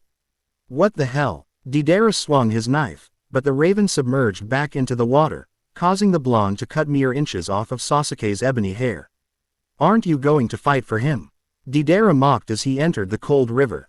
While underwater, Sasuke saw the blonde moving towards him, so he quickly swam back to the middle of the river. Stop this, Deidara! Sasuke shouted loudly over the waves. Panic started to set in when Sasuke realized that he walked blindly into a trap. You made this up, didn't you? Itachi never wanted to meet me. The raven fought to keep his head above the frigid water, every second causing Sasuke to become more exhausted, and the strong current passing beneath him wasn't helping. Whatever gave you that idea? The blonde laughed. Didn't think I was capable of doing something like this, huh? Well, neither did I. I suppose I could blame the ecstasy. You mean, Itachi never gave you any? Sasuke felt a shudder race down his spine. Oh, he gave me plenty. The blonde smiled a psychotic grin. The problem is I wasn't allowed any water to counteract the effects. But looking back, I guess that wasn't such a bad thing. Now, I feel as if I could do anything, including kill you. The blonde put the knife in his mouth and jumped head first into the frozen waters. Sasuke frantically searched the river, trying to locate the crazed blonde. Where did he go? The raven suddenly felt something jab into his leg. Ow! Sasuke glanced down and saw red begin to mix within the murky waters. He kicked his legs until he felt them hit something solid. Then he started to swim toward the opposite end. This water is so cold that I can't focus on a strategy. I have to get to a dry surface. Just then, only a few feet away, Deidara emerged with his knife. Leaving already? Deidara treaded. This is not a place to fight. Sasuke called over his shoulder. Staying in these waters will only get one or both of us caught in the undertow. Who cares? The blonde laughed once more. As long as you are the one who is lost. Suddenly, Deidara felt a strong rush of water hit his legs and pull him under. Ah! The raven heard a big splash and looked behind him. Not seeing Deidara, he heightened his senses. Better keep moving. The raven continued to carefully navigate through the river. As he progressed further and further across, an eerie feeling swept over him. Sasuke stopped and turned. Deidara, nothing. Sasuke's eyes darted everywhere. Why hasn't he surfaced? Seconds later, the raven felt something strong brush against his legs. Instantly, he was pulled under. Reaching out with his hands, Sasuke fought to stay close to the surface, but the waves were too much for him. They hit him over and over again, draining him of his strength. Water entered his mouth, causing him to gag. In a matter of minutes, the raven was dragged deeper into the forbidden caves. Sasuke, Naruto murmured in his sleep. He rolled side to side upon the black sheets which covered the raven's bed. Hold on, Sasuke. The blonde squeezed the edges of the red, velvet blanket that keep him warm. As he watched an image of Sasuke disappear into a river, Naruto gone to kick his feet and waved his arms in a frenzy. The blonde awoke to steady his rapid breathing while staring at the canopy above his head. What was that? It seemed so real. The blonde placed his fingers on his temples and began to rub. He felt the golden strands by his ears. They were wet. He shook his hair and noticed all the tiny water droplets that fell onto the sheets. How can this be? It was just a dream, wasn't it? The blonde glanced around the room, looking for the raven. Sasuke, he called out, his cobalt eyes reflecting only inanimate objects. Naruto pushed back the blanket and jumped off the bed. He quickly dressed in his slave's attire, and was about to slide his shoes on, when he caught a glimpse of the black roses that graced one of the nightstands. Although the air was still, a single petal fell right before the blonde's eyes. Something's wrong. He put on his shoes and raced for the door. After he opened it, he was faced with a cloaked figure. "Who are you?" "I'm the one Master Sasuke spoke with earlier." His voice was low, but projected well despite being covered by a large, black hood. "Madara." Naruto felt his heart start to race. "Sasuke said that you were busy tonight." Sweat fell down his tanned cheek as he backed away from the cloaked male. "I was, but that vampire didn't last very long. It's unfortunate. So, I'm using the rest of his time on you." Madara flashed an evil grin while glancing over Naruto. "You're the slave that Master Sasuke felt pity for during the branding ceremony. Must be nice not having to mentally remember the day you died." The blonde flinched. Satisfied by Naruto's reaction, Madara reached into his cloak and pulled out a pair of iron shackles. "There's no time for this." Naruto pushed past Madara. "I have to find Sasuke." "Concerned about your master, are you?" Madara mocked while grabbing Naruto's upper arm. A typical reaction, but right now, you should be more worried about yourself. He slapped the irons around the blonde's wrists. "I don't care. Let me go." Naruto fought against the bonds. "Right now, Sasuke's life places above my own." "Of course it does." Madara smirked. "That's how a slave thinks." "How would you know what we think?" Naruto freed himself from the cloaked male's hold. "It's not hard. Usually all the slaves think the same, but not you. You're a different breed." Madara reached into his cloak once more and retrieved a linked chain. "Is it because I belong to Sasuke?" Naruto hissed. "Not really. The thing that bothers me is your potential to cause a problem within our highly structured society. You see, I like what I do. Punishing those, both guilty and innocent, it's what I've been doing for hundreds of years and I won't be put out by someone like you." Madara pulled down his hood, revealing his long, glossy black hair and red eyes. "Unlike Master Sasuke and Master Itachi's eyes, mine allow me to see into vampires' souls." He walked up to Naruto and grabbed a fistful of the sunshine locks. "And if I don't like what I see, I change it." "How?" Naruto glared at the other male. "Now if I told you that, I wouldn't be such a threat, now would I?" Madara clasped the chain onto Naruto's collar. "You know what I like most about my job here." "No." The blonde stood his ground. "Watching slaves cower before me, and you will be no different." The male whispered into Naruto's ear. "Since you were bitten by someone other than your master, this is the perfect time to make you better understand your place here." He roughly pushed Naruto forward, causing the blonde to fall on all fours. "Now here's a start. Bowing before your superiors." Madara smirked. "If memory serves me, you don't address Master Sasuke as Master. Is that correct?" "I'll never do that," the blonde stated through clenched teeth. "Oh, you will. I promise you that." Madara pulled on the chain, forcing Naruto to his feet. He pulled his hood back over his head and walked out of the Raven's room with Naruto close behind. "How does Deidara even know about this place?" Itachi bit out as he stepped over another pile of human bones that littered the floors of the catacombs. "I've never taken him here. Why would he even come here anyways?" While trudging forward, a clump of dirt fell onto his black hair. Grr. The Uchiha fiercely grabbed the dirt mixture and threw it into one of the smaller adjoining rooms.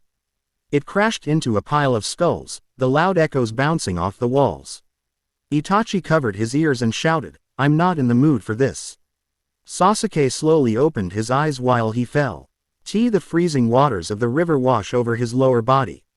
"Huh, what?" He pushed himself into a sitting position to gaze at the unfamiliar surroundings. The cavern was shrouded in darkness and the air was damp and cold. The walls and ground were made of various rocks and limestone. Large stalactites grew from the ceiling while smaller-sized stalagmites formed on the floor. Numerous columns were formed by the connecting structures and the overall setting looked beautiful, but deadly. "Just great," he sighed while waiting for his night vision to activate. Before raising to his feet, the Raven rubbed his hands together and blew on them, attempting to warm himself. He then looked down at his waterlogged clothes. I have to find my way back, but first, off with this shirt. Sasuke pulled the shirt over his head and gave it a good twist. Water fell from it as if it were a small waterfall.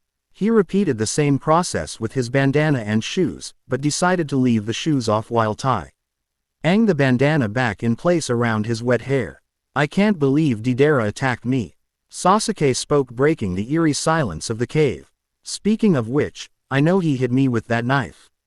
The only question is, how bad? He eased himself free of his cargoes to get a better look at his wound.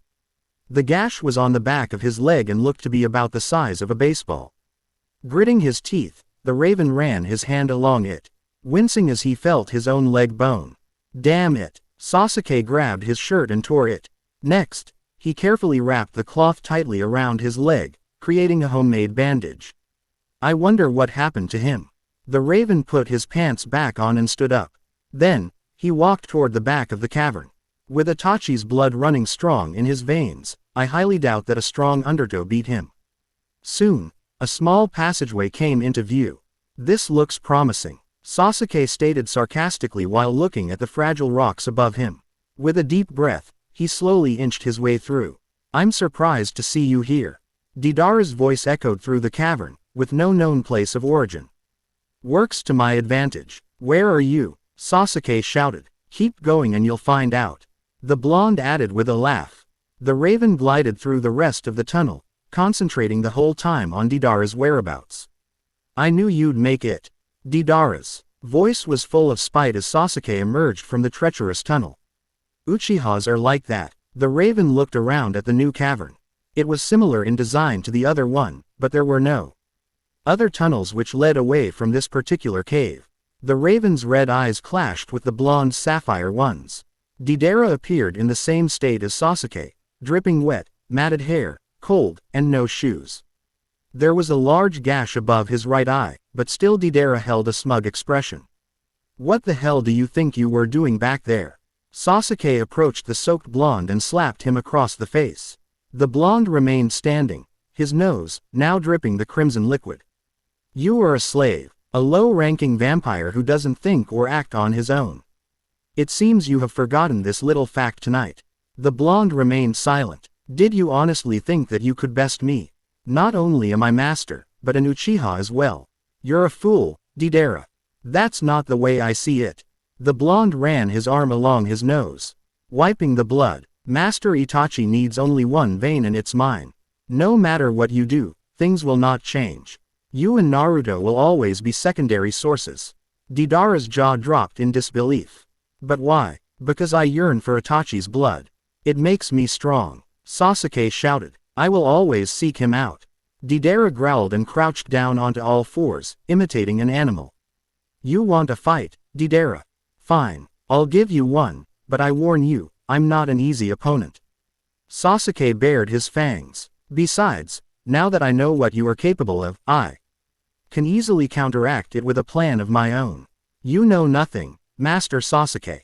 Deidara's eyes began to glow an eerie yellow. And I'll prove it to you. So now you have a quick tongue too. Sasuke spat. Deidara continued to emit low growls, his eyes never straying from the Raven before him. This whole act of confidence you're portraying is really starting to piss me off. Do you really think you could beat me? Sasuke raised a slender brow. Yes, I do, the blonde replied in a poised manner. The Raven sucked in a deep breath and narrowed his eyes. Surprised, Deidara continued. Well, you shouldn't be. Slaves do anything for their masters, right?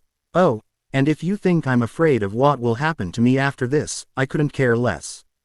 Just knowing that I killed you will get me through anything Master Itachi does to me. Bold words, Deidara, but regardless of what's forming in your simple mind, your lack of physical strength will be your downfall.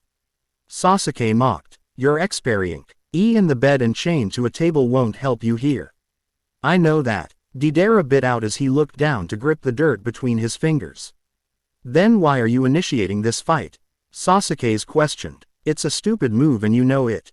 No, it's not. Deidara's breath quickened. Naruto's right. If I don't like something then I should have the freedom to say so. And right now, I hate you. The Raven gave a startled look. Damn it. Naruto, you have no idea the effects your words have on Deidara. Sasuke thought angrily to himself. You will learn to shut your mouth when I tell you. Suddenly, the blonde tilted his head back and let out an ear-splitting roar. The raven recoiled, taking in the horrific sight before him. With each passing second, the blonde started to look more feral. S fingers bent into a paw-like form as black fur started to engulf his human flesh. What was once simple fingernails were now replaced with thick talons. Deidara's feet arched upward while his legs twisted into hunches. Suitable for a dog-like creature. Ebony fur slithered its way over these appendages, outlining the blonde's slender body. Sounds of bones crushing and muscles shifting throughout S body forced Deidara to scream out in extreme pain. A long, thin tail shot out from his spine while his neck extended, showing off a powerful throat. His human ears were quickly covered and replaced with small horse-like ones which sat upon his crown. His nose and jaw altered into a muzzle-like state as two lengthy dark gray horns broke out from the top of his skull. An overabundance of razor-sharp teeth filled his mouth and fine blonde hairs raced down his neck as the black coat of fur enclosed his face, completing the change. In Deidara's place was now a terrifying hellhound, the size of a large wolf. Its feet emerged in the blood that flowed thickly from the extended horns atop its head. Deidara. Sasuke was caught between shock and total fear. Never has he seen something like this. But before he could utter another word, Sasuke was knocked to the ground, the beast's claws embedded in the raven's bare chest. Ah! Sasuke screamed as Deidara stood dominantly above him. You bastard! The raven cringed as he felt sticky saliva fall onto his face. Yuck! The beast snapped its jaws inches from Sasuke's neck, intending to leave something much worse than two small holes. With some quick thinking, the raven snaked his hands between Deidara's powerful, thick front legs to grasp the top and bottom jaws of the creature above him, holding them open. Sasuke smirked. I'll never fall to you. Both were locked in a continuous struggle until the raven was finally able to twist the jowls of Deidara far enough, causing the beast to back off. It shook its head and let out a few menacing grunts as Sasuke struggled to stand. The raven gazed down at his newest wounds. 6 jagged lines, overflowing with blood, met his eyes. What the hell did Itachi do to him? The raven muttered seconds before he coughed up a fair amount of blood. Deidara paced side to side, admiring his work. Don't think you've bested me, Sasuke shouted. The beast snorted, coming to a halt. Then it lowered itself, preparing to strike. The raven's eyes danced around the cavern, trying desperately to find the small tunnel that led him here. As luck would have it, he was close. I have to make it there, Sasuke thought to himself. There's no way I can fight this thing in my condition. I hate to admit it, but I finally believe Deidara's capable of actually killing me. He ran his tongue along his dark cherry lips, knowing that the taste of his own blood would give him the energy he needed to follow through on his plan. Seeing that the bandage on his leg was still secure and feeling the temporary burst of adrenaline circulating through his body, Sasuke smiled. I know I can do this. I just have to stay focused on my goal. Once I get there, I'll be safe. For there's no way Deidara's body could fit through that tunnel. With one last look at the crouched beast, Sasuke took a deep breath and sprinted towards the tunnel. Unfortunately, he never made it. Itachi stopped, in the middle of the bridge that Deidara and Sasuke fought near earlier. Blood. His nose sniffed the air, taking in deep breaths. It's Sasuke's and Deidara's. He narrowed his eyes. Why is my younger brother bleeding so immensely? Against Deidara, he shouldn't have any problems. Suddenly his ears perked up. An animal growl. Itachi raised a brow. I wasn't aware one lived down here. Gazing down at the water, he couldn't shake the feeling that Deidara and Sasuke somehow fell in and were swept downstream. Although this river is known for its aggressive nature, it seems to be calm now. Planting his foot on the side rail, Itachi lifted himself up. Well, there's only one way they could have gone. Itachi jumped into the frigid waters below. Have a seat, Naruto. Madara smirked while sliding back his hood and dropping the blonde's chain on the ground. His long, ebony hair brushed against an iron chair as he patted the seat. The blonde shook his golden locks, his azure eyes scanning the cramped room. Black candles were placed against the stone walls on small outcrops. The chair, which Madara attempted to make so welcoming, was sitting in the center of the chamber. Next to it was a wooden table, roughly the size of a small computer desk, with 2 open shackles soldered to it. A tiny stove sat only a few feet away with its angry red, orange, and yellow flames seen dancing within their confinement through the 3 slits on the door. Leaning against the stove was a short brand. Like what you see. Madara broke the silence. Personality. This is my favorite room. Simple in its design, yet effective in its purpose. What do you plan to do with me? The blonde glared at Madara, eager to learn what awaits you. Madara placed the brand in the hot stove. Not exactly, the blonde muttered. Now keep in mind that after your session here, you will only get to leave this room one more time. The cloaked male turned to face Naruto. Why? Naruto raised a brow. What happens on the 3rd time? You'll die here. A smile pulled at Madara's lips. How can that happen? The blonde rattled his shackles. I'm already dead. Vampires have their limits too. Madara walked over to Naruto and pushed him into the chair. If you want to see exactly what that is, then I suggest you be more careless. He grabbed Naruto's chin, forcing the boy to make eye contact with him. Slaves like you make good examples for others. Instantly, Naruto began to feel drowsy. That's it, relax. Madara spoke in a soothing tone. Once he saw the blank look in the slave's eyes, he ched for Naruto's bonded wrists and freed them. Next, he tied the slave's right arm to the armrest using the chain Naruto was led here with, followed by laying the left arm in the 2 open shackles, palm up, upon the table. The first iron was locked around his wrist, the second was right below the bend in the elbow. Madara slid his fingers across the soft, tan flesh of Naruto's forearm while his eyes glowed a hellish red. Such innocent skin. Madara gingerly ran 3 fingers along it. So much like Deidara, he whispered, placing a strand of Naruto's sunshine hair behind one of his ears. I think it's time for you to wake up now. Madara lifted the blonde's chin and locked eyes with Naruto once again. Within seconds, Naruto snapped back into consciousness. Wah! The blonde blinked in confusion. What happened? He looked down, frowning upon his predicament. How'd I get like this? There's no way I would have just sat here while you chained me up. Funny you phrase it that way. Madara replied with a laugh. For that's exactly what you did. Hypnosis. Naruto mouthed silently. Such a smart slave. Madara mocked while lightly slapping the side of the blonde's cheek. You remember what we Uchihas could do. But you said your eyes were different from Sasuke's and Itachi's. Naruto fought against his bonds. They are. We all have the ability to make others obedient without the use of too much effort.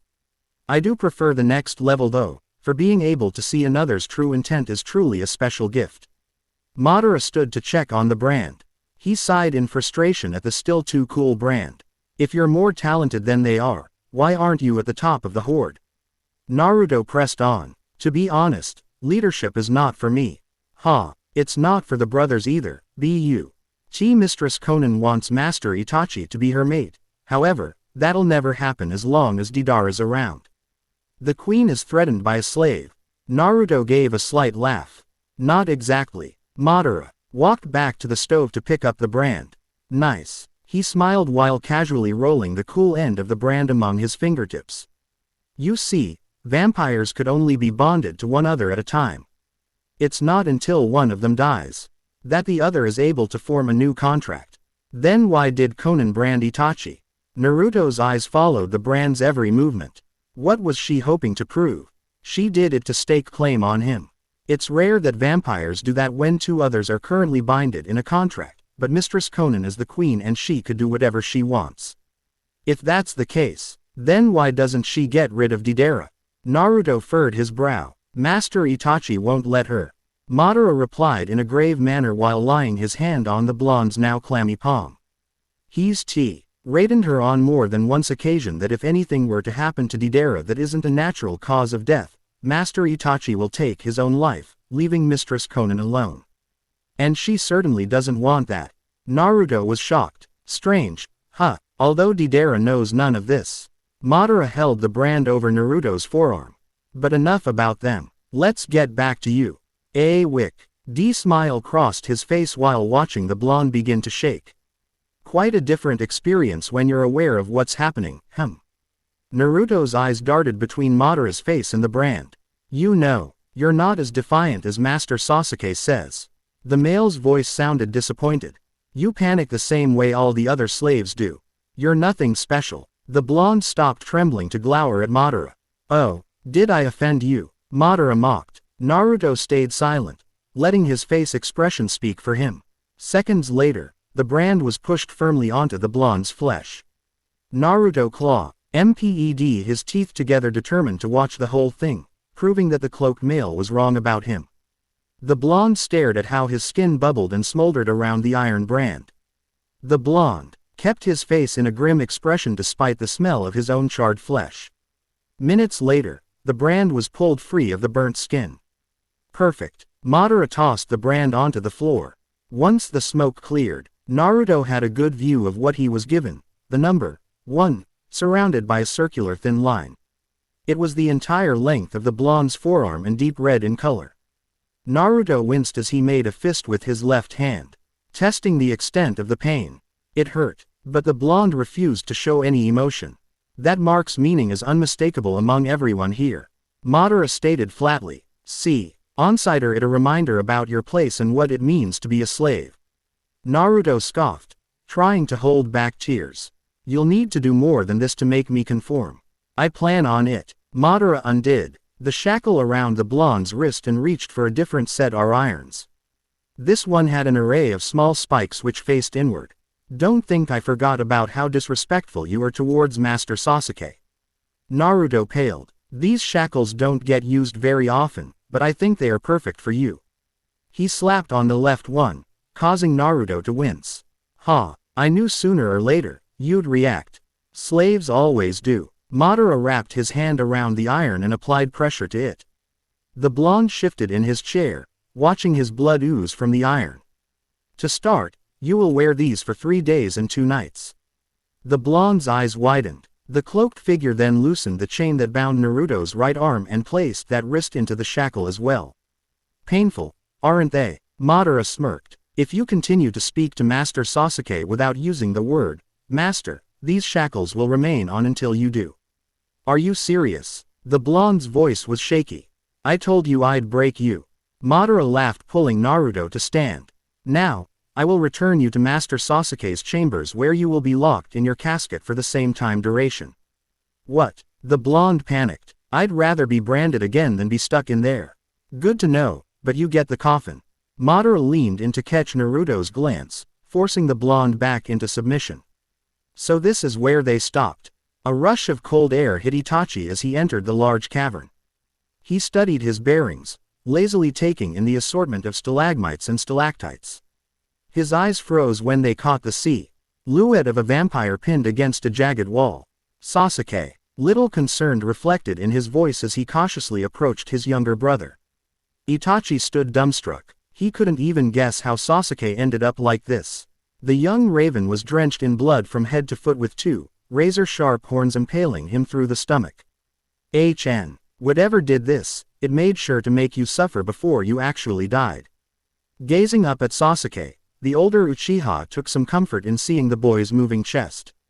"Good, Sasuke," Itachi smirked. "I'd be disappointed if you were killed this easily." "Don't touch him," a harsh voice spoke from the shadows. "Ah, Deidara." Itachi looked over his shoulder. "I'm glad to see you've fared better than Sasuke." "I have," the blonde uttered quietly, his voice a little conceited. For other than bleeding steadily from atop his head, Deidara held his ground. "What happened here?" Itachi asked, his attention still on Sasuke. "I attacked him," Deidara foolishly admitted. "Ridiculous." Itachi laughed. "You can't defeat Sasuke." "But I did," the blonde mumbled, averting his eyes. "I'll find out what really happened once Sasuke as well." Itachi pulled at a horn, struggling slightly as it gradually inched out of his younger brother's body. I'm warning you, Master Itachi." Deidara bared his fangs. "Leave Master Sasuke where he is or your threats are meaningless," the Uchiha calmly replied, continuing his task at hand. Frustrated, Deidara let out a yell and charged at Itachi. The Uchiha saw this and easily countered his slave's feeble attempt. When the blonde was close, Itachi reached over his shoulders to grab a hold of Deidara's wrists. Then he lifted the startled blonde and flipped Deidara hard onto his back. Next, Itachi dragged his slave to a shadowed corner and straddled the dazed blonde, the whole time keeping Deidara's arms pinned down, one on each side of the blonde's head. "Let me go." Deidara twisted his body beneath his master. "I told you to stay at the bar," Itachi growled, ignoring the blonde's plea. "I wanted to leave." The blonde was unrelenting to submit to Itachi's strength. "Did that other blonde put you up to this?" Itachi spat while tightening his grip on the blonde, causing Deidara to cry out in pain. "Tell me, Deidara, was it before or after you kissed him? How did you find out?" Deidara stopped fighting. Sweat formed on his brow. "You admit it then," Itachi spit out. "You gave that other slave a taste of you. I thought it was okay." The blonde trembled. Because he wanted to be my friend. You are not allowed to have those." "I'm sorry, Master Itachi." Deidara's eyes started to water. "It won't happen again." "It better not," the Uchiha threatened, coming face to face with his slave. "Because if it does, you will suffer severely." Itachi's eyes bore into Deidara's. "Repeat your role to me," he commanded. Deidara flatly recited, "I am your slave and I give to you my mind, soul, and body, be it for pleasure or torture." His voice remained steady throughout his speech, indicating that he'd been trained to memorize this and heed its words.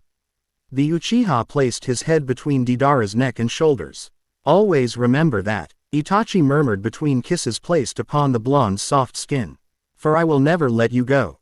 With those words, Itachi lengthened his fangs and bit into his slave's neck, causing Deidara's tears to finally fall. "I don't want to be second." Deidara spoke softly while closing his eyes, finally giving in to his master. "Second," the Uchiha thought. What is he talking about? After drinking a fair amount of Deidara's warm blood, Itachi felt his slave's body go lax, resulting in releasing both his holds on the blonde. When looking down at Deidara's face, Itachi knew that the blonde had been through something tonight. "How I hate when you disobey me." Taking his slave's face between his hands, the Uchiha bent down to lightly brush his lips across Deidara's. "It makes me rethink my methods with you."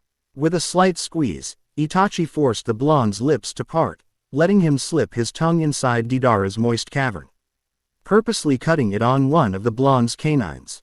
Itachi let a mixture of both his own blood and Deidara's seep down the blonde's throat. Before pulling back up, Itachi tugged on Deidara's bottom lip while gently massaging the blonde's Adam's apple, coaxing Deidara to swallow the crimson liquids. Licking his own lips clean, the Uchiha decided that he wanted more from his slave. Laying his hand on Deidara's stomach, his fingertips gingerly swept along his slave's lean build, lifting the blonde's shirt.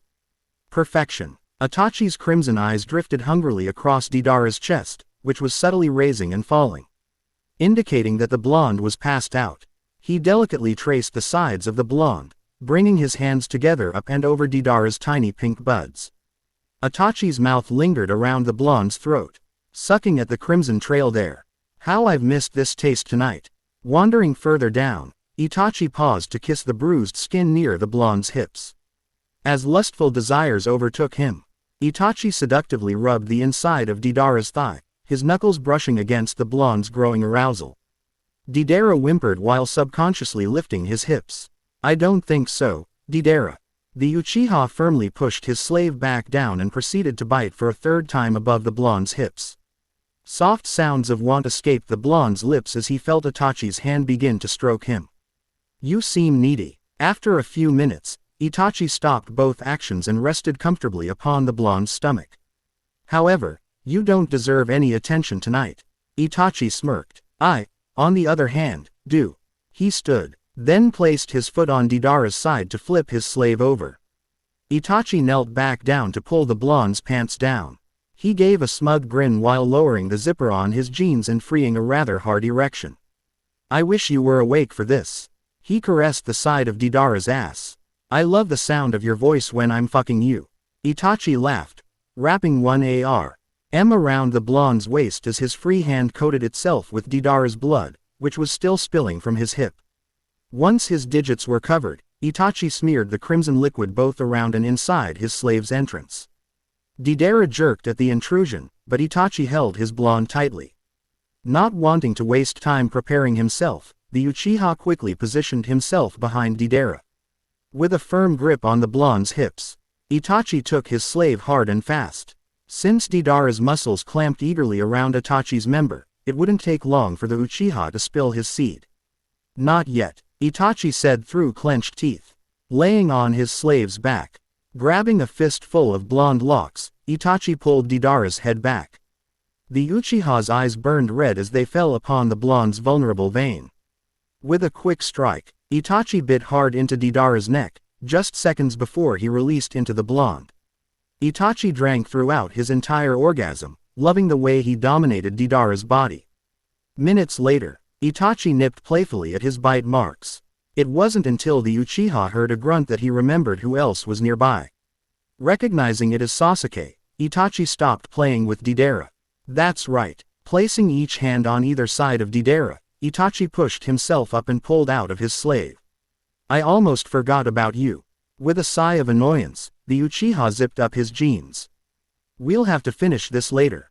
After Deidara was fully clothed, Itachi flipped Deidara back onto his back. Confusion crossed the Uchiha's face as he watched the blonde cough up some type of black liquid. We have to leave now. Itachi carefully lifted Deidara onto his back. Practically running over to Sasuke, Itachi grasped the horns and ripped them out, not caring if he took pieces of the younger boy's muscle and skin with them. The raven slumped forward, falling against his older brother's chest. Itachi snaked one arm around Sasuke's waist, hoisting the boy off the ground. You need to see a doctor and so does Deidara. I refuse to lose either of you tonight. The end. Remember to subscribe and like this video. See you in the next video.